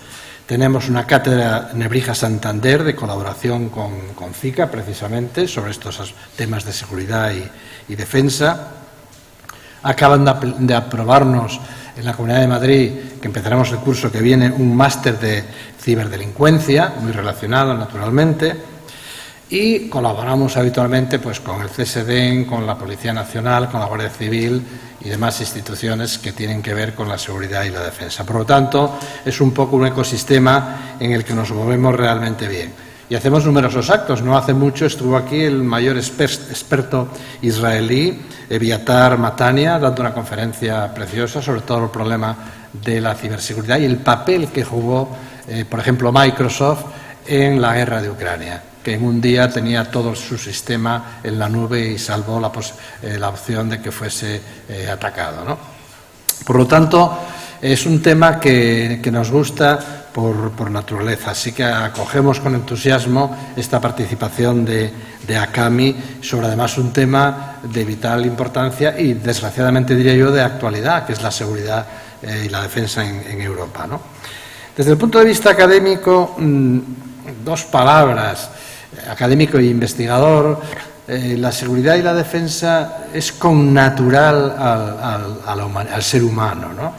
De una manera o de otra. Y si me apuran, incluso yo diría que es connatural a los sistemas vivos. Todos necesitan seguridad y defenderse para mantenerse vivos. Es una obviedad decirlo, pero académicamente y científicamente la implementación de la seguridad y de la defensa depende del desarrollo tecnológico y sociocultural de la sociedad en cada momento. En líneas generales, el desarrollo tecnológico condiciona toda nuestra existencia, cultural, social, etcétera, ¿no? Pero en este caso es aún más, ¿no? Por lo tanto, estar al día, estar a la última en todo lo relacionado con seguridad y defensa es estar a la última en todos los desarrollos tecnológicos. Si yo tuviera que definir 5 ejes fundamentales o parámetros en los cuales es fundamental estar implicado para estar al día en seguridad y defensa, serían los siguientes. Lo primero, en la lógica y el armamento nuclear. Es evidente, no hace falta, es autoexplicativo, pero es clave ese aspecto por las posibilidades que tiene de destrucción masiva.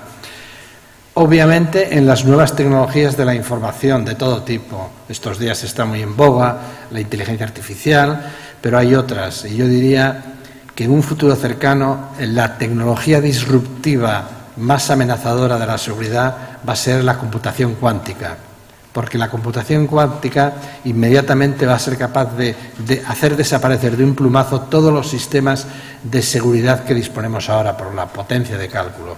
Dicho sea de paso, nosotros tenemos también un máster de computación cuántica de los más conocidos de España. Ese es el reto. Hay que estar formándose ahí clarísimamente porque será la amenaza más importante futura. Algo más soft, el crecimiento demográfico. En 200.000 años hemos pasado de 2 personas a 8.000 millones. Con 8.000 millones sobre la Tierra todo es diferente y por lo tanto genera problemas absolutamente novedosos para nuestra seguridad y nuestra defensa. La internacionalización, las fronteras, es un concepto artificial socialmente y culturalmente, se vuelven borrosas y cambian radicalmente el papel que tenían en otro tiempo. Por lo tanto, es otra fuente de generación. Digo los grandes temas que nosotros investigamos como universidad, sin entrar en las cuestiones ya más aplicadas y específicas, ¿no? Y yo diría, dentro de la tecnología soft, lo que es la manipulación ideológica. Es decir, todo lo relacionado con la posibilidad que la tecnología actual da de manipular en el sentido, está muy en boga los algoritmos, de la burbuja algorítmica o burbuja informática, en el sentido de que al disponer los sistemas de tantos datos sobre nosotros son capaces de envolvernos y de enviarnos solamente información de la que saben que nos gustan, por lo tanto sesgando el tipo de información que nos llega. Eso es bien conocido. Y no solo los sesgos algorítmicos o informáticos. En la literatura hay descritos más de 200 sesgos del sistema cognitivo humano. Es decir, que no, el sistema cognitivo es un algoritmo que no es ni mucho menos objetivo. La objetividad es la excepción. Por lo tanto, es muy importante este tipo de sesgos, el cual predomina fundamentalmente, el denominador común a todos ellos, es la avaricia cognitiva. El sistema cognitivo, en general, tiende a simplificar enormemente. Esto lo saben quienes nos quieren manipular y, por lo tanto, lo utilizan. Hay que estar muy atentos también en esa tecnología soft, que no es menos importante que el resto. Como sabéis, la famosa frase, cuando hay un problema, un conflicto, la primer víctima es la verdad. Esto es así y es un clásico, ¿no? Por lo tanto, no hay que descuidar ese tipo de aspectos. Esto es un poco, por citar las líneas que me han apuntado nuestros investigadores por donde van un poco el enfoque académico en el cual estamos ampliamente interesados. La seguridad y la defensa, como toda realidad, es poliédrica y es multivariada. Y la clave del experto y el reto es saber no solo los parámetros, las dimensiones que influyen en la determinación, sino el peso de cada uno. Eso es justamente el enfoque científico sobre este tipo de cuestiones. Sería difícil nombrar un hecho factual que solo dependa de una causa, de una dimensión. Es clave entenderlo. Por lo tanto, yo diría que dentro del tema que nos ocupa hoy de la seguridad y la defensa en general es más que otros. Por lo tanto, hay un campo, y por eso la universidad está tan interesada, porque es un campo donde se mezclan tantas variables tecnológicas, personales, individuales, sociales, culturales, de sumo interés. Y es fundamental entenderlas todas ellas, lógicamente, ¿no? Y nada, eso es un poco, insisto, de dónde proviene el interés de una universidad en estos temas. Nada más por mi parte, sinceramente, daros las gracias a los que estáis aquí, dar las gracias a Cami, sinceramente, y yo acabaría con una frase que, parafraseando, copiando un poco a Terencio, a Nebrija, sobre defensa y seguridad, nada le es ajeno. Nada, muchas gracias.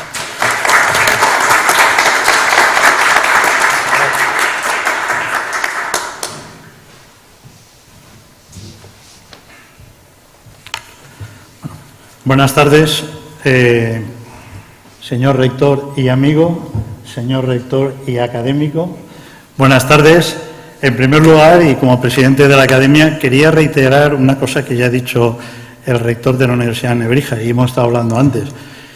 Como presidente de la Academia, como militar y como estudioso y preocupado por los temas de defensa, agradecerle a la Universidad de Nebrija que no solo ahora que está de moda, sino desde hace mucho tiempo se está preocupando de los temas de seguridad y defensa, y como muestra tenemos el CICA y como muestra tenemos estas jornadas de hoy. Que vaya por delante mi felicitación por lo bien que han salido esta mañana, y estoy seguro que las de esta tarde que organiza nuestra academia serán por lo menos tan buenas como las de esta mañana. Al ser una academia todavía joven, creo obligado a presentarla muy brevemente a todos aquellos que no la conozcan. La Academia de las Ciencias y las Artes Militares está destinada a profundizar en el conocimiento y difundir todo lo relativo a las Fuerzas Armadas y a la Guardia Civil. Con su creación se ha hecho realidad un anhelo que tenían los militares desde hace 200 años y que por unas u otras razones al final nunca se materializó. Pero no solamente ha hecho realidad un anhelo, sino que ha cubierto una necesidad.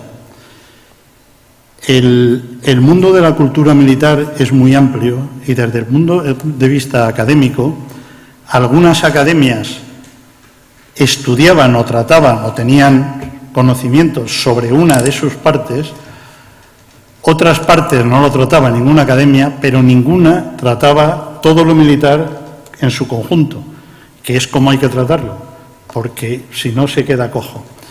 Entonces, como digo, la creación de la academia ha sido la culminación de un anhelo, pero también el satisfacer una necesidad en el ámbito académico.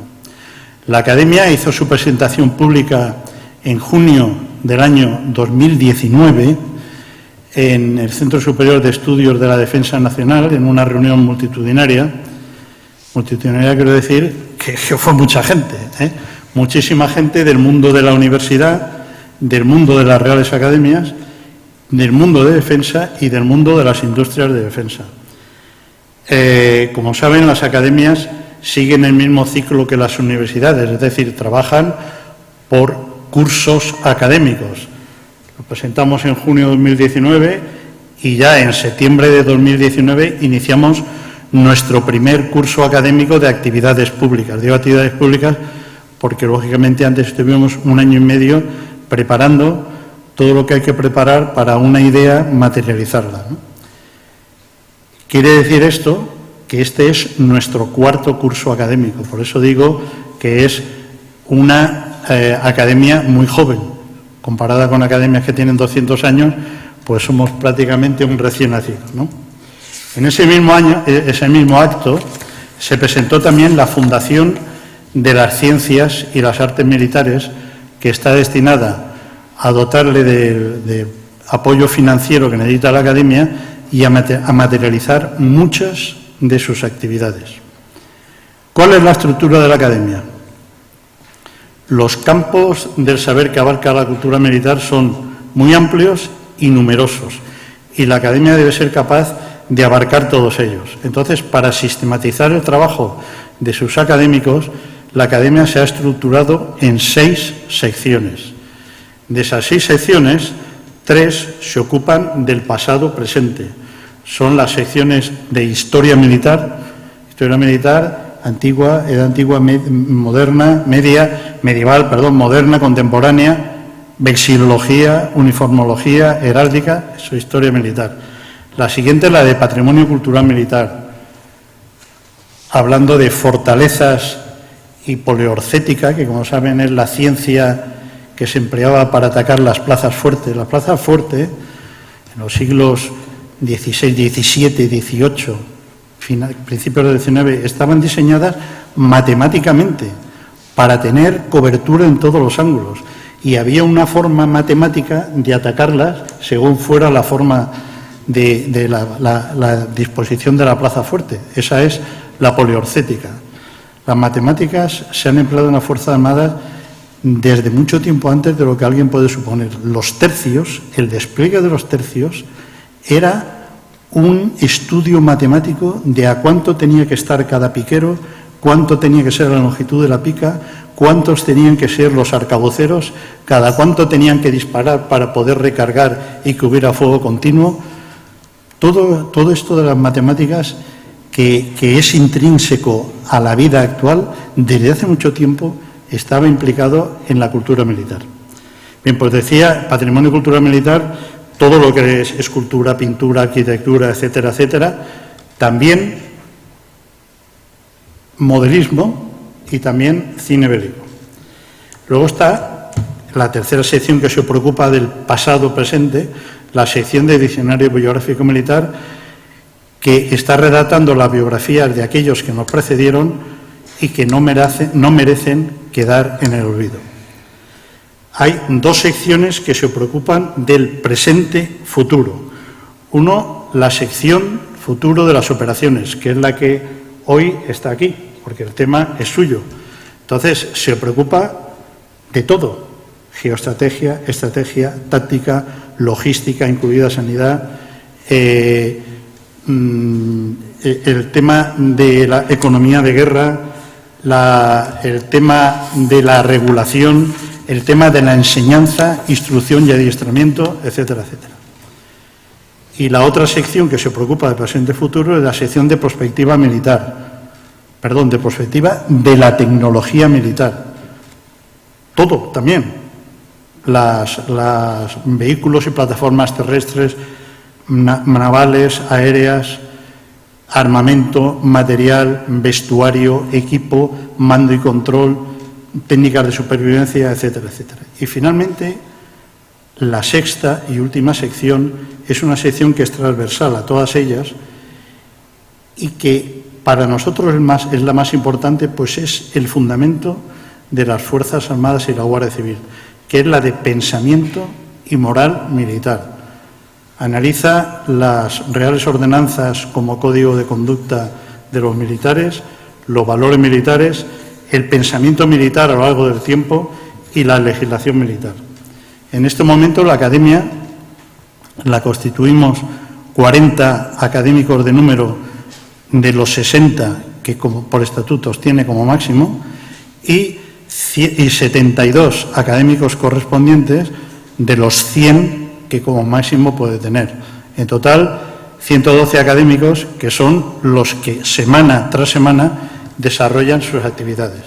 ¿Y qué actividades son estas? Pues a modo de ejemplo le diré que el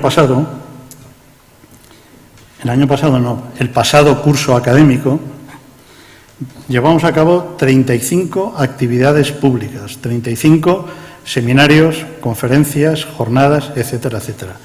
Publicamos 5 libros. Fiel a nuestro empeño de difundir la cultura militar, todos esos seminarios, conferencias, etcétera, fueron retransmitidos en directo por nuestro canal YouTube y están archivados para que todo el que no lo haya podido ver o el que quiera volver a verlo pueda verlo en ese canal YouTube. En esa misma línea de difusión, todos los trabajos de investigación de nuestros académicos los publicamos en nuestra página web www.acami, que es Academia de las Ciencias y las Artes Militares.es. Pues los publicamos y además los publicamos en un formato que sea consecuente con lo que pretendemos de que la gente se interese por lo militar. Me explicaré. Si ponemos un trabajo de 100 páginas, que alguno hay, concretamente el año pasado hubo 3, de más de 100 páginas, el que va buscando por la página algo que le interese, cuando ve las 100 páginas, automáticamente va a otra cosa. Los trabajos de investigación de nuestros académicos los ponemos en el formato que llamamos comunicaciones, que son 3, 4, 5 páginas como máximo, para que la gente entre y los lea.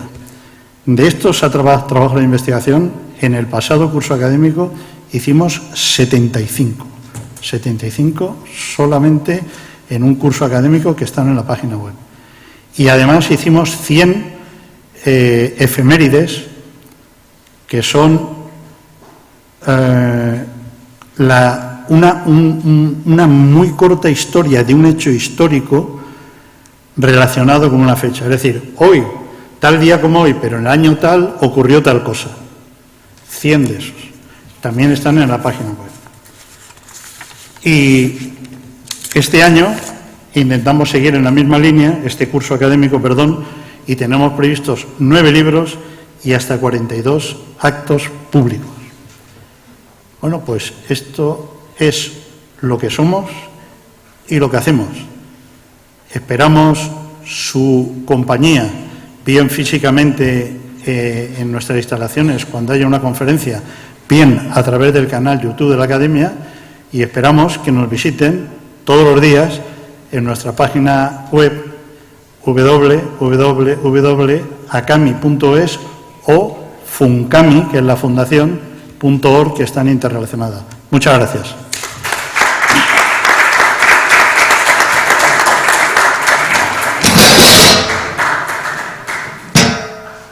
Bueno, pues tomo yo la palabra de manera muy breve y sobre todo también para saludarles y agradecerles su presencia en esta tarde de viernes, un viernes soleado, primaveral. Hace falta tener mucha moral para estar trabajando como estamos aquí trabajando nosotros, y todos aquellos que nos están siguiendo por las redes sociales, a los que saludo muy, muy especialmente. Bueno, la verdad es que estas jornadas de CICA han sido especialmente intensas desde un punto de vista emocional, puesto que el presidente de CICA International Foundation, el profesor Jesús Martín Ramírez, bueno, pues está atravesando un momento delicado de salud y además a eso se ha unido otra circunstancia ya mucho más menor, y es que yo ya no presto mis servicios en esta universidad, que fue mi universidad durante 18 años y a la que le estoy tan agradecido por las cosas que hemos hecho, entre ellas, y bien lo sabe mi sucesor en el puesto de rector, el trabajo en la línea de seguridad y defensa, que la verdad iniciamos con mi mandato y que sigue todavía bajo el mandato del doctor Muñiz, pues con muy buena salud e incluso nuevos programas, ¿verdad?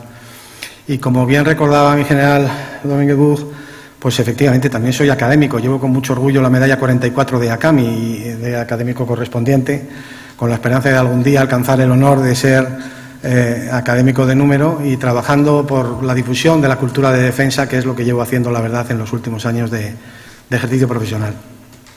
El destino me ha llevado a otra universidad y a otro trabajo también de rector, pero mis palabras aquí no son tanto institucionales en nombre de ninguna universidad, sino de alguna manera representando a CICA International Foundation, que supongo que algunos de ustedes, desde luego los que han seguido las jornadas o las siguen regularmente, sí lo conocen, pero quizás algunos de ustedes, y fundamentalmente quienes están online y vayan a ver por la vía de ACAMI esta sesión, pues quizás no lo conozcan tanto. CICA International Foundation es el empeño académico de un profesor universitario pata negra, el profesor Jesús Martín Ramírez, que rodeado de un montón de excelentes amigos y trabajando codo con otras instituciones como el Movimiento Paguas International o como la Academia Mundial de Artes y Ciencias, bueno, pues lleva 66 ediciones con esta, digamos, animando a la reflexión serena, académica, transversal, multidisciplinar, en temas relacionados primero con el cerebro y la agresión, y de ahí el acrónimo, pero ya desde hace algunos años en temas vinculados con la seguridad y defensa. Hoy nos acompañan, y estoy bastante apesadumbrado por estar hablando en español, dos compañeros del movimiento Paguas, el profesor Alexander Nikitin y el profesor Jan Hoekema, el embajador Jan Hoekema de Holanda, Alexander Nikitin de la Federación Rusa. Y bueno, la tradición de los encuentros CICA básicamente son encuentros internacionales con una presencia internacional. Ha habido ponencias y congresos en todos los continentes y casi en 70 o 75 países, si no recuerdo mal, porque aunque ha habido solo 66 ediciones, se han realizado sesiones intermedias entre congresos y, por tanto, se han llegado a visitar casi 70 países, si no recuerdo mal. Y la misión, como digo, es difundir, digamos, una cultura de defensa orientada naturalmente a la paz, como supongo que queremos todos, pero no desde una perspectiva ideologizada del movimiento pacifista, como tantas veces se ve en la calle, sino con una racionalidad y una aplicación, digamos, de criterios de humanidad, de derecho internacional humanitario y digamos, de sentido común, de sentido común, que es el que deberíamos tener todas las personas. De modo tal que les agradezco enormemente la presencia. Reitero el agradecimiento también a Cami, por supuesto, por haber accedido a celebrar en combinación con nuestro CICA y bailando con la más fea, porque al final era la tarde del viernes la única que quedaba disponible, digamos, esta sesión de la Academia, y por supuesto, como no, Pepe, agradecimiento formal de la Fundación CICA Internacional a la colaboración que durante todos estos años hemos venido desarrollando a través del profesor Jesús Martín Ramírez, a quien espero y deseo una larga vida, y bueno, confío que en el futuro pues que sigamos colaborando juntos y siga siendo Nebrija la casa académica en la que celebramos los congresos CICA. Nada más por mi parte, yo le devuelvo la palabra casi al speaker para que haga las presentaciones o nos diga con lo que tenemos que hacer. Muchas gracias.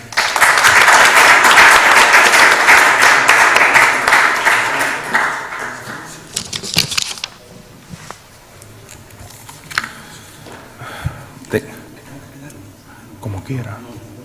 Vale, okay. Thank you very much to our authorities in these opening statements on this last session. I now invite our panelists for the final session to come up to the stage and to sit here.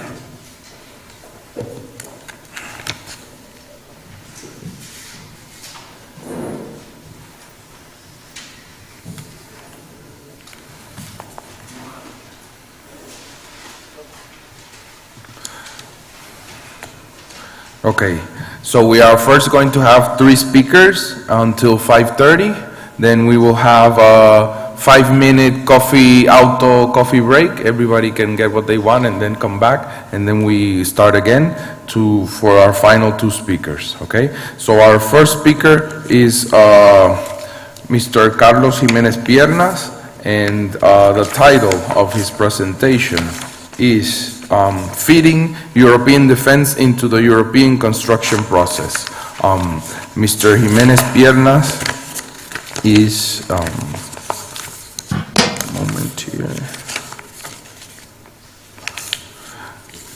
is a very reputed presenter.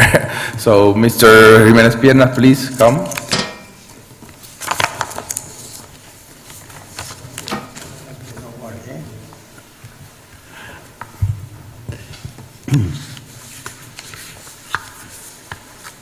Muy buenas tardes. Quiero en primer lugar, naturalmente, agradecer a la Academia de las Ciencias y Artes Militares y en particular al general Rubén García Servet, así como a la Universidad Nebrija, la posibilidad que me dan de participar hoy en este acto, en este evento académico.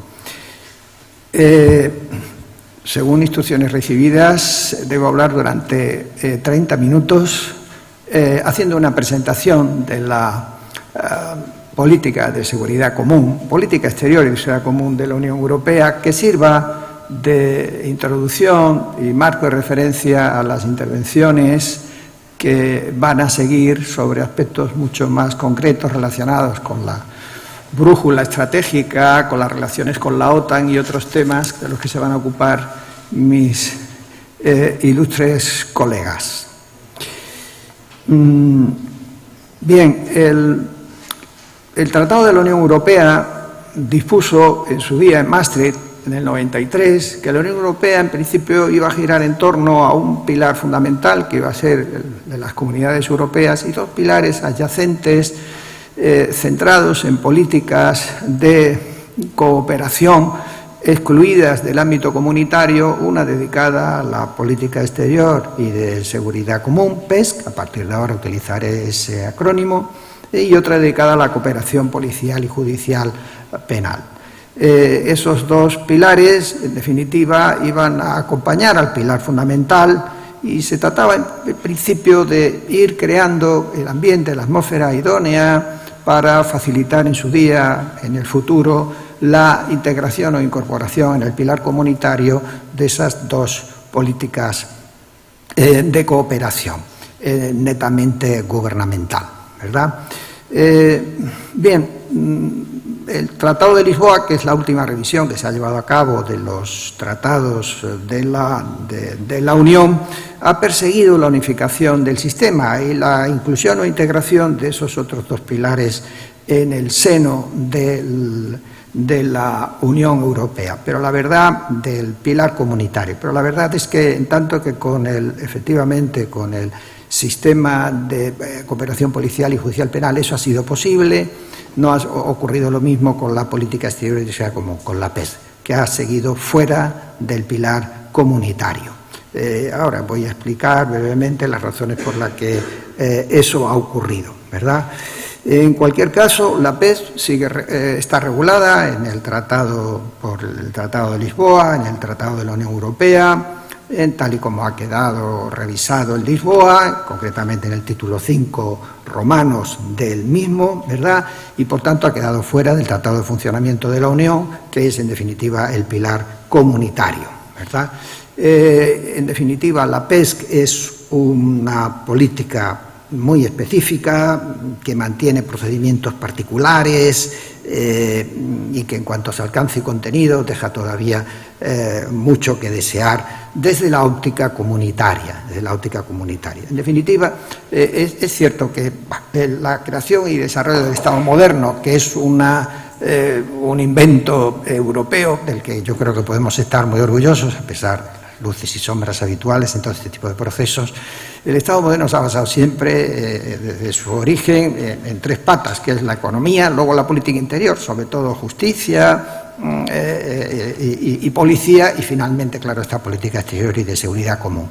Es normal que esta pata de la política exterior y de seguridad común haya quedado relegada en el proceso de integración europeo hasta el momento, porque es un reducto último de la soberanía del Estado y es lógico que cueste mucho trabajo integrarla sin más en ese proceso. Ya llevamos un tiempo, desde 1951, en este asunto, y la verdad que hasta ahora no ha fructificado el intento de integrar esa política en el pilar comunitario. Los tratados de Ámsterdam en el 97, de Niza en el 2000, pues la verdad es que han modificado aspectos de la PESC, pero no han alterado, desde luego, sus elementos estructurales. Y en el Lisboa, como ya he dicho, pues la naturaleza intergubernamental que caracteriza a la PESC se ha mantenido y no ha habido cambios sustanciales a ese respecto. Lo único que sí ha aportado Lisboa, y es la razón por la que tiene sentido hacer esta introducción, ha sido la inclusión de un espacio jurídico institucional específico identificado como política común de seguridad y defensa, pero, entiéndase bien, integrada siempre en la PESC, como una parte esencial de la PESC, aunque con una sección diferenciada, la sección segunda, artículos 42 a 46 del título quinto del TUE, del Tratado de la Unión. En fin, esta novedad, que no debe dejar de reseñarse, no es, desde luego, de ninguna manera algo que haya alterado sustancialmente la situación de la PESC y su futuro en el seno del proceso de integración. Sigue habiendo deficiencias, sigue habiendo ineficacia, sin que negamos la conveniencia y la necesidad de que efectivamente se desarrolle tanto la PESC como, digamos, el pilar militar de la PESC, que sería esta nueva política común de seguridad y defensa recogida en los artículos 42-46 del Tratado de la Unión. Bueno, el ámbito de aplicación de la PESC es eminentemente político. El ámbito económico queda dentro de la acción exterior de la Unión Europea, queda dentro del pilar comunitario y se traduce sobre todo en una importantísima labor convencional, la celebración de tratados bilaterales, multilaterales, etc. De manera que, en rigor, la articulación jurídica de la PESC, muy complicada, sometida siempre a disfunciones y complejas estrategias que tienen mucho que ver con los bandazos que da la política interior de los Estados miembros por elecciones. Acabamos de ver lo que ha pasado en Finlandia, dentro de poco habrá elecciones en España. En definitiva, las elecciones italianas, celebradas no hace mucho, todo eso repercute inevitablemente, aparte de la asistencia, bueno, de estados levantiscos o rebeldes, como puede ser Polonia, Hungría, tal como estamos viendo, dificulta mucho, desde luego, la puesta en pie y el desarrollo de una política exterior y de seguridad, una PESC, digamos, digna de tal nombre. Se hace lo que se puede, en definitiva. Bueno, uno de los problemas que plantea fundamentalmente la PESC es determinar cuáles son su ámbito competencial. Y aquí, por resumir mucho, porque es lo que debo hacer, dado el tiempo de que dispongo, Hay que insistir, ya lo he apuntado antes, lo he evocado antes, en que los aspectos económicos de la acción exterior de la Unión están, digamos, comprendidos dentro, como ocurre ahora ya con el espacio de libertad, seguridad y justicia, están comprendidos dentro del pilar comunitario. Y es, sobre todo, esencialmente el ámbito político del que se puede, en definitiva, ocupar la PESC, ¿verdad? Eso por un lado. Y por otro lado, en cuanto a los contenidos de la PESC, siempre conviene tener en cuenta que el modelo que se aplica a la hora de saber, bueno, la PESC en realidad, qué ámbito competencial, qué es lo que se hace en el seno de la PESC, pues lo que hay que decir es que su contenido es eminentemente funcional.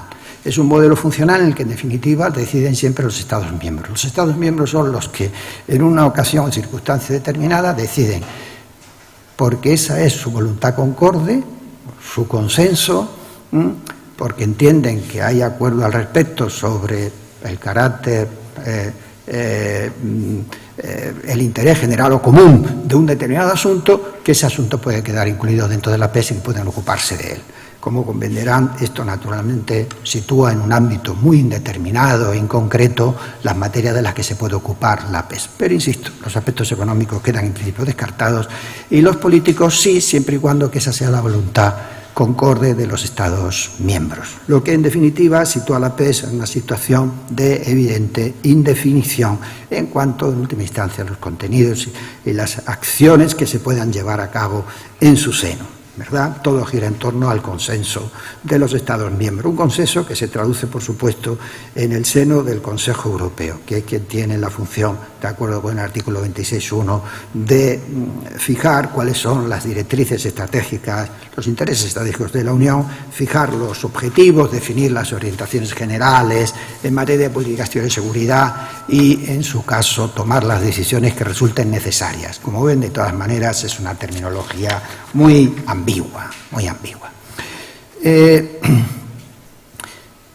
El ámbito material de la PESC, excepción hecha, como digo, de las relaciones exteriores, sobre todo en materia económica, por tanto, gira en torno a aspectos políticos, mucho más que los económicos, insisto en ello, ¿verdad?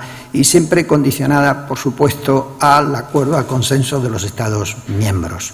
Y aquí sí hay que advertir, claro está, que la PESC, con el paso del tiempo, ha evolucionado en el siguiente sentido. Hay, efectivamente, que fijar previamente la asistencia de un interés general en que sea compartido por los Estados miembros. Eso es lo primero. Pero luego, además, hay que establecer claramente, ¿verdad?, cuáles son las posibilidades de actuación en ese ámbito. Y aquí, pues, comprobamos que las capacidades, las oportunidades que ofrece la PESC, también en el ámbito, por supuesto, del pilar militar, estrictamente militar, son, por supuesto, limitadas. No hay que despreciarlas, pero son limitadas, ¿verdad? Porque, repito, todo gira en torno a esa voluntad previa de los Estados miembros para fijar un asunto que sea de interés general o común sobre el que trabajar.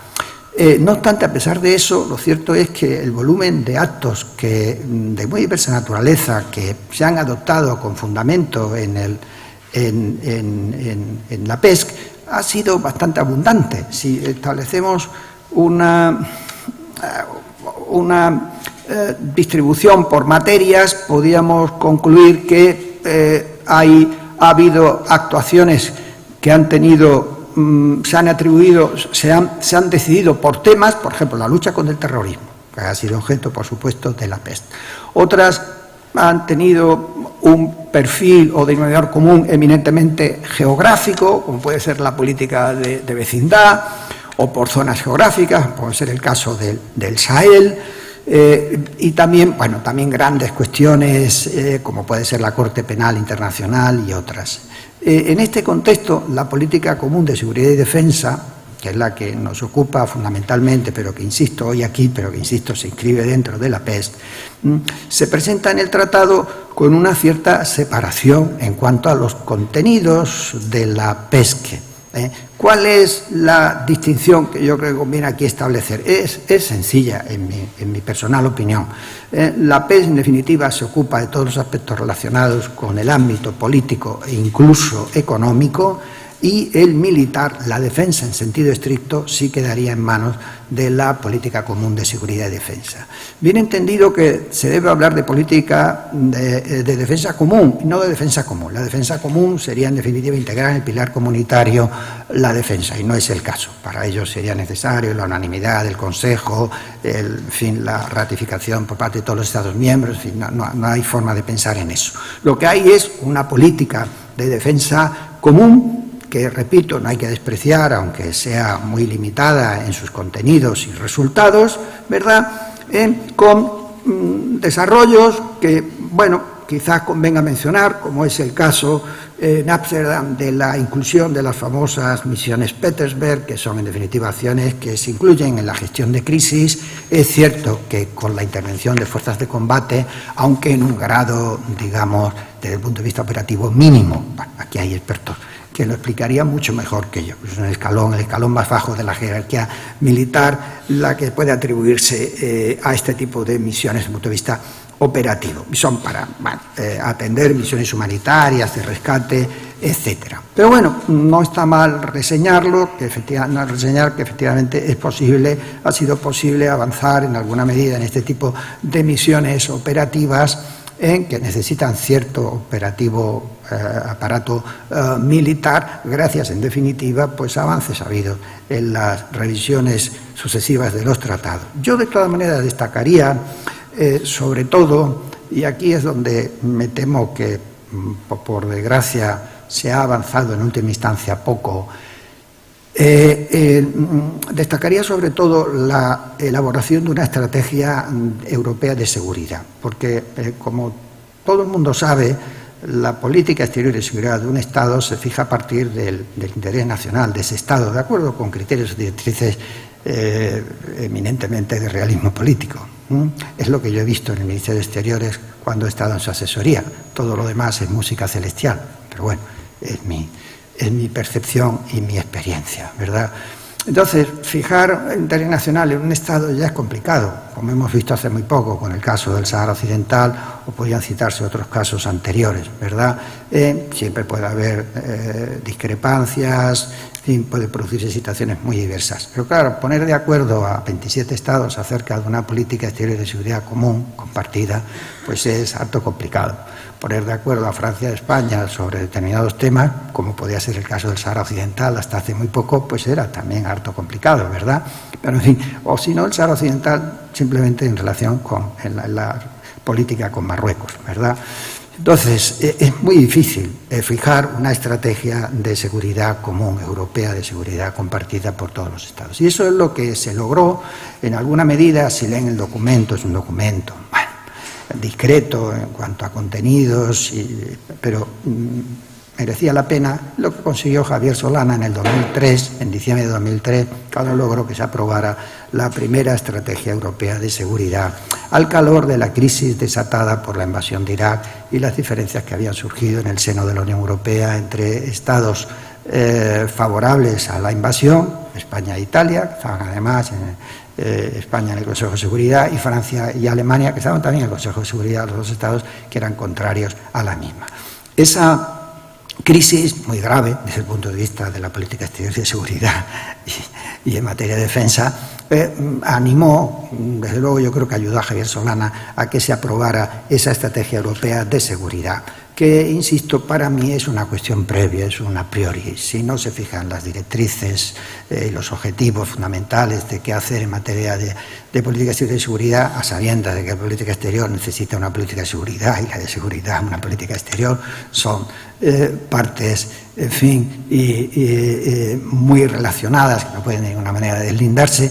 Pero digo que si eso no se hace previamente es muy difícil. Lo normal es que se den bandazos, que se actúe por circunstancias y que, bueno, esas circunstancias impongan en realidad las decisiones más que un diseño previo estratégico acerca de qué hacer con la política exterior y de seguridad. Eso no significa que haya habido avances como la creación de la Agencia Europea de Defensa, pero en última instancia yo lo destacaría sobre todo esa estrategia que logró sacar adelante Javier Solana en circunstancias difíciles, aunque yo creo que ha ayudado también por el hecho de que la propia crisis gravísima por la que pasó la Unión Europea con motivo de la invasión de Irak, pues ayudó, facilitó una reacción al respecto. Una reacción que luego se ha malogrado porque posteriormente, ya con la señora Ashton o la baronesa Ashton como alta representante en el 2008, ya no se consiguió ni siquiera revisar o renovar esa estrategia. A lo más que se llegó es a la aprobación de un informe sobre la aplicación de la estrategia de seguridad. Luego, posteriormente, en el 2016, el Consejo Europeo sí aprobó una estrategia global y ahora, bueno, Borrell estaba con el tema de su brújula, de la que creo que alguien se va a ocupar posteriormente, va a hablar sobre ello. Una brújula que yo creo que ha quedado muy tocada después de lo de la crisis y la guerra de Ucrania. Pero bueno, en definitiva, no puedo insistir en algunas cuestiones que me hubiera gustado tratar, como es el hecho también del desarrollo de esta cooperación reforzada, de esta cooperación estructurada permanente, que ha supuesto también cierto avance en materia de política de defensa común, con la posibilidad de que estados que puedan y quieran, porque tengan los medios y la voluntad política para ello, emprender empresas sin necesidad de que todos los demás participen, los que no quieran o no puedan, pero que no bloqueen o impidan el que esas misiones se puedan llevar a cabo. Bueno, lo de la cooperación reforzada está bien, no deja de ser un avance también que debe subrayarse en este proceso, aunque sea siempre, claro, insuficiente. Lo más importante a destacar, para ir poco a poco poniendo fin a esta brevísima introducción que debe servir, espero, de atmósfera en torno a lo que van a comentar muy en concreto mis colegas, lo que hay que advertir es que, en primer lugar, la política exterior de seguridad común, por supuesto también la política de defensa, está sometida a criterios intergubernamentales y fundada además en el principio de la unanimidad, ¿verdad? Es, en definitiva, sobre todo el Consejo Europeo el que rige los destinos de la PES. Ya saben que el Consejo Europeo reúne a los jefes de Estado y de Gobierno de los Estados miembros. Ya pueden imaginarse el carácter eminentemente político de ese órgano. También hay que dejar muy claro que en la PES están excluidas la adopción de actos legislativos. También hay que dejar muy claro que la PES excluye la competencia del Tribunal de Justicia. Entonces, criterios gubernamentales, unanimidad, imposibilidad de llevar a cabo actos legislativos, adoptar actos legislativos, exclusión de la competencia del Tribunal de Justicia. ¿En qué marco nos sitúan? Pues, en definitiva, nos sitúan en un marco más propio de una organización internacional de cooperación que no de una organización internacional de integración, ¿verdad?, de integración supranacional, como es, claro está, la Unión Europea, pero en ámbitos fundamentalmente el económico, alejados, claro está, de la política exterior y ahora, sobre todo, también de la política común de defensa. ¿Significa todo eso que debemos renunciar al objetivo, de la medida de lo posible, a medio o largo plazo, de tratar de integrar en el pilar comunitario la política exterior y de seguridad común y, por supuesto, también en su ámbito militar, la defensa? Pues claro que no. Hay que seguir peleando, luchando por este objetivo, ¿verdad?, con independencia de que seamos muy conscientes de las dificultades que esto conlleva, ¿verdad?, y sobre todo a la vista también de las circunstancias más recientes, de los hechos más recientes acaecidos en torno a Ucrania. Pues en relación con Ucrania yo me limitaré solo a decir, que tampoco podemos dejar de hablar de Ucrania, ¿verdad?, que si bien es cierto que se han producido avances en cuanto a la decisión de la Comisión de hacer compras conjuntas, igual que se hizo con las vacunas, una buena idea, pues se pretende hacer también con la compra de armamento para ponerla a disposición de Ucrania, ¿verdad? Pero siendo eso así y viéndose desde fuera, aparencialmente, de un punto de vista eminentemente procesal adjetivo, como algo quizás positivo, un avance en materia de política de defensa, yo tengo que decir que, en cambio, las directrices estratégicas, la autonomía y directrices estratégicas de la Unión Europea en relación no solo con Ucrania, sino con su papel, su situación en el mundo, pues yo creo que están ahora mismo en grave crisis, muy condicionadas por factores externos, la relación con Estados Unidos, en fin, la propia guerra, que, repito, en mi opinión, condicionan mucho el futuro de la PESC y en particular de la política de defensa. Bien, no quiero insistir más hablando de otros temas. Creo que en alguna medida confío que esta brevísima intervención haya servido para situar un poco el estado de cosas de la política exterior común y en particular de su vertiente militar de defensa y dejo ya el estrado a mis colegas. Muchas gracias.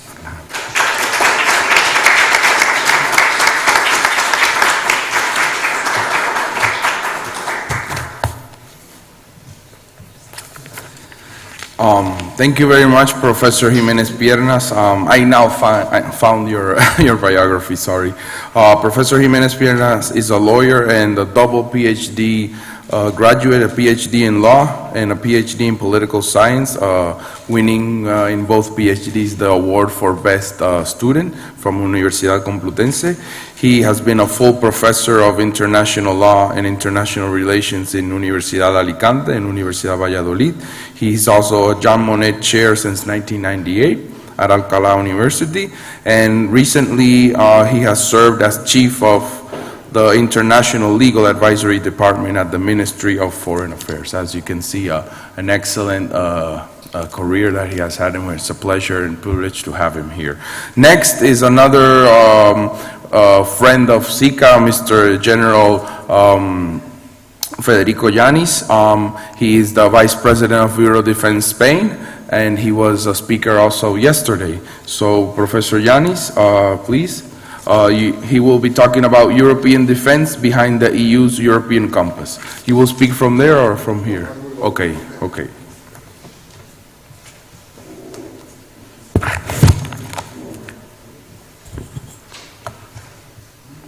Buenas tardes. En primer lugar, expresar mi agradecimiento por tener la oportunidad de dirigirme a ustedes, señores rectores, mi generales, señoras y señores.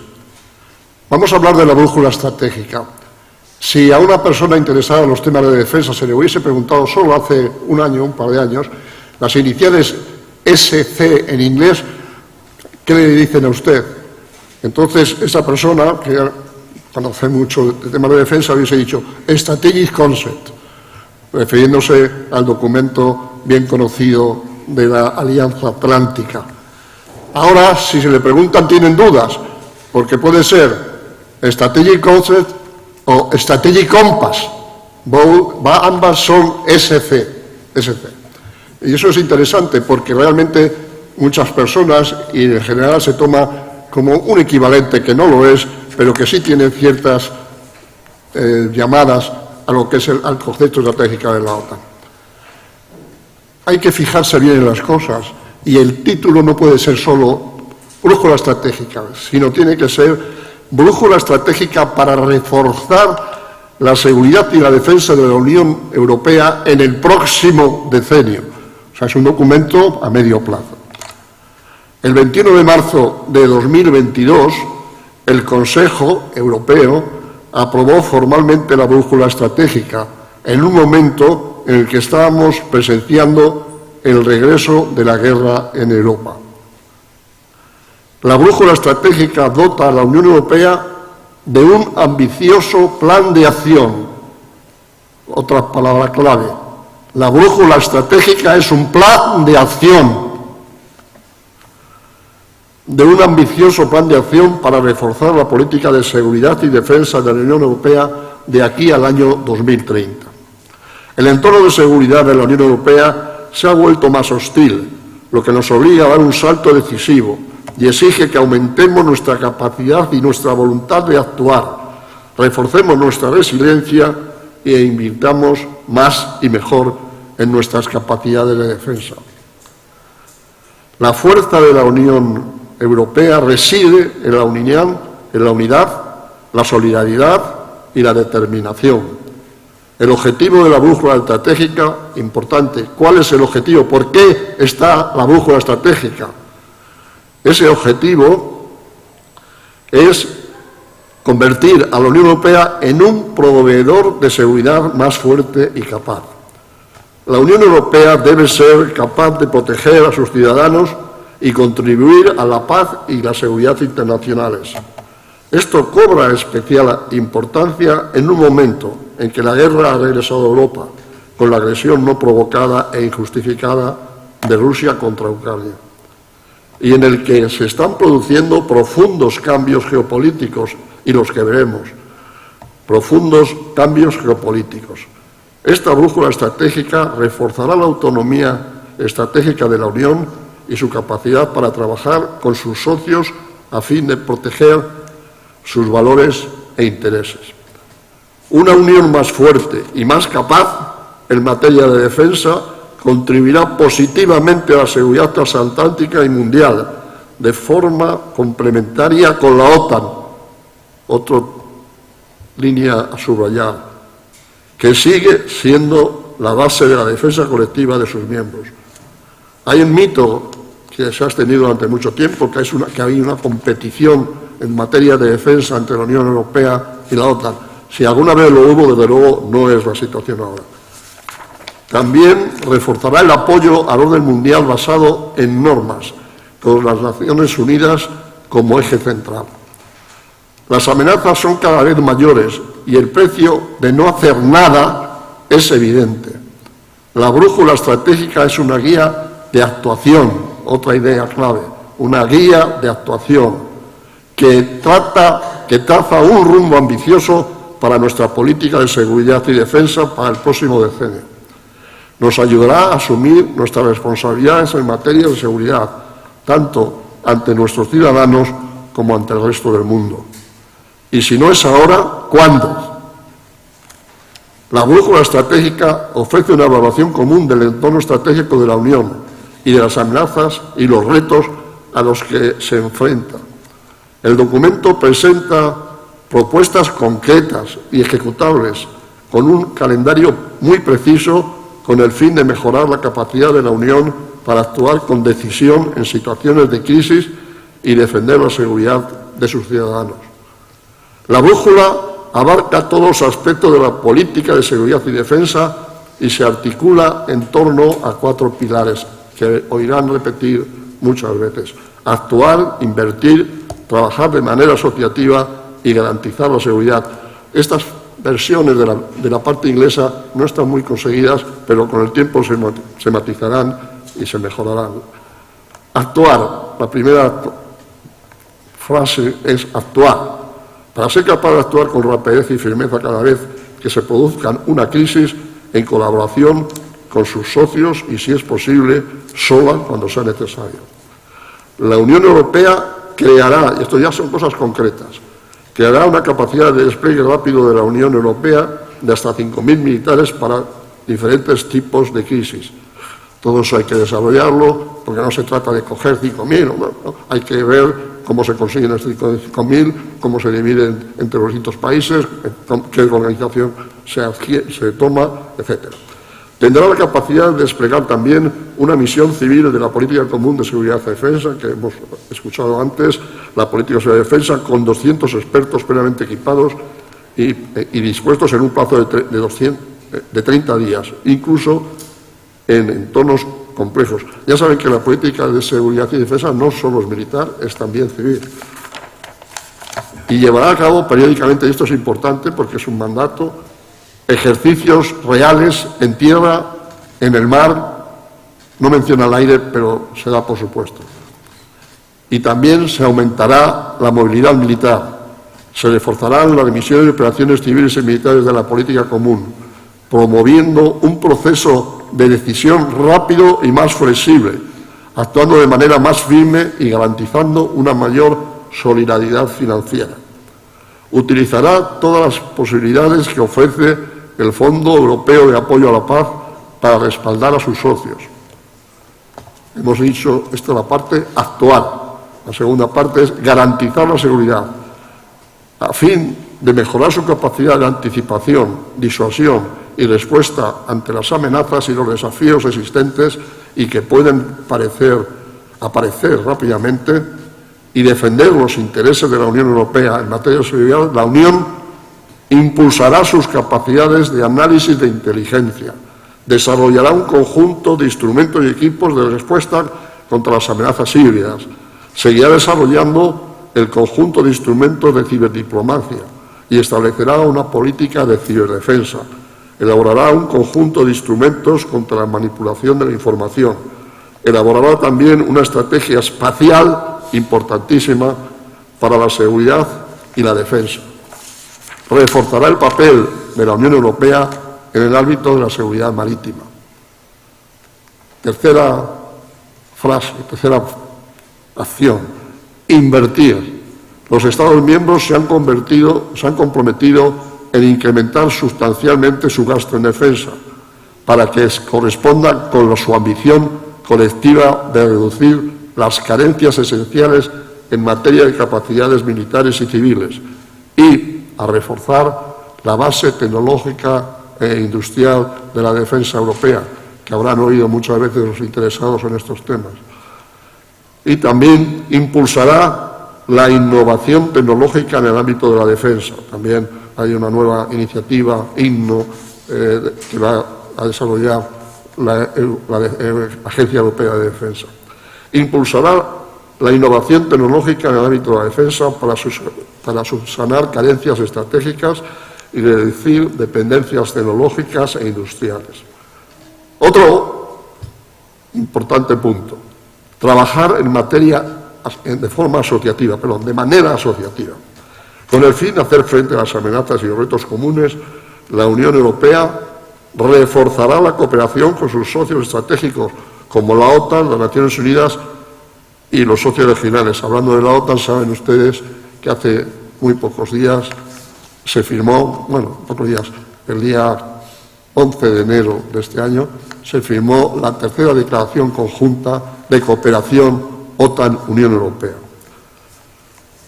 Otro punto es, como hemos dicho, la manera asociativa, que también se hará con asociaciones bilaterales más adaptadas a los países socios estratégicos.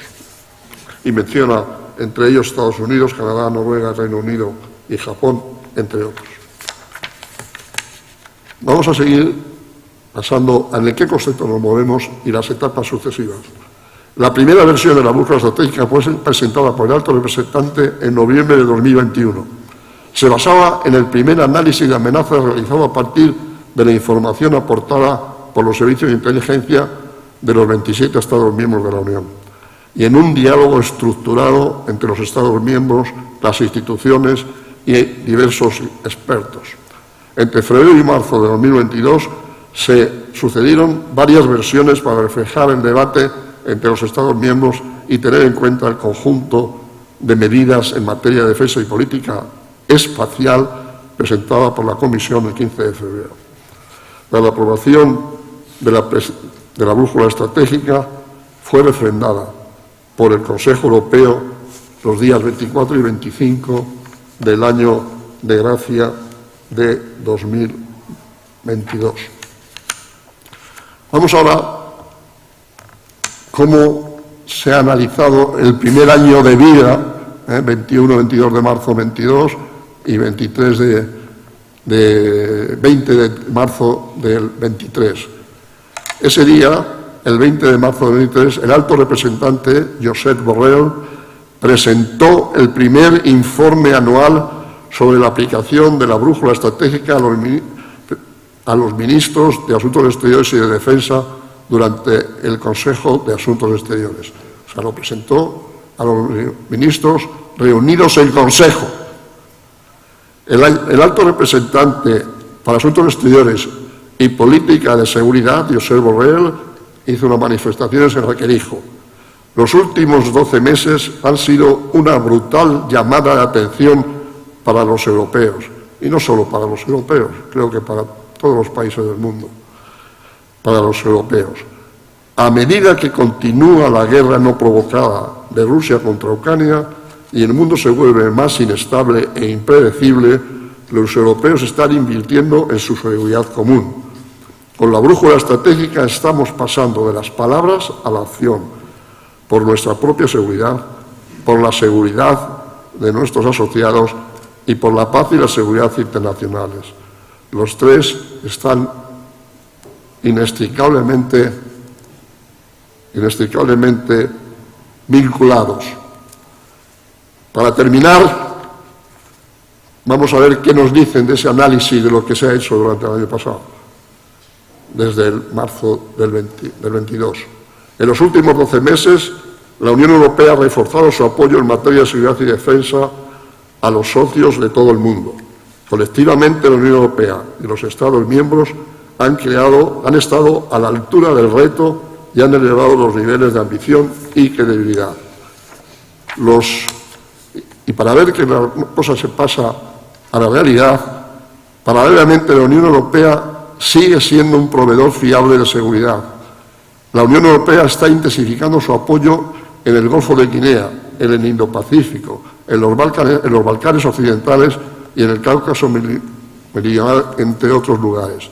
En particular, la Unión Europea ha puesto en marcha 2 nuevas misiones en Níger y Armenia y ha utilizado el Fondo Europeo de Apoyo a la Paz, que muchos de ustedes lo saben a qué se dedica, para apoyar a sus socios con equipo militar. Los Estados miembros están aumentando el gasto y las inversiones en defensa. Colectivamente, desde el inicio de la guerra contra Ucrania, los Estados miembros de la Unión Europea han aumentado el gasto de defensa, que se estima aportarán 70.000 millones de euros adicionales para 2025. Trabajar con los socios constituye el núcleo de la visión de la Unión Europea como agente de seguridad y defensa.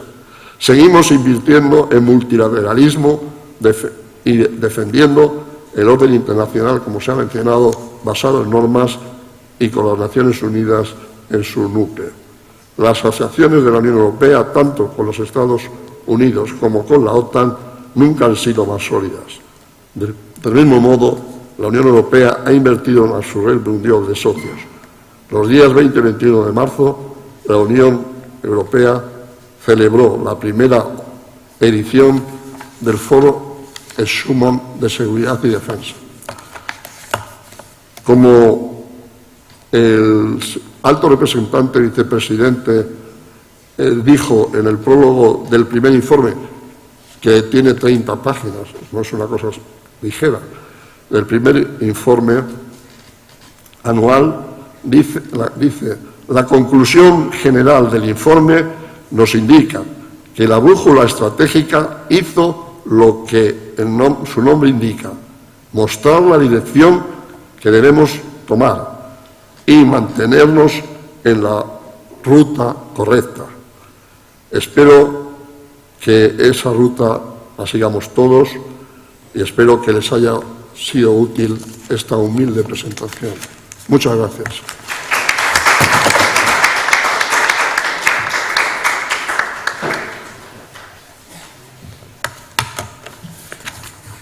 Thank you very much, General Yanis. And now for our third presentation, we have Major General of the Spanish Army in the Reserve, Mr. Alfredo Sanz y Calabria. Alfredo Sanz y Calabria is Major General of the Spanish Army in Reserve status and a corresponding academician of the Academy of Military Arts and Science. And he will be speaking of European defense after the Madrid Summit and NATO Strategic Concept 22. Major General. Thank you so much. No me hace falta. Muy buenas tardes y muchas gracias por esta invitación a participar en lo que creo que debe ser un foro de reflexión y de debate más que otra cosa. Y por eso quiero empezar por hacer mención al título de esta jornada, Security and Defense in Postmodernity, a Review of Challenges and Problems.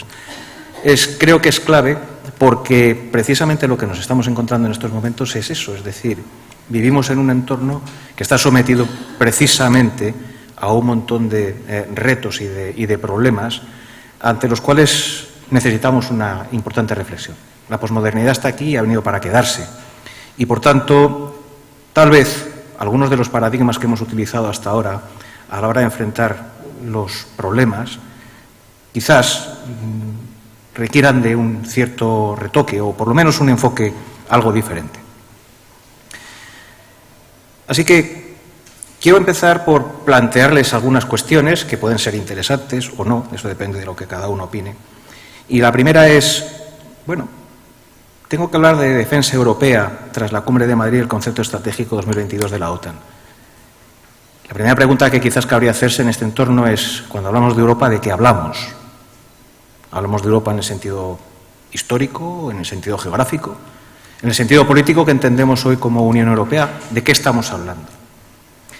Y es un problema complejo, y además es un problema complejo que ha venido a ponerse de manifiesto encima de la mesa de una manera muy clara, precisamente como consecuencia de la guerra de Ucrania, que mis antecesores han nombrado en casi todos los casos.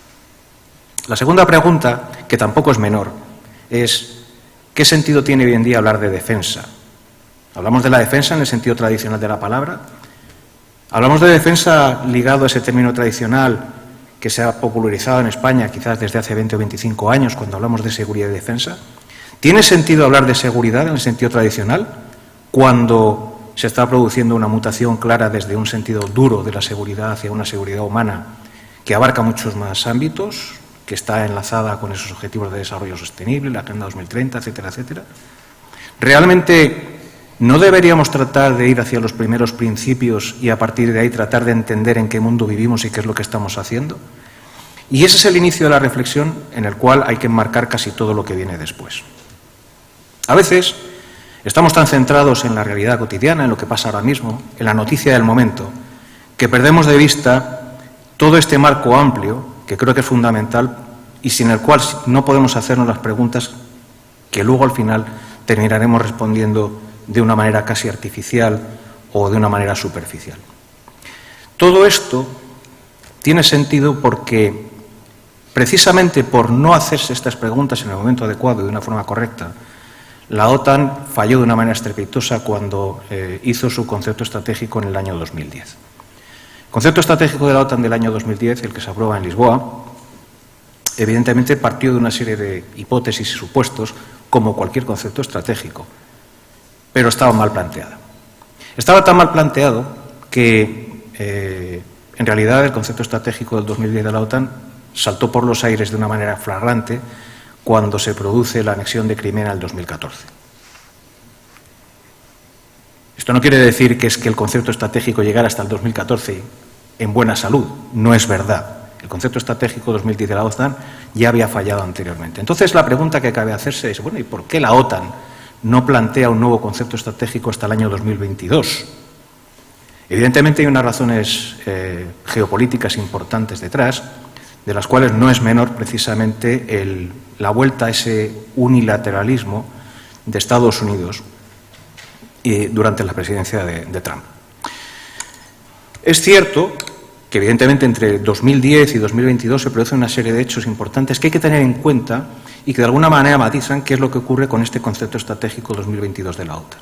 El primero de todos, como ya he citado, es precisamente esta anexión de Crimea en el 2014, pero no es el único. La doctrina Gerasimov, con todo lo que ello acarrea, la aparición de las zonas híbridas, de las zonas grises, el nuevo concepto de seguridad extendida, la ascensión de China como actor económico global, el interés americano en frenar esta ascensión de China, no solamente en la parte económica, sino siendo conscientes de una realidad, y es que desde prácticamente el comienzo de la industrialización, casi todas las guerras las han ganado no el que poseía la mayor demografía ni la mejor economía, sino el que fundamentalmente disponía de la mejor tecnología. Las guerras han sido, durante toda la época industrial, básicamente ganadas por la mejor tecnología. Y en estos momentos se está produciendo un trasvase en lo que es el dominio de la tecnología claro desde Estados Unidos hacia China. De ahí, por ejemplo, el interés en evitar que la tecnología de 5G o 6G pueda extenderse en Europa a través del mundo chino en vez del mundo americano, por ejemplo. Pero hay más temas. O sea, está Rusia, por ejemplo, consciente de que estábamos pasando desde ese mundo unipolar a un mundo que hoy en día parece ser que va a ser bipolar, pero entre medias Rusia trató de que fuera multipolar, estableció lo que podemos llamar un cierto collar de perlas y prácticamente eso justifica muchas de las intervenciones de Rusia a lo largo de los últimos años, tanto en el Sahel como en Libia, como en Siria o su acercamiento a Turquía. Además de eso hay otro factor importante que hay que tener en cuenta y es que el calentamiento global está produciendo un deshielo en el Ártico. Este deshielo en el Ártico hace que el tránsito entre mares que antes era prohibitivo, entre el Pacífico y el Atlántico, hoy en día sea factible durante la mayor parte del año. Y eso justifica, por ejemplo, que Canadá vaya a hacer una inversión muy importante en la compra de submarinos precisamente para controlar lo que es su frontera norte. Por si fuera poco, en el paso de los últimos 12-13 años, el ámbito ciber ha crecido de una manera exponencial y se ha convertido, es de hecho, el mayor campo de enfrentamiento hoy en día. Todos los días, todos los días, se libran batallas en el mundo ciber. Y esas batallas en el mundo ciber, además, están dando pie a otro nuevo campo de batalla que se ha mencionado también al principio por el rector Muñiz, y es todo lo que tiene que ver con el hábito cognitivo. Hoy en día, la capacidad de controlar, de llegar al control político a través del control social y de alcanzar este control social a través del control de las emociones, en un mundo que está transicionando desde un pensamiento racional hacia un pensamiento mágico, es una realidad que encaja bien precisamente con este concepto de posmodernidad, que es el que alumbra estas jornadas. Todos estos son factores que no se tuvieron en cuenta cuando se hizo este concepto estratégico en el 2010. Consciente de todo esto, la OTAN alumbra un nuevo concepto estratégico en el 2022 que se firma en Madrid el año pasado. Este nuevo concepto estratégico, repito, llega tarde, llega muy tarde. En realidad este concepto estratégico tenía que haber visto la luz en el año 2014, no más tarde del 2014. Pero como he comentado, hay una serie de factores que impiden que esto se produzca con anterioridad. Es un concepto estratégico cuya vocación es de enfrentar los problemas en 360 grados. Y estos 360 grados no son solamente geográficos. Tradicionalmente, incluso hoy en día, alguien podría pensar que el foco de la defensa de la OTAN está volcado hacia el este. No es cierto. No es cierto. Hoy las amenazas son fundamentalmente multidimensionales. Y repito, no solamente afectan a la defensa, fundamentalmente a lo que afectan es a ese concepto de seguridad extendida, que creo que es en el que hay que poner el foco. Se producen en todas las direcciones y se producen en todos los momentos. Es más, en el momento en el cual la OTAN reconoce, aparte de los dominios físicos tradicionales, el dominio terrestre o el dominio marítimo, el dominio aéreo y el dominio espacial incluso, reconoce la existencia de unos dominios que son de carácter virtual, como ocurre, por ejemplo, con el ciber, o como probablemente ocurra en el futuro cercano con el cognitivo, las fronteras geográficas, tal como las hemos entendido hasta ahora, desaparecen.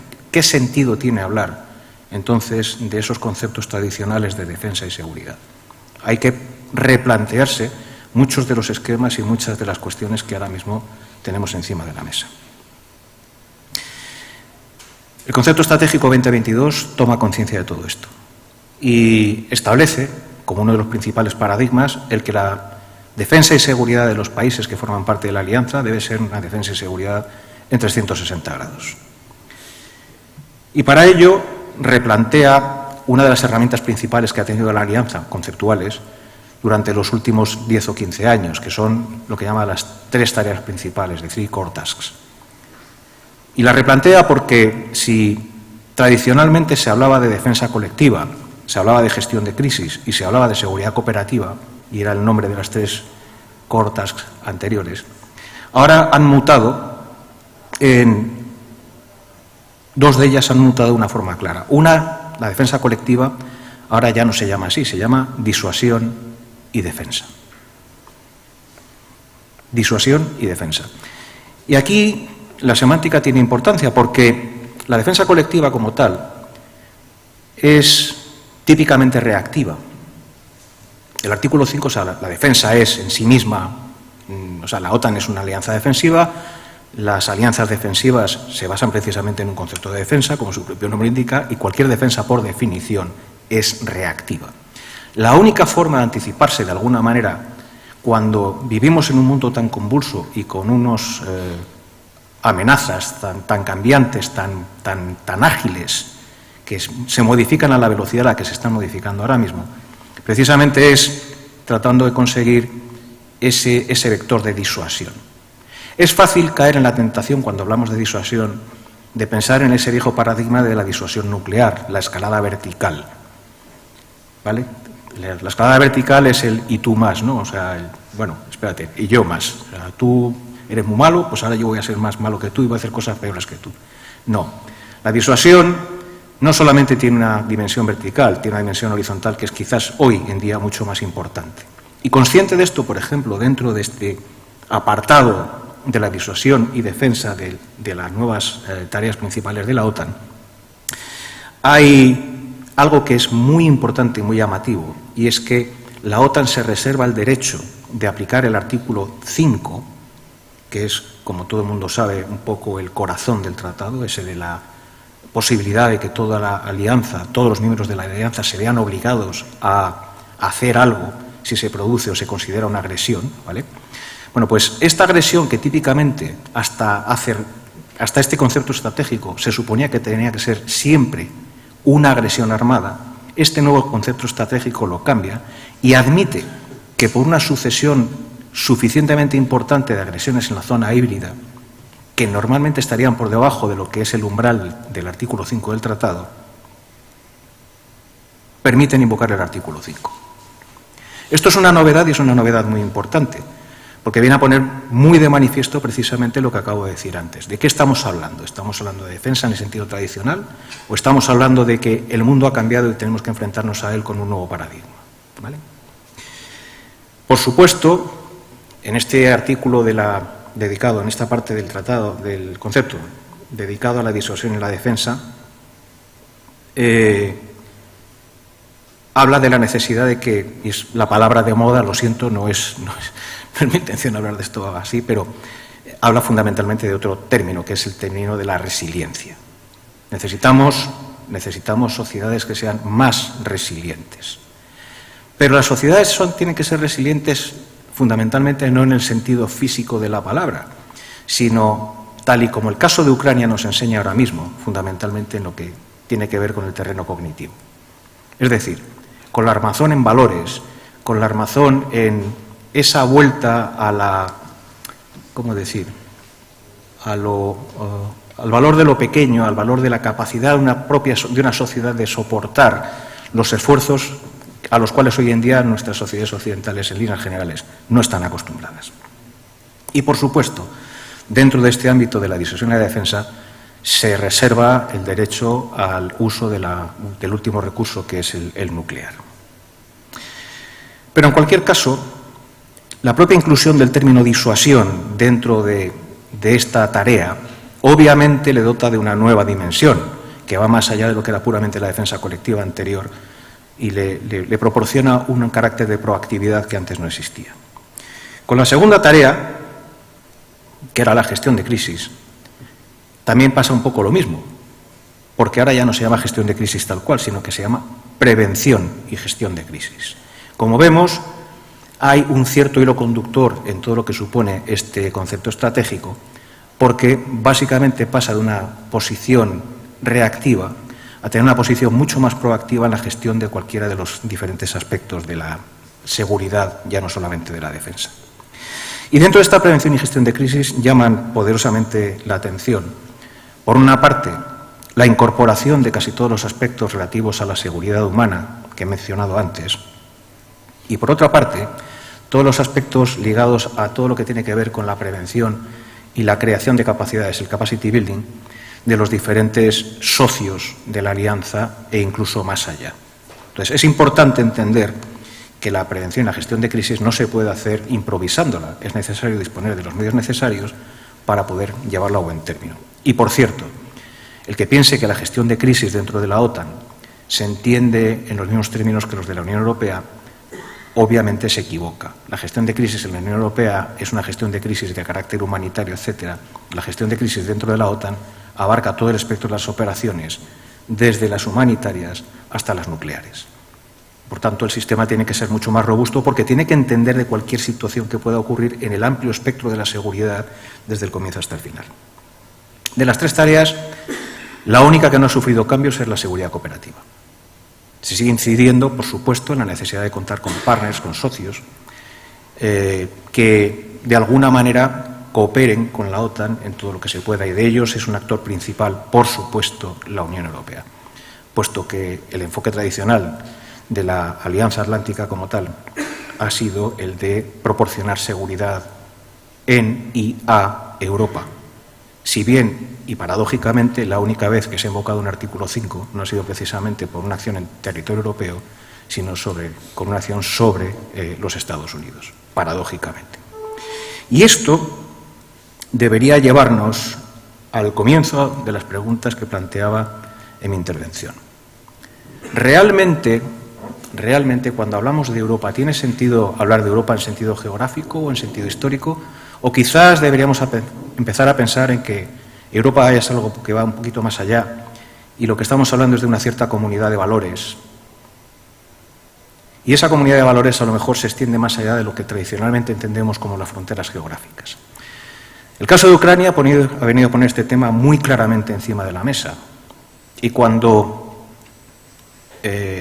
uno ve cuáles han sido las reacciones ante la invasión de Ucrania por parte de Rusia, vemos que evidentemente ha habido muchos países que han condenado la agresión, faltaría más, pero que a la hora de imponer sanciones a Rusia ha habido otros muchos países que se han puesto de perfil. Al final, lo que queda es que en este mundo, en el cual hay hoy por hoy 195 países, podemos considerar democracias liberales más o menos con unos valores parecidos a los nuestros, más o menos a 32, aproximadamente a 32, que tampoco coinciden exactamente con los 32 países de la OTAN, también hay que decirlo. ¿De acuerdo?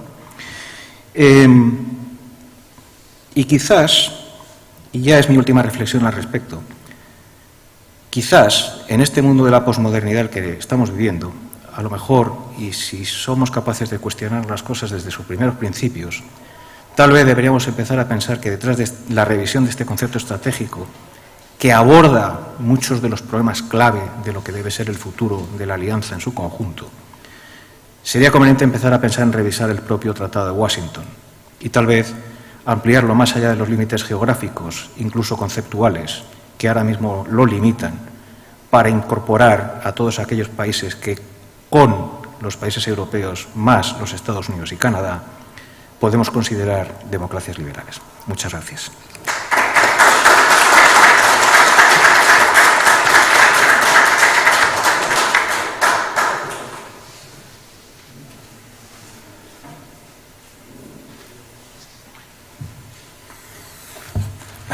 Very well.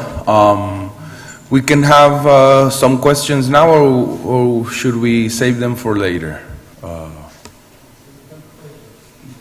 ¿Qué prefieren? At the end, okay. So I invite now our next two speakers, Mr. Rubén García Servet and Mr. Julio Guinea. You may sit here if you want to, or however you want.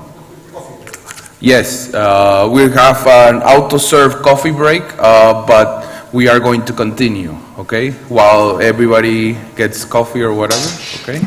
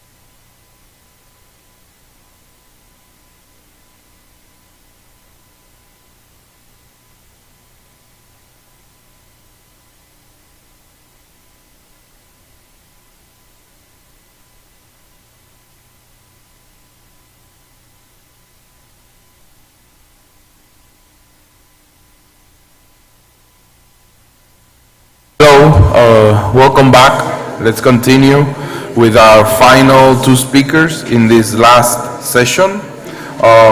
First off, we will have Lieutenant General of the Air Force Reserve, Mr. Rubén García Serbert. Mr. Serbert is Air Force Lieutenant General in Reserve, a military pilot, and also General Staff and NATO Defense College of Rome, as also a U.S. Air Force Advanced Navigator. The title of his presentation is the concept of European defense still valid? Mr. Garcia, please. Okay, thank you very much. Sigue vigente el concepto de una defensa europea. Bueno, muchas gracias a los organizadores, a la Universidad, CICA. Es un honor estar aquí con todos ustedes. Para simplificar, defensa europea, a los efectos de esta charla, defensa de Europa, por parte de los europeos, para aclarar a Alfredo que no me tire luego una piedra. Bueno, pues es un tema, yo creo, clave a la vista de todo lo que hemos escuchado. En un razonable análisis de estas cuestiones, las cosas las haríamos al revés de como las estamos haciendo. En cualquier caso que se habla de defensa, primero habría que hablar de riesgos y amenazas, para luego montar el dispositivo que nos permita confrontar esos riesgos y amenazas. El punto de partida relativo a esos riesgos y amenazas es Europa hoy más insegura que en otros momentos de la historia. Yo no tengo la menor duda de que así es, o cuando menos las bases están sentadas para que lo sea cada día más. Y en ese mix que nos encontramos tenemos conflictos armados en suelo europeo, todo lo que acaba siendo conflictos híbridos de todo pelo, terrorismo, crimen organizado, las derivadas de la inmigración mal gestionada, algo más gordo, la relativización del derecho internacional, que estamos percibiendo todos los días, dependencias políticas, económicas, energía, dependencias estratégicas. ¿Qué es nuevo? ¿Qué es nuevo hoy que no lo era quizá ayer? Por la globalización, efectivamente, que viene acompañada, y hay que decirlo por su nombre, de un ascenso del totalitarismo por todas partes, de una vuelta a los nacionalismos que destruyeron Europa en el siglo XX, viscerales, al lado de una crisis económica, sanitaria, social, acompañadas de incertidumbre y descontento. A ello se une algo derivado de esa posmodernidad, que es una crisis existencial de los sistemas democráticos, que viene acompañada o es una derivada de la erosión palpable del Estado de Derecho, que también hay que llamarlo por su nombre, la puesta en cuestión del Estado liberal a través del desborde, a través del Estado del bienestar. Lo que estamos viendo en Iberoamérica es un ejemplo claro. La relativización de la ortodoxia económica a través de los déficits públicos, la relativización enormemente preocupante de los derechos y libertades individuales y, con ello, una erosión de la fe en el proyecto colectivo, una sensación generalizada de pérdida de control y crispación social. Pues, ¿cuáles son las respuestas a todo eso, globales y en el marco estricto que vamos a hablar hoy, de seguridad y defensa? Bueno, lo último que hemos tenido es la cumbre de Madrid, de la OTAN.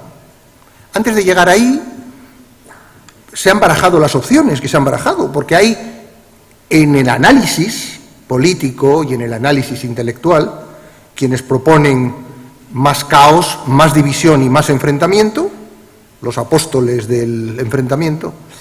Hay quien ofrece orden, soberanía a cualquier precio, los apóstoles de las reacciones autoritarias a costa de libertad. Y hay quien apuesta por, bueno, dado que las cosas son como son, vamos hacia una sumisión que nos convierta en una pacífica colonia estratégica. Y esa precisamente es la respuesta de la cumbre de la OTAN de Madrid.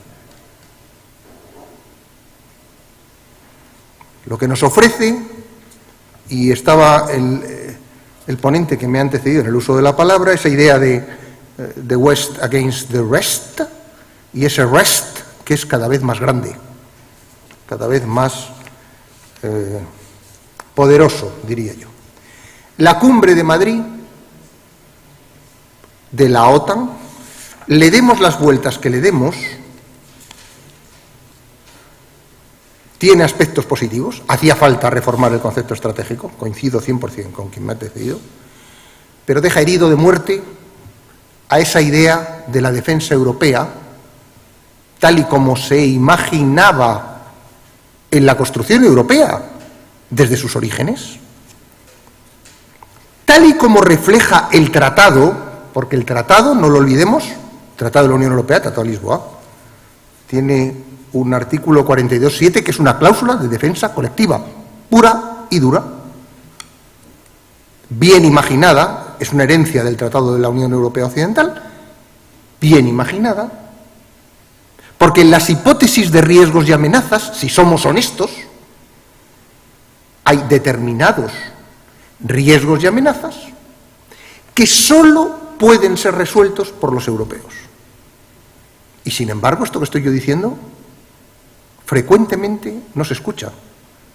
Hay riesgos y amenazas que necesariamente hay que confrontar desde una perspectiva transatlántica, que mejor defenderíamos desde una perspectiva mundial, aboliendo el artículo 6 del Tratado de Washington y siendo capaz de ser un poco la alianza de las democracias, ¿no? Haríamos bien en poderla defender globalmente, pero hay riesgos y amenazas reales de los que he referido antes, que o estamos preparados los europeos para confrontarlas, o no se confrontarán. Y por tanto, ese 42.7 del Tratado de la Unión Europea, enlazado con la cláusula de solidaridad del 222, es más pertinente que nunca. Se produce aquí un triángulo fatídico en el que las previsiones del tratado, firmadas por todos los países miembros de la Unión Europea, nos da la sensación, o por lo menos uno percibe eso cada vez que hay una charla de estos temas, que está muy por encima en nivel de ambición de la realidad práctica.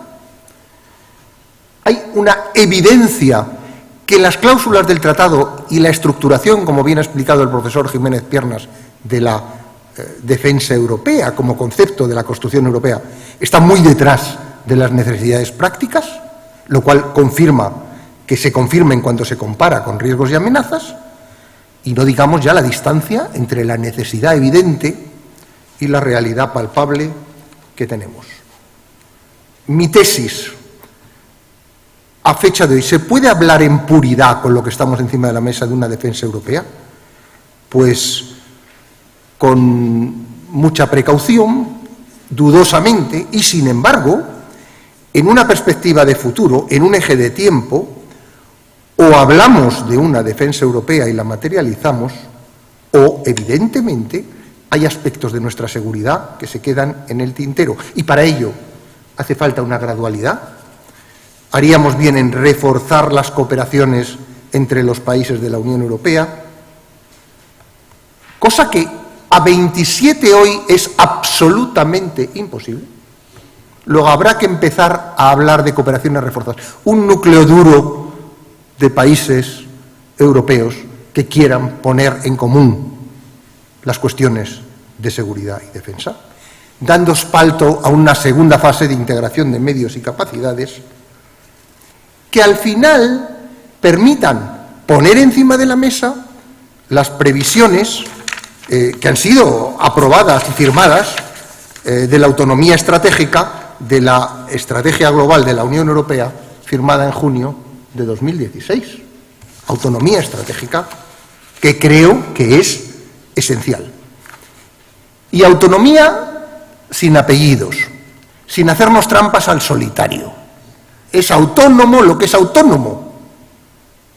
Y bien haríamos en tener autonomía estratégica que no es solo defensa, que es también hidrocarburos, que es también economía, que es también moneda, que es también lo que es autonomía estratégica. Que todo pueda confluir en algo, y aquí sí que me mojo yo, y cuando pasen y ya seamos muy viejos, a ver si es verdad que tengo razón o no, en un ejército europeo que estoy convencido que nuestros hijos van a ver. Bien, pues estamos ahí, en ese debate global sobre el modelo de arquitectura de defensa europea que debiéramos referenciar a los riesgos y amenazas. Por tanto, no compro la idea de que toda la defensa europea solamente puede ejercitarse sobre la OTAN, porque, insisto, hay riesgos que no tienen componente transatlántica. Lo contrario también es falso, es decir, evidentemente la defensa europea tiene que estar profundamente ligada a nuestros aliados transatlánticas. Por tanto, esa idea que viene de autonomía estratégica de la Estrategia Global de la Unión Europea de junio del 16, pasada por el Strategic Compass del que se ha comentado del 21 de marzo del 22, es un proceso que debiera tener una continuidad una vez que superemos el sarampión terrible de la guerra de Ucrania, que es también algo terriblemente problemático para no solo la defensa europea, sino para la Unión Europea, porque cuestiona la autonomía estratégica, porque, caso de Suecia y Finlandia, habiendo un artículo 42.7 de defensa colectiva, ni siquiera ha habido una voluntad declarativa de ponerlo encima de la mesa. Eso es alta traición, ¿no? Porque efectivamente, de alguna manera se les ha dicho que o OTAN o nada, cuando hay un artículo firmado. Es un tratado internacional. En fin, yo creo, haríamos bien, y además es un incentivo para tu ponencia. Presidencia española de la Unión Europea. Es un elemento que podíamos manejar bien, ¿no? Yo creo que habría que empezar a pensar en el post-Ucrania. Evidentemente, todo gira alrededor de Ucrania. Una guerra tan terrible como la que estamos viendo en suelo europeo condiciona todo, pero alguien tiene que estar empezando a pensar en el end state y en cómo construimos con posterioridad a eso. Yo creo que hay que salir, y también es una provocación que utilizo con cierta frecuencia y que ruego una cierta indulgencia del auditorio, de esa autocomplacencia de la enorme virtud de la Unión Europea en el tema de la guerra de Ucrania, porque no estoy muy seguro de si es una unidad fundamentada en el vacío más absoluto. Pues bien, yo soy de la idea, y como se trata de un mensaje de 20 minutos, no voy a ir mucho más allá, de que sin defensa colectiva europea autónoma no hay seguridad europea completa. Y si tuviéramos tiempo en este siglo XXI tan complicado, podríamos ir hablando riesgo por riesgo y llegaríamos a una conclusión similar, si queremos pensar con una cierta amplitud de miras. Pero es que, es más, si en el estado de desarrollo del pilar comunitario no somos capaces de imaginar una puesta en común de riesgos y amenazas y, por tanto, empezar a imaginar una comunitarización de la política de seguridad y defensa, veo complicado el futuro de la Unión Europea. Porque es que podemos, compartiendo moneda y compartiendo todo lo que compartimos, imaginar una Unión Europea sin ambición federal. Eso necesitaría una respuesta. Al final, los intereses de España, al final, solo los asegura España. Los intereses de Europa, pues solo los autoriza, los asegura Europa, ¿no? Y cualquier otra aproximación a ese tema, lo siento, y comprendo el momento tan complejo y tan decisivo que estamos viviendo, cualquier otra aproximación me suena a hacernos trampas al... Por tanto, a la pregunta, ¿sigue vigente el concepto de una defensa europea? Estoy en condiciones de responder sí creo que sigue vigente, profundamente herido, francamente herido, está en la UBI, pero sigue vigente. Más nos vale que seamos capaces de recuperarlo si queremos tener y dejar un futuro razonable a las generaciones que nos siguen. Muchas gracias.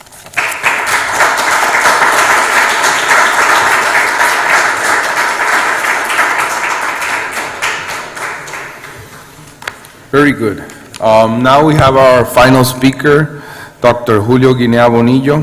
He's a higher professor here at the Nebrija University, as well as other universities like Universidad Rey Juan Carlos.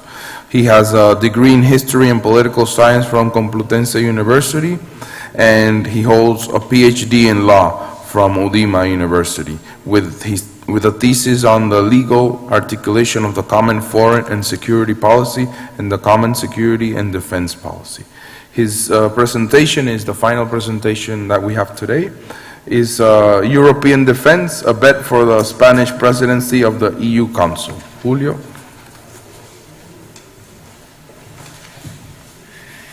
Pues muchísimas gracias a la Universidad Nebrija, a CICA por organizar este evento, al rector Juan Cayón por haberme invitado y a todas las personalidades que me han precedido en el uso de la palabra.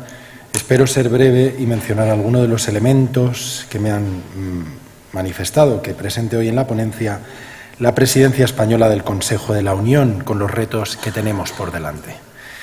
Me sumo completamente a las palabras que ha dicho el teniente general Rubén García Servet. Desde luego que tenemos a la UBI, a la defensa europea, y más nos valdría cultivarla. Pero claro, es una decisión política que, como hoy el profesor Carlos Jiménez nos ha ilustrado, y que enormemente cuesta sacar adelante cuestiones en materia de defensa.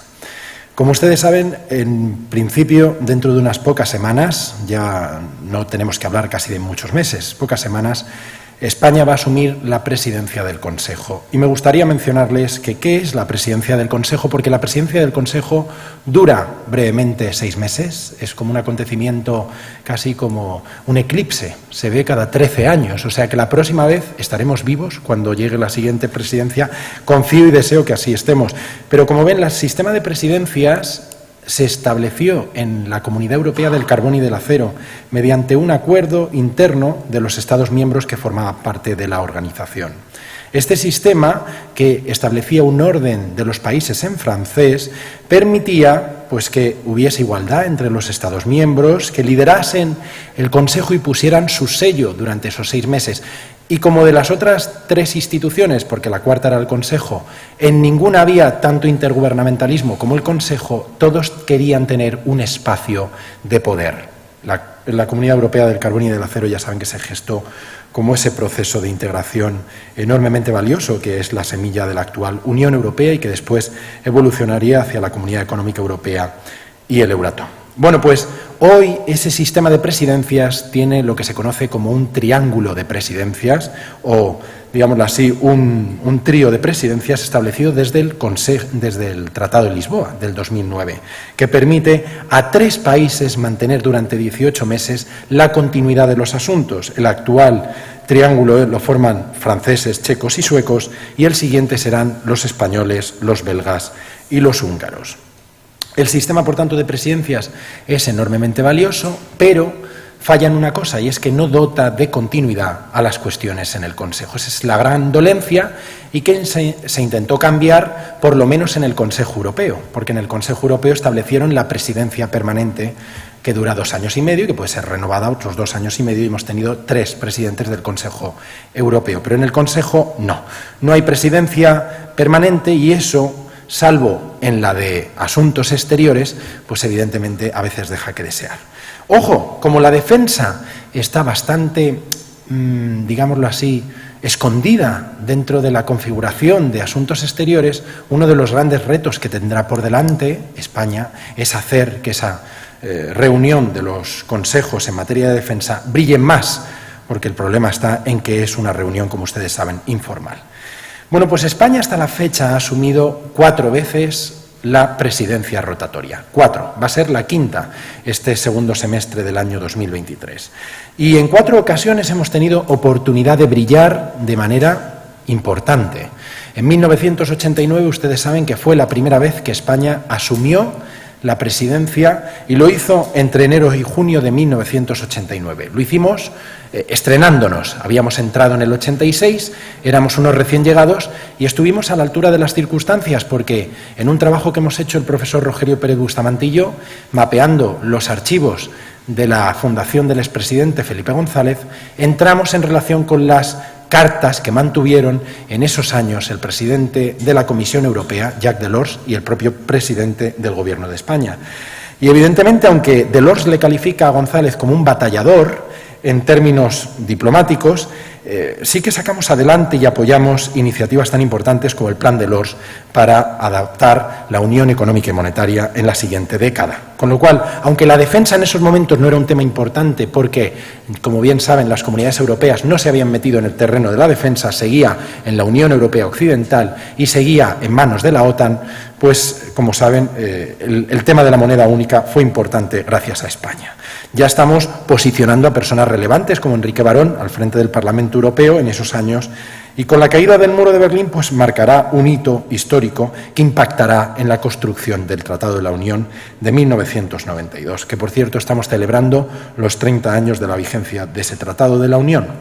La segunda presidencia de España, del Consejo, también tiene una huella y esta sí es importante en términos de defensa, porque en la segunda presidencia llega en 1995, también bajo socialdemócratas en el Gobierno de España, y en esa presidencia se adopta un informe que a lo mejor ustedes recordarán que fue el informe Westendorp, liderado por el exministro de Asuntos Exteriores, Carlos Westendorp, que reunió a una serie de personalidades, entre ellas estaban Michel Barnier, representando a Francia, o David Davis, representando al Reino Unido, y discutieron sobre la defensa. Bueno, pues ese informe Westendorp fue asumido por el Consejo Europeo en diciembre de 1995.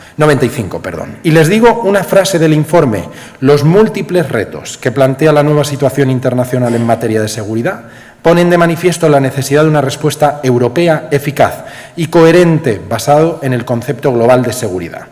Abordan los retos que tiene la defensa, pero en concreto ya recomiendan que se tiene que insertar en los tratados una cláusula de solidaridad común. Esa cláusula no se materializó, desgraciadamente, en el Tratado de Ámsterdam, pero fue definitivo este informe para que diéramos el paso en Ámsterdam y creásemos la política europea de seguridad y defensa, gracias a la cual tenemos esas bases jurídicas dentro de la política exterior y de seguridad común. Vale, la tercera presidencia de España entre enero y junio de 2002 también se hizo en un momento histórico para la historia de la integración europea. ¿Por qué? Porque en ese momento comienza la construcción de la Constitución Europea en la Convención que aborda, pues eso, la redacción de un borrador constitucional. Pudimos haber tenido la oportunidad de contar con una Constitución europea, pero como ustedes saben, Francia y los Países Bajos dijeron que no en un referéndum. En esa presidencia, que ha sido la única al frente de la cual han estado los demócratas cristianos en España, pues tuvimos un approach bastante atlantista. Atlantista, ¿qué quiere decir? Pues ustedes recordarán la famosa foto de las Azores, el eje, como bien nos ha recordado el profesor Carlos Jiménez, de la guerra de Irak y cómo eso a punto estuvo de llevar a la, digamos, eclosión de una gran división de los Estados miembros, que lo dijo Solana en distintas ocasiones. Entonces, fue un momento donde la defensa europea también estuvo contra las cuerdas, pero bueno, prueba de que la defensa prosperó fue que en el Consejo Europeo de Sevilla de 21 y 22 de junio de ese año sacamos adelante una declaración al final de las conclusiones del Consejo donde se recuerda que la defensa también tiene que estar para luchar contra las amenazas terroristas. Y es que veníamos del 2001, de los atentados del 11S. Luego, si queremos ponernos manos a la obra, hay que empezar desde ya.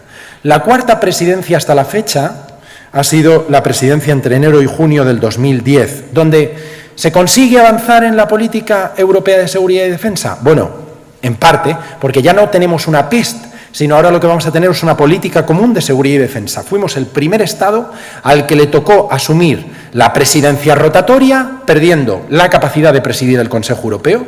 España ya no lo presidió, fue el primer país en no presidir el Consejo Europeo rotatoriamente, y tuvimos que echar a andar cuestiones muy importantes desde que el Tratado de Lisboa, el 1 de diciembre del 2009, pues empieza a desprender efectos. ¿Cuáles fueron? Construir el Servicio Europeo de Acción Exterior. Por eso estuvimos mano a mano desde el Ministerio de Asuntos Exteriores con Miguel Ángel Moratinos, que era entonces ministro, y Catherine Ashton, que fue la alta representante elegida con poco consenso, la verdad, una persona que no brilló por su apetito en favor de la integración de la defensa británica, venía de haber sido comisaria en materia de comercio exterior, con lo cual le llegó así. Y dijo, bueno, miren ustedes, yo no creo en la defensa europea, no creo en ella, no les voy a mentir, y voy a estar 5 años intentando ver cómo montamos las estructuras de Lisboa, y si la voz exterior de la Unión Europea intenta evitar que los Estados brillen, pues mejor. O sea, no hagamos que la Unión Europea sea un gran gigante político, porque no ambiciono eso. Prueba de ello fue que las primaveras árabes que le tocaron vivir, pues realmente la respuesta europea en ese tiempo fue bastante escasa, más allá del buen diplomático que mandamos al norte de África, que fue Bernardino León, para intentar un poco poner algo de entendimiento entre tanto gallinero. Bueno, pues la cuarta presidencia fue ahí, ¿no? Y la quinta es la que nos viene encima. La quinta llega en breve, en cuestión de unas pocas semanas, y va a ser entre julio y, evidentemente, diciembre de este año. O sea, ya estamos hablando de que el relevo pasará en junio y vamos a ver cómo llega. Tenemos establecidas por delante 2 grandes reuniones, una que va a ser el 29 y el 30 de agosto en Toledo, que esa será la primera reunión de ministros informales de defensa. Otra gran reunión va a ser la del Consejo Europeo Informal, celebrada el 6 de octubre en Granada. El 5 de octubre se reunirá la Comunidad Política Europea y, por último, tendremos una reunión del Comité Político y de Seguridad en Albacete el 16 y 18 de noviembre de este año. Eso nos permitirá tomar el pulso en distintas partes de la geografía española al tema de la defensa. ¿Por qué? Pues porque nosotros ya recibimos una herencia. La herencia es que los suecos nos han dicho, bueno, hay que seguir ayudando a Ucrania, el tema ucraniano es capital en todas las reuniones, hemos ya apoyado poner en marcha un sistema de transferencia de material bélico a Ucrania, porque sobre todo necesitan de 155 milímetros, desde luego que son instrumentos para que sigan 155 milímetros, instrumentos que necesitan para hacer frente a Rusia. Y también ya les hemos dado, que si Panther, que si Lincoln, hemos ofrecido más de 15.000 millones de dólares y de euros concertados con los norteamericanos en este tiempo que va la guerra. Es un esfuerzo considerable, pero saben, tenemos por delante echar a andar la capacidad de despliegue rápido de la Unión Europea. Más de 5.000 efectivos en esos 6 meses. Y claro, eso supone pasar de las palabras a la acción. ¿Hasta qué punto pasar de las palabras a la acción va a ser una posibilidad? Pues si no olvidamos en la historia que es una sabia aliada, veremos que los Helsinki Global Goals, que ya vimos que queríamos desplegar 60.000 efectivos, ¿dónde quedaron? Ahora queremos desplegar 5.000, vamos a ver si los hacemos. Pero saben, España tiene por delante la oportunidad de liderar en un momento histórico, importantes iniciativas para que la defensa europea cuente y la saquemos de la UCI. Entre ellas les voy a decir que el 236 del Tratado de Funcionamiento de la Unión Europea nos permite dar al Consejo una configuración propia en materia de defensa. ¿Por qué no se invoca ese artículo y le damos a los ministros de defensa espacio en el Consejo? Hagámoslo en el semestre que le toca a España. Pero, por otro lado, el tratado permite avanzar en pos de una defensa común, y lo recuerda. A veces cuando hablaba con compañeros juristas diciendo, es que necesitamos explorar un cambio en los tratados. ¿Tenemos actualmente bases jurídicas que no hemos explorado? El 42.2, precisamente, la política común de seguridad y defensa incluirá la definición progresiva de una política común de defensa de la Unión. Esta conducirá a una defensa común una vez que el Consejo Europeo lo haya decidido por unanimidad. Decía el profesor Jiménez, verlo en nuestro tiempo va a ser bastante difícil. No hay forma de pensar en ello. No hay forma de pensar en la defensa común. Creo que es una de las grandes cosas en las que tendríamos que trabajar y en que pensar. Día y noche con una guerra en nuestro suelo, en nuestro continente. ¿Y por qué? Pues porque Miren ustedes, como historiador he tenido la oportunidad de moverme por distintos archivos. En estas semanas tendré que volver a la casa de Jean Monnet a realizar un curso sobre la historia de la integración europea a finales de mayo. Y Jean Monnet trabajó para sacar adelante una comunidad europea de la defensa. Convenció al primer ministro francés, al presidente del Consejo de Ministros, René Pleven, para proponerlo en un momento histórico. En una guerra a miles de kilómetros de suelo europeo, proponen un tratado que va a ser firmado, el Tratado de París de 1952, para crear un ejército europeo. ¿Ustedes saben que se abrió una gran oposición a crearse una defensa europea en los 50? La hubo, De Gaulle es un ejemplo. Les voy a leer algunas palabras para que recuerden que esa oposición sigue viva a día de hoy y más con 27 miembros, pero hay que luchar contra esa oposición. Y España, aunque no sea un país de pata negra, desde los momentos iniciales de la creación y nos hayamos metido en el 86 cogiendo el tren de cola, no nos tiene que decir nadie que no propongamos una idea que desde luego hay que traerla a relucir en momentos como el actual. Les voy a sacar las palabras del general Marie-Émile Antoine Betouard. Este general, que había liderado en la Primera y Segunda Guerra Mundial movimientos bastante efectivos, de hecho, en la Segunda Guerra Mundial dirigió a 140.000 soldados en Alsacia y participó en las ofensivas en Alemania, y su cuerpo se convirtió en el de las primeras tropas aliadas en llegar al Danubio. Miren ustedes lo que decía este general respecto a crear un ejército europeo. La incorporación del ejército francés a un ejército europeo significaría una nueva vida, no la muerte. El vivir es saber adaptarse. Y el peor peligro para un ejército, un hombre o una nación, es no seguir el ritmo de los tiempos. Pero aunque nuestros tiempos exigen la unidad, todavía no hay patriotismo ni un verdadero espíritu europeo, ni las sensibilidades nacionalistas han sido aplacadas. Todavía están influenciadas por recuerdos desagradables y el odio generado por la guerra. Por eso es un proyecto tan difícil. Nadie dice que crear un ejército europeo vaya a ser una misión sencilla. Pero es que hay que hacerlo, porque si no, ¿dónde vamos a quedar con los retos de seguridad que tiene Europa, que solo Europa puede responder? Decía, el futuro ejército europeo generaría una federación de contingentes nacionales y un espíritu que será pues una federación de sentimientos patrióticos.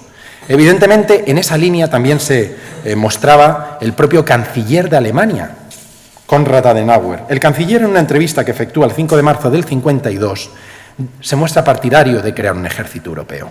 Normalmente, decía Adenauer, habría surgido al final la integración en la defensa, no al principio.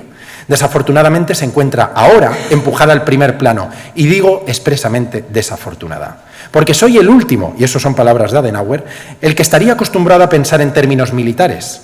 La compulsión por armarse contra la voluntad ha aumentado en todo Occidente, rendido por la amenaza soviética. La amenaza soviética en Corea, la amenaza hoy rusa en Europa, es la que nos está empujando a rearmarnos y a pensar en esos términos.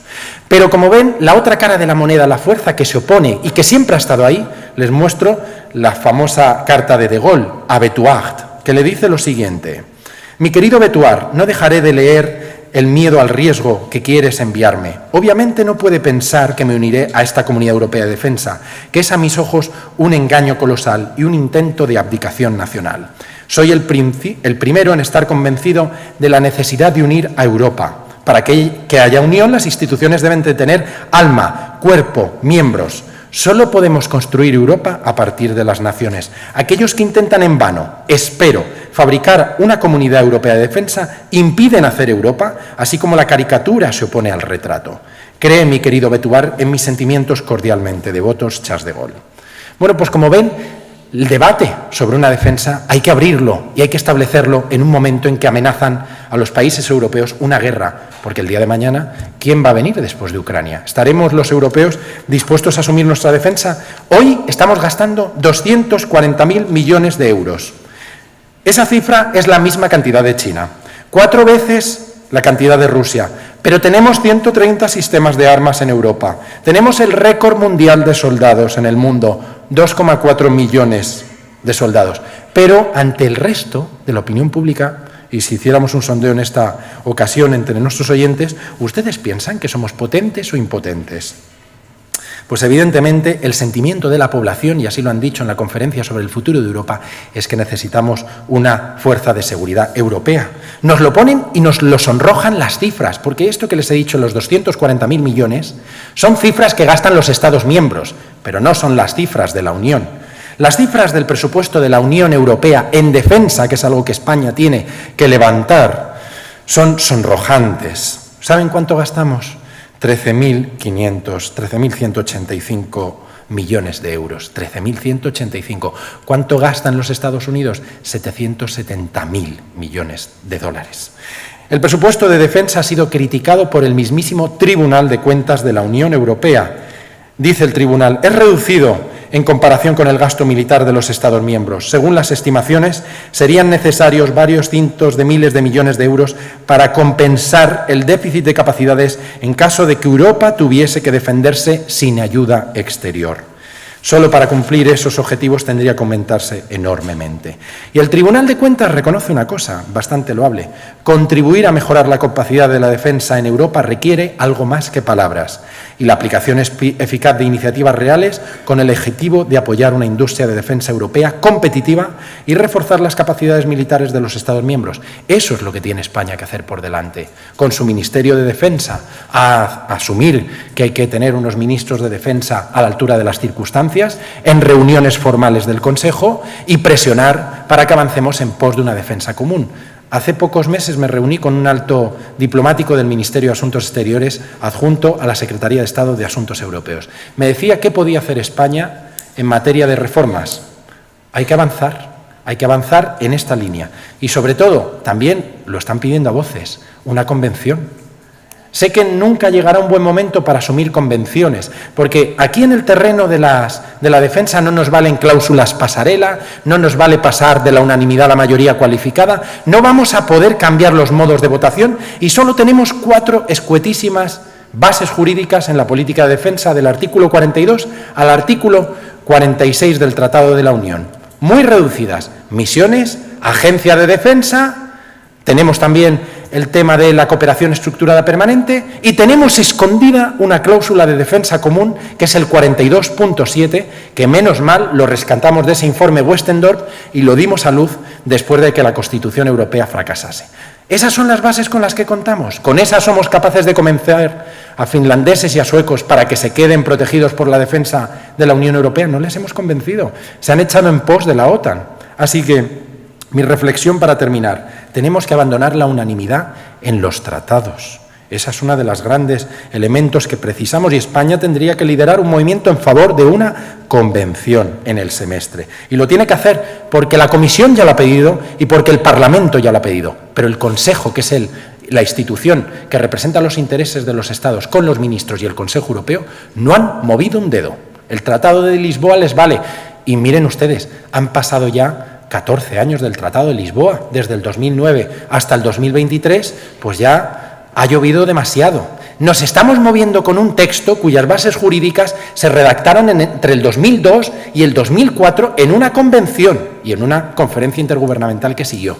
Entonces esto es como el traje de marinerito de la comunión. Nos tenemos que alargar un poco las anchuras porque no entramos en el traje y las bases jurídicas no están preparadas. So, I will also finish in English. We have to get ready in our defense and in our security. And Europe must do more for itself, must concrete its defense with a further support for legal basis in the security action and defense action, avoiding unanimity because it is making us to be more slow in terms of defense. And the sooner we make the choice and we move forward, it will be better for us and for the rest. Thank you very much.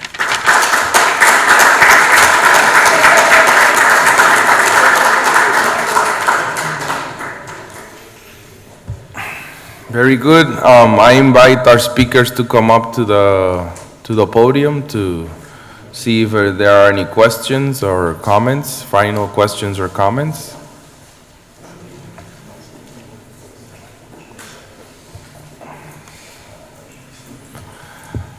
We have Ambassador John here. Yes, go ahead. Let me get you a microphone.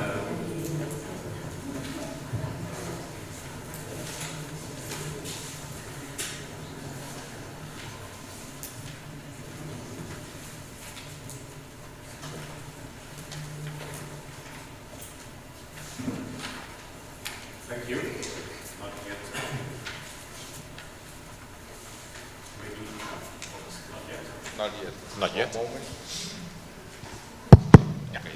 Thank you.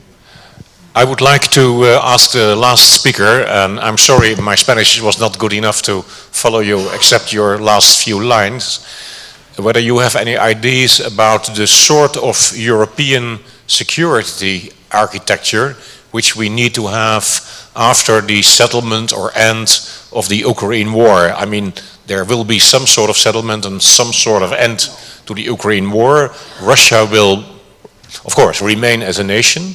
So we need to think about something, what I would like to call a European security architecture, which is more than just NATO and Russia. So we have the OSCE, we have almost 50 years of the Helsinki Final Act of 1975. So I wonder whether you have, beyond the need to be strong as NATO, and we are strong and we are supplying weapons to Ukraine and we are supporting our defense, whether you have any idea about how a European security architecture would look like. Thank you very much for the question.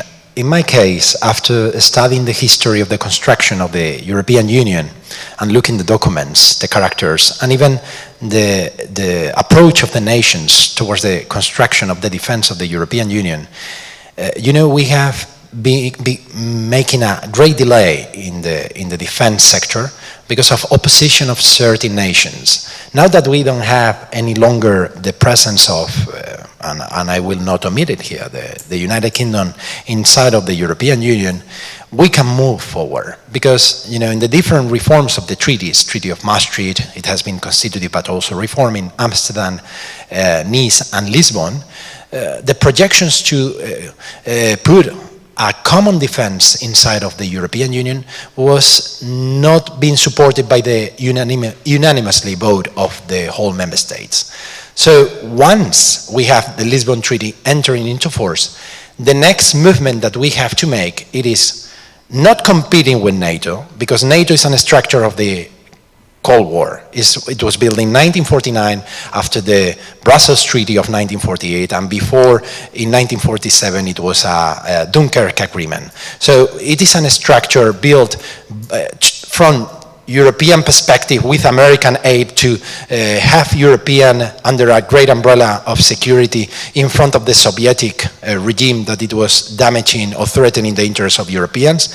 But now NATO has another role, and we don't have to compete with NATO. The structure of the European Union is to at least do the next movement, put all the different 27 defense ministers into one single structure inside of the European Union. My perspective is to have a common army in Europe, okay? To merge the different European armies, because some military personnel, they think that having 130 kinds of missiles inside of the European Union, that is good. That makes us diverse, makes us dynamic. But you know, it is making us very difficult to work on the field. And the interoperability is not as good as we were supposed to see and to observe.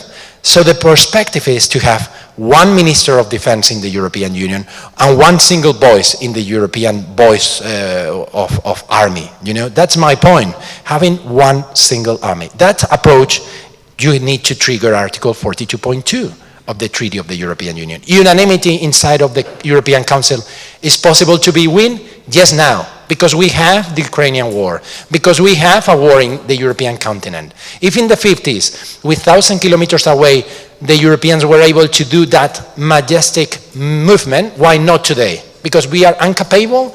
Because public opinions are not pushing governments? No, maybe because we are very lazy or very relying on our forces in case of a future attack. But, you know, we are unable to respond to the threat that we have in front of us. And more threats will come, and we need to be prepared. So I don't want to talk in a threatening manner, but the sooner we make the movement, the optimizing and more intelligent approach we will have. So one single structure will mean less expenditure, less amount of more duplicity, triplicity of different structures, and we will think in European terms and not in national perspective.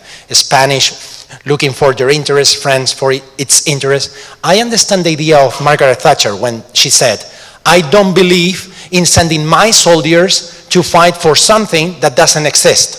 It is not a nation, it is not a state, it doesn't have accountability, it's not democratic, so I don't want that. I don't want to support the idea of having a European super state, thinking in terms of sending my troops to fight for someone else.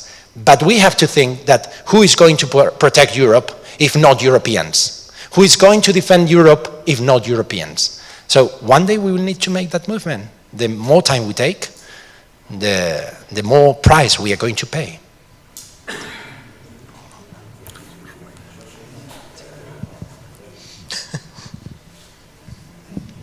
Well, in shorter terms than my predecessor. Yeah, the question is outstanding. I mean, we should, from a security and defense perspective, starting to think on the after Ukrainian war. That's the point of departure. Of course, not only from a defense perspective, but also political. What is going to be the role of Russia in that structure? Okay. So, and the key word is that the security European architecture, so the relationship between the organizations, the role of the European Union on that, that thinking. I think we need a lot of good thinking on that to be able to put something on the table that I don't see in any debate right now. Muchas gracias. First of all, some of the ideas that have been put forward by the latest speaker are common ideas that I had heard them, and the ones that are quite old many times. And we have to be careful because at the end of the day, the European Union is a kind of joint democracies working together. And the decisions are taken by the final decisions are taken by the European Council. And if the European Council don't want to progress in defense, we have to adapt to it because they are representing the countries. And that's the way it is. It doesn't mean that we like it or not, but if we want to advance in defense, at the end of the day, we will have to have people that vote that, directly or indirectly. But if not, it's impossible to progress. Then, some small thing about speaking about European Army, Ejército Europeo. No. It's more than that. It's defense, European defense, and an organization for European defense. And Army for people get the wrong idea that is a portion of the different services that are in every country. So we have to speak about European defense. And now, speaking about the European defense, we do have an organization that is called European Defense. And that Eurodefense. And that Eurodefense, there are people coming from different countries. Most of the people are retired diplomats, retired military professors, etc. And then in that, we are trying to find that, to answer that solution, how to progress and how to present a way that is not only theoretically sound, but also politically, practically sound, that can work. And the idea is we do have, if you go to the different charts of the Organization of the European Union, you will see that the political, common security and defense policy matters are under the External Action Service, under the High Representative, Vice President, now Borrell. And then that's okay, but that as a kind of, let's say, planning organization, new ideas, they are inventing with the help of the Commission and sometimes with the help of the agency, European Defense Agency, some other people trying to make new initiatives how to progress in the ideas, in the political base of the European defense.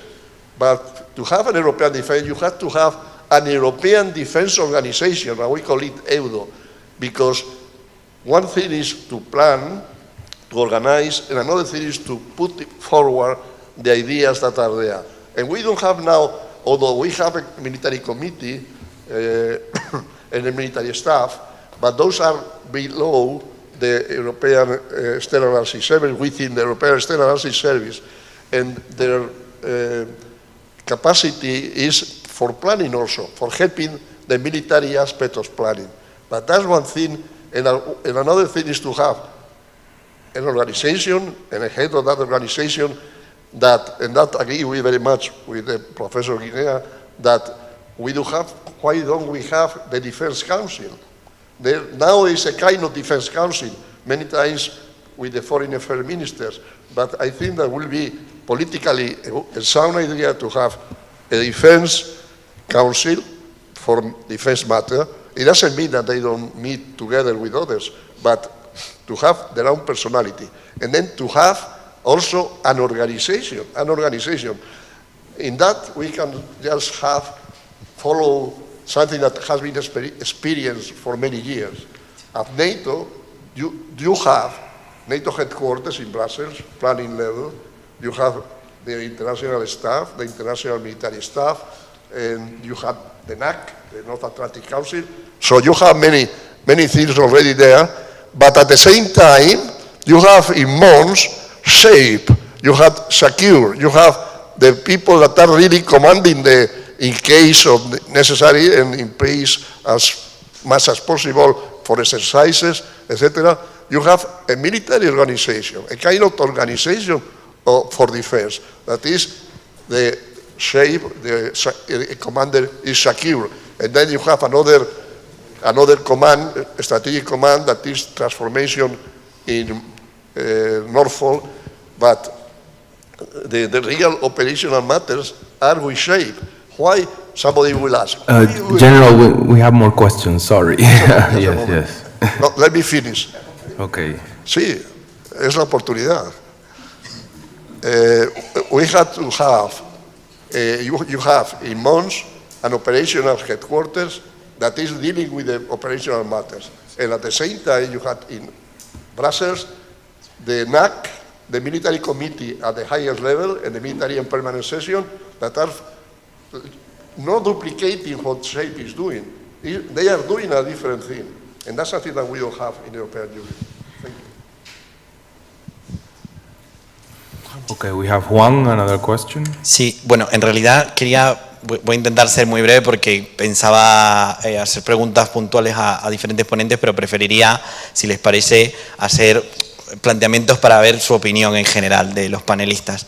En primer lugar, en cuanto a la estructura y especialmente la puesta a realización de esta arquitectura de defensa, ¿cómo creen ustedes que se está atendiendo o se va a atender las divergencias a nivel presupuestario y de recursos dentro de la Unión Europea con respecto al ámbito de defensa? Porque si ya hay una divergencia, por ejemplo, entre norte y centro de Europa en aspectos económicos, socioculturales, etcétera, con respecto a la Europa mediterránea, por poner un ejemplo, y entre los mismos grupos hay una divergencia, ¿cómo se va a atender eso? ¿O cómo va a calar eso en la legitimidad que tenga una construcción de una iniciativa de ejército europeo, un poco siguiendo la línea que había comentado de Thatcher, de cómo vamos a defender algo que no es nuestro y que quizás no aporten tanto? Y solo dos cosas más. La segunda, ¿qué opinan sobre si creen que ya hemos pasado una línea roja en la cual Rusia ya se posiciona como un otro?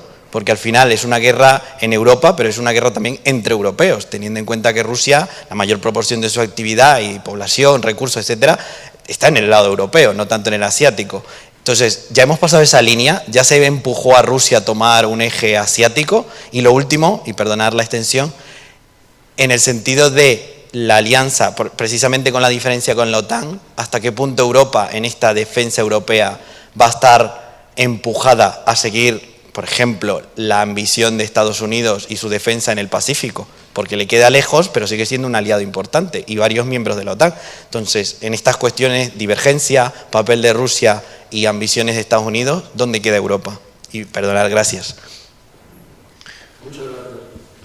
Por supuesto que las cosas son complicadas. Por supuesto que las cosas son complicadas, pero todo tiene solución, lo que hay que buscarla. Y hay que tener clara la idea.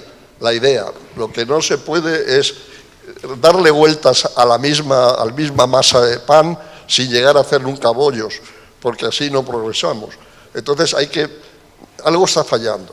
Y lo más fácil es mirar a la organización que lleva ya 70 años, más de 70 años, funcionando en circunstancias complicadas, porque durante mucho tiempo fue la Guerra Fría y había un enemigo claro y había que lidiar con aquello, y había que tener alertas y había que estar listo para subir al avión o coger el carro de combate y ir al frente. Entonces, todo tiene solución. Hay que dedicarle tiempo. La cuestión económica, pues había que buscar. Ahora se está gastando mucho dinero y precisamente hay un esfuerzo muy laudable para facilitar la industria de defensa, para mejorar la industria de defensa. Supongo que algunos de ustedes habrán oído hablar de EDIRPA. Incluso se está hablando de conjuntamente hacer compras de material de defensa. O sea, hay que buscar soluciones. Por supuesto, ojalá fuésemos capaces aquí en unos minutos de buscarlas, pero si hay la inquietud por buscarla respecto a lo del mando.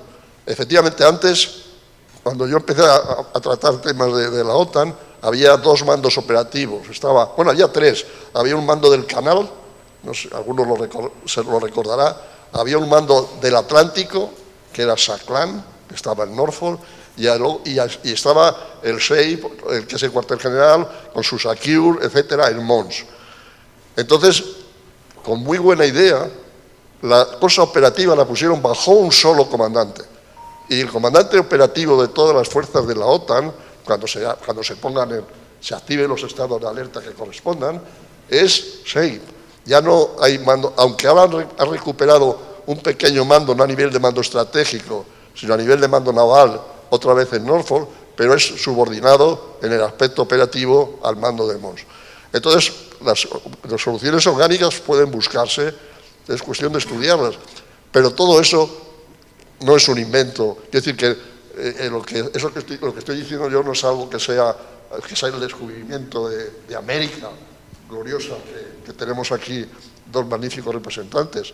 No es el descubrimiento de América, pero sí son ideas que están por ahí y que está pensando. Pero al final, la decisión para seguir adelante en ese o en otro proceso de racionalizar la defensa europea tiene que ser los gobiernos de los países y tiene que ser a nivel de la Unión el Consejo Europeo. Entonces, eso... General, thank you. We have Mr. Alfredo Sanz wants to speak, and then one last question over there.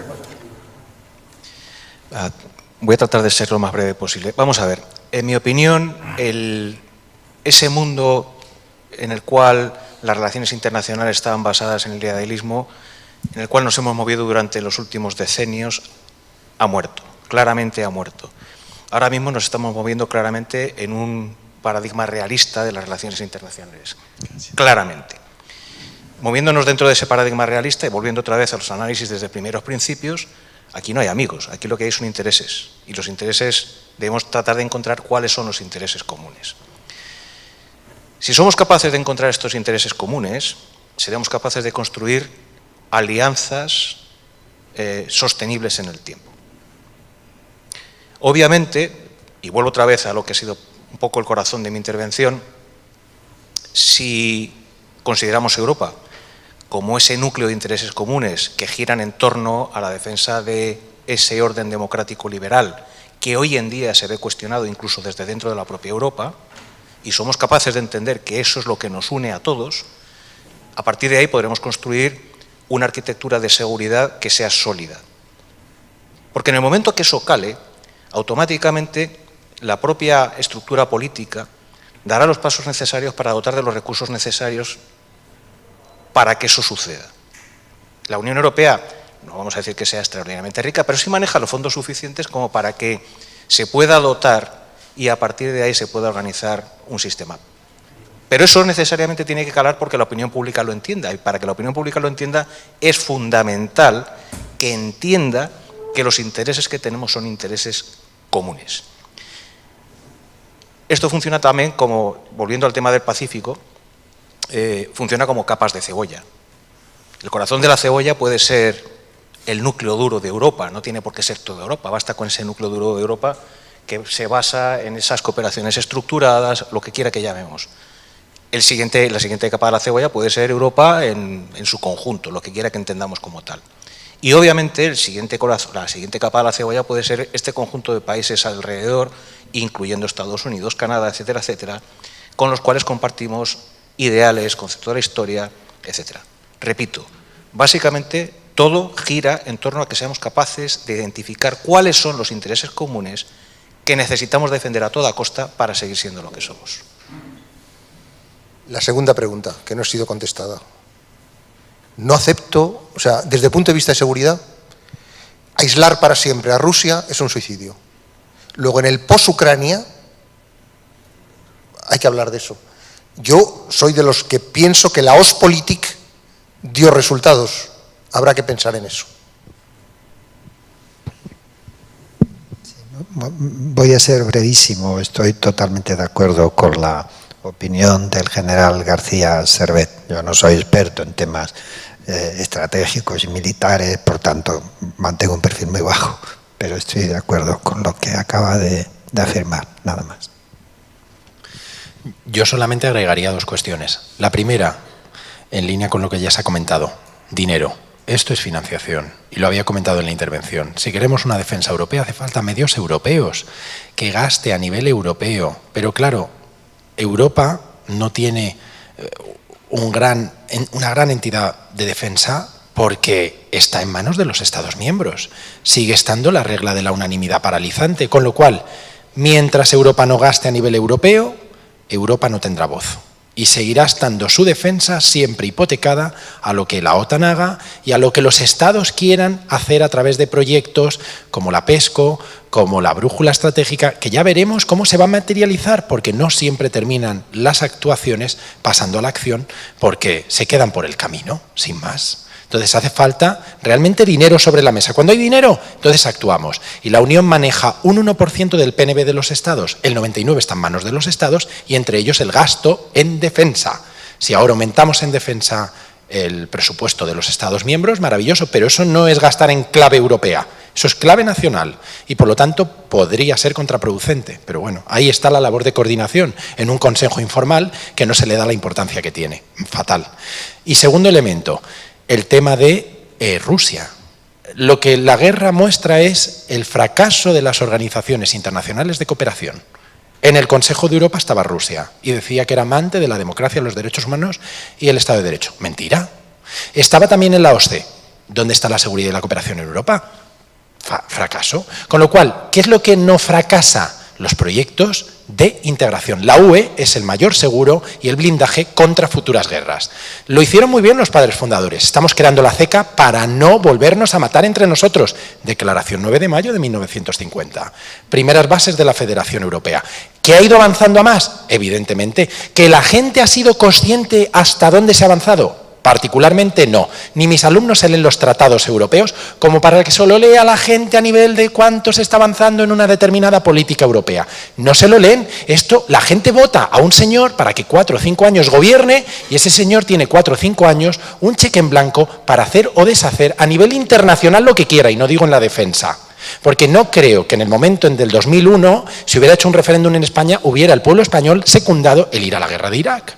No hubiera querido, pero fue España a la guerra por unos determinados intereses políticos. Con lo cual, estos son intereses. Si tenemos hoy interés políticamente a nivel europeo de asumir un liderazgo y construir una defensa, tendremos defensa europea, pondremos dinero y la Unión actuará como hoy tenemos una moneda común. ¿O no ha sido eso una cesión de soberanía? Lo que no entiendo es por qué no se cede en ámbitos como la defensa y la política exterior, y eso sigue haciéndonos un menor de edad a nivel político.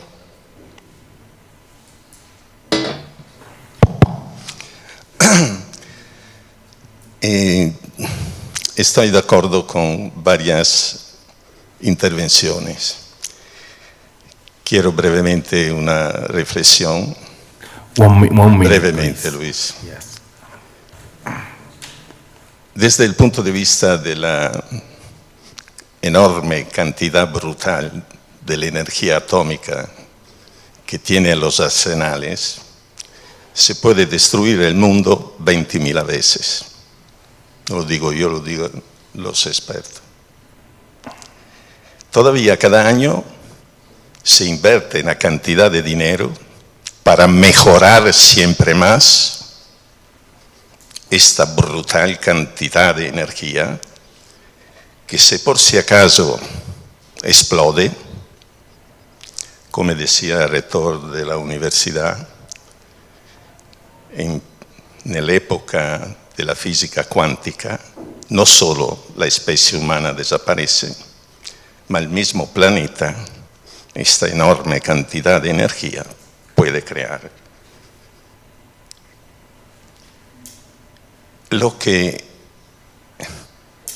La pregunta que me hago, porque me la hago a mí, ma para todos ustedes, ¿qué tipo de seguridad estamos hablando?